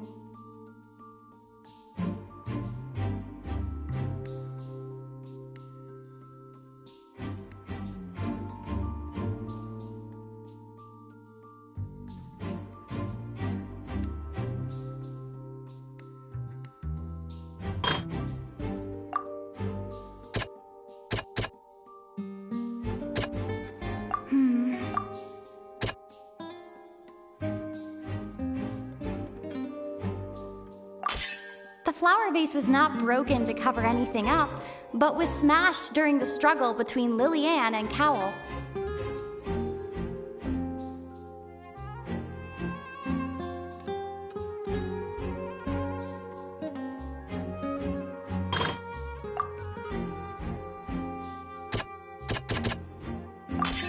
Lillian was afraid that she would be recognized if she left, so she changed clothes and hid, biding her time. Just what one might expect of an experienced thief. And it's Ace Detective Paimon time! Having been selected out of the blue, Lillian panicked. Her panic only intensified after she entered the tunnel and had water poured on her head. So she kicked the door open, producing the thud we all heard. Hearing the commotion, Cowell leapt into the tunnel, only to discover that Lillian had not dissolved. He did not know that Lillian was not from Fontaine, but was a thief who made her way in by stealing a ticket. Mistakenly believing that the water from the primordial sea needed time to take effect, he tried to force Lillian back into the box. The two broke the flower vase during the struggle, but Lillian came out on top, knocking Cowell out and putting him in the box. With no way of escaping, she changed her clothes and hid in the costume trunk until the performance ended.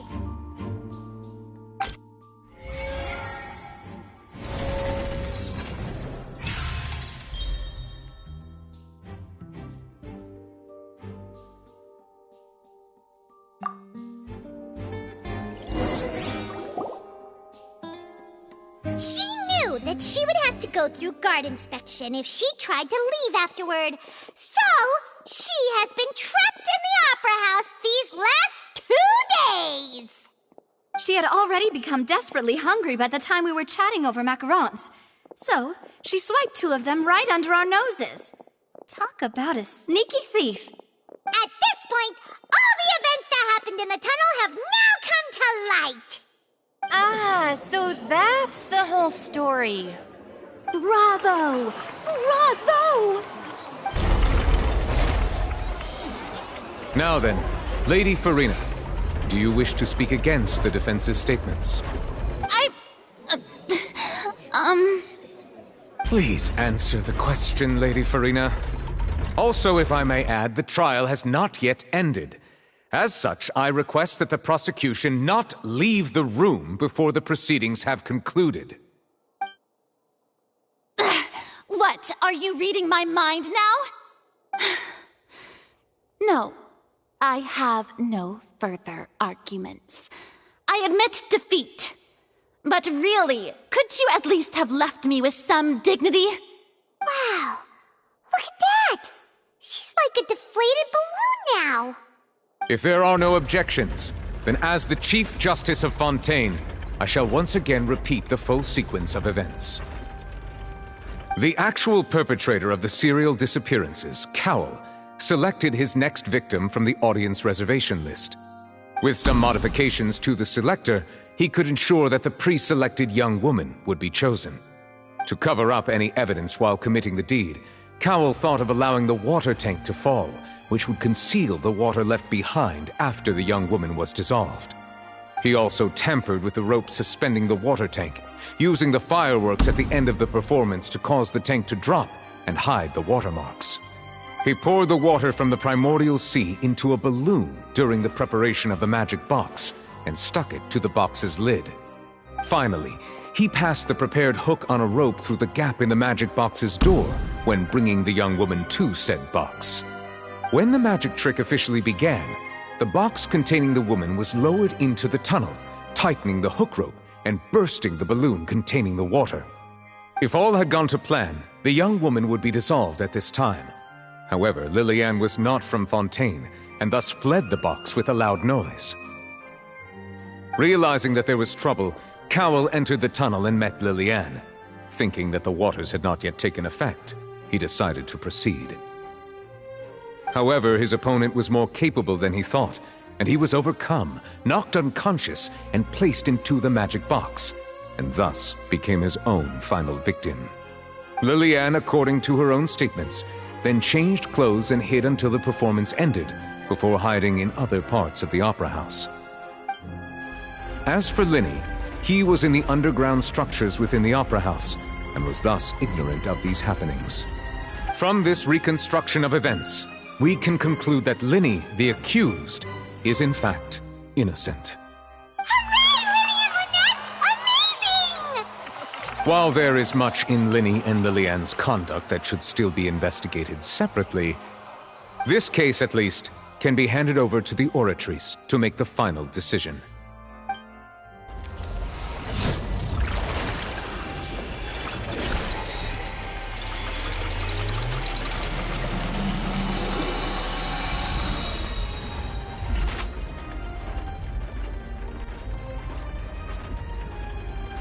As such, Linny and Lynette are officially declared not guilty.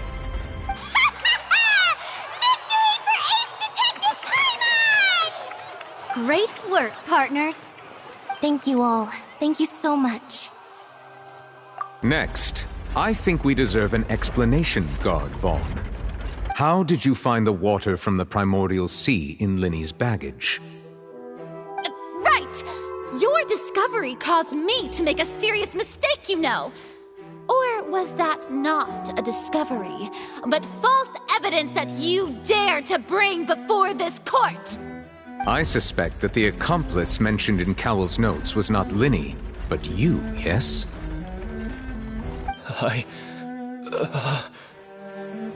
I'm sure you know what you must do to lessen your sentence. Speak quickly! Unless you want to earn yourself a one-way ticket to Coupon Town. I was just following orders. We were supposed to place blame for the serial disappearances onto Linny, and thus cause suspicion to fall on the Fatui. The higher-ups said this was the best opportunity to do so. And now that your plan has fallen through, and the secrets of the water have been revealed, you have become a liability to said higher-ups, yes? Therefore, you would be wise to tell everything you know, and seek the protection of the guards. Yes, I'll tell you everything I know. Our boss discovered that the water can cause people to dissolve. It can also be made into a potion, which when extremely diluted, can cause people to experience unforgettable exhilaration. We've been in this business for a while now, and have made decent more off it. The disappearances were also the boss's idea. I mean, this is the boss we're talking about.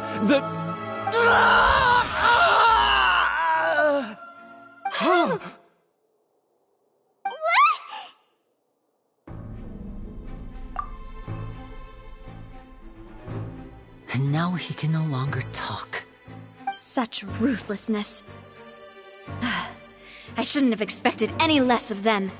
An outrageous act. All present, please submit to inspection immediately.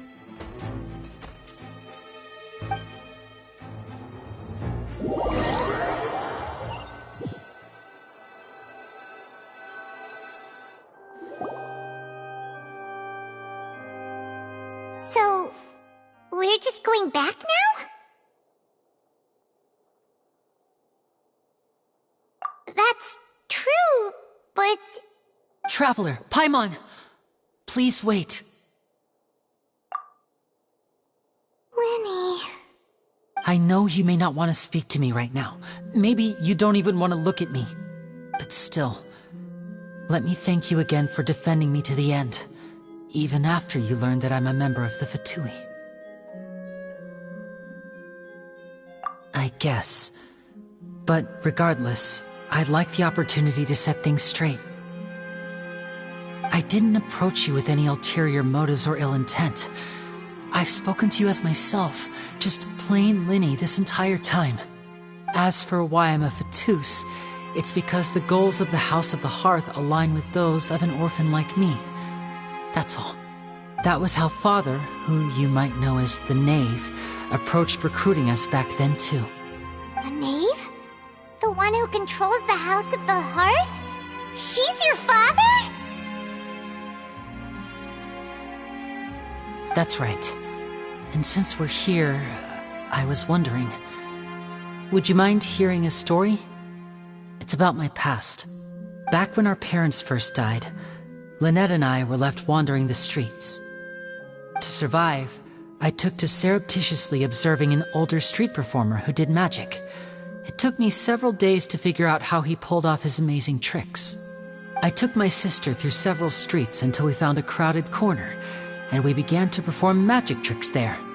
To my surprise, we proved to be pretty popular, and we could at least stop worrying about where our next meal would come from for a time. But I didn't want my sister to remain a street rat together with me forever. Before long, an aristocrat came to me and claimed that he wished to take us in after watching my performances. So you went from orphans to nobility just like that? That was how we felt at first, too. As if fate was on our side and we could say goodbye to those painful days. But I gradually discovered that while we were called foster children, he was really after my talent for magic tricks. He would constantly take me to all sorts of banquets to garner attention, which he would then use to expand his social circles. That doesn't seem too bad either. Better than roaming the streets at any rate. It took a while for me to realize just how dark his heart really was. After one particular performance at a banquet, I discovered that Lynette was not on the same return vehicle as me. I waited a long time after we returned home, but she did not come back. I went to that noble's bedroom and asked him about her whereabouts. The answer he gave me was, she caught the eye of the most eminent person at the banquet, so I sent her over as a gift. I mean, you'll be able to perform your magic regardless of who your assistant is, yes? Oh no. So he was gonna... But wouldn't Fontaine's laws deal with such people? As far as outsiders are concerned, this is a relationship akin to adoption or foster care, and they have their ways of escaping the eye of the law.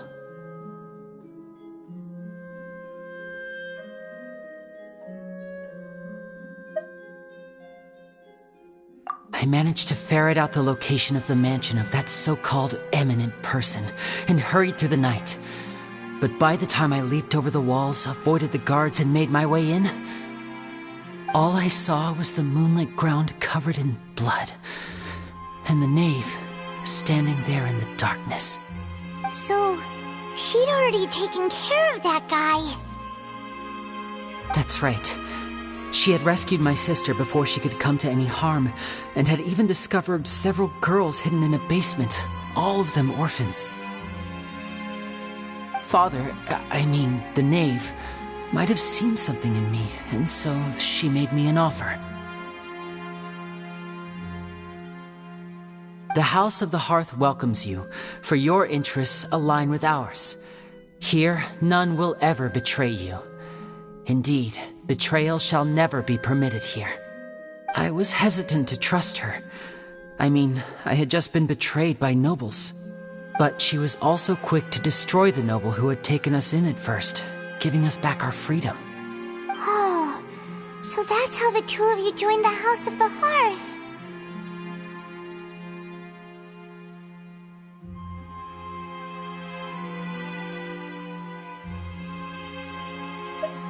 She has her own plans.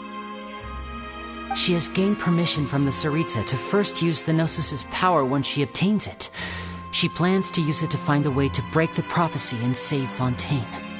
So, she believes in that prophecy too? That's right. The whole House of the Hearth is currently working to combat that crisis. Today's case has also proven that people from Fontaine can indeed dissolve into some sort of water, thus further supporting the prophecy. All of us house members here, Lady Arlecchino herself included, are from Fontaine. We won't give up on defending our homeland. To us orphans, the only connection we have left to this world, apart from our family, is our homeland. So, from small deeds like distributing magic pockets to huge schemes like stealing a Gnosis, everything is aimed at dealing with that prophecy.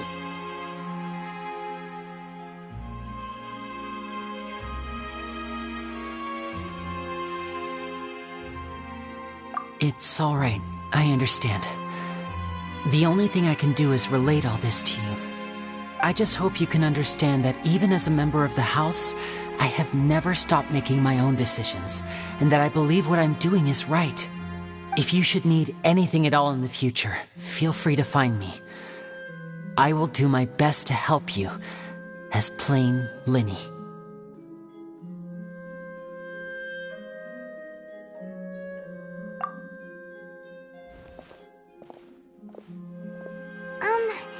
Bye, Linny!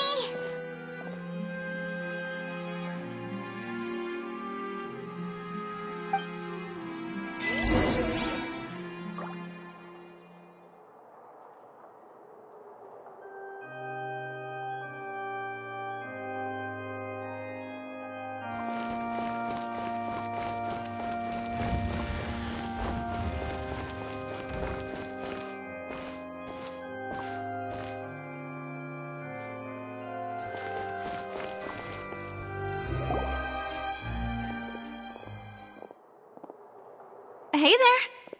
What was with the disappearing act you pulled right as the trial ended? Were you looking for us, Navia? Well, this whole thing isn't exactly over, is it? I do feel that we're getting closer to solving the serial disappearances case, though. Don't you think? Huh? What's wrong, my dear partner?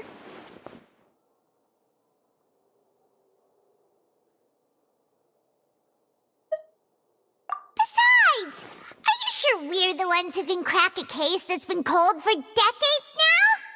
And given that there's new evidence from the trial, there should be a trail of breadcrumbs for the Hydro Archon's people to follow now, right?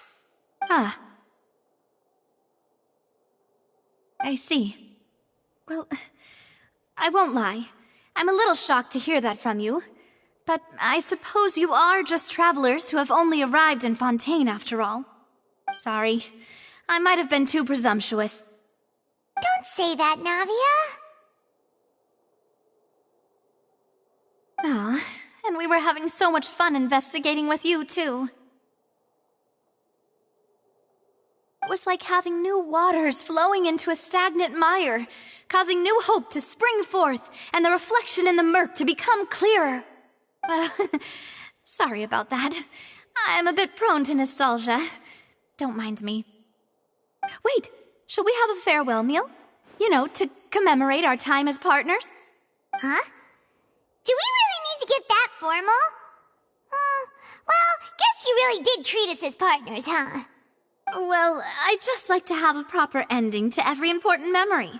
That way there are no regrets later. Anyway, it would just be a meal, so it shouldn't take up too much of your time.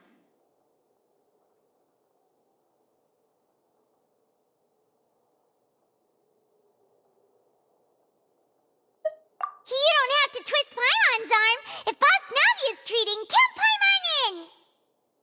Oh, wonderful! In that case, why don't we return to the court of Fontaine and head to the Hotel de Boer? I believe we'll make it just in time for dinner. All right then, let's have our farewell meal!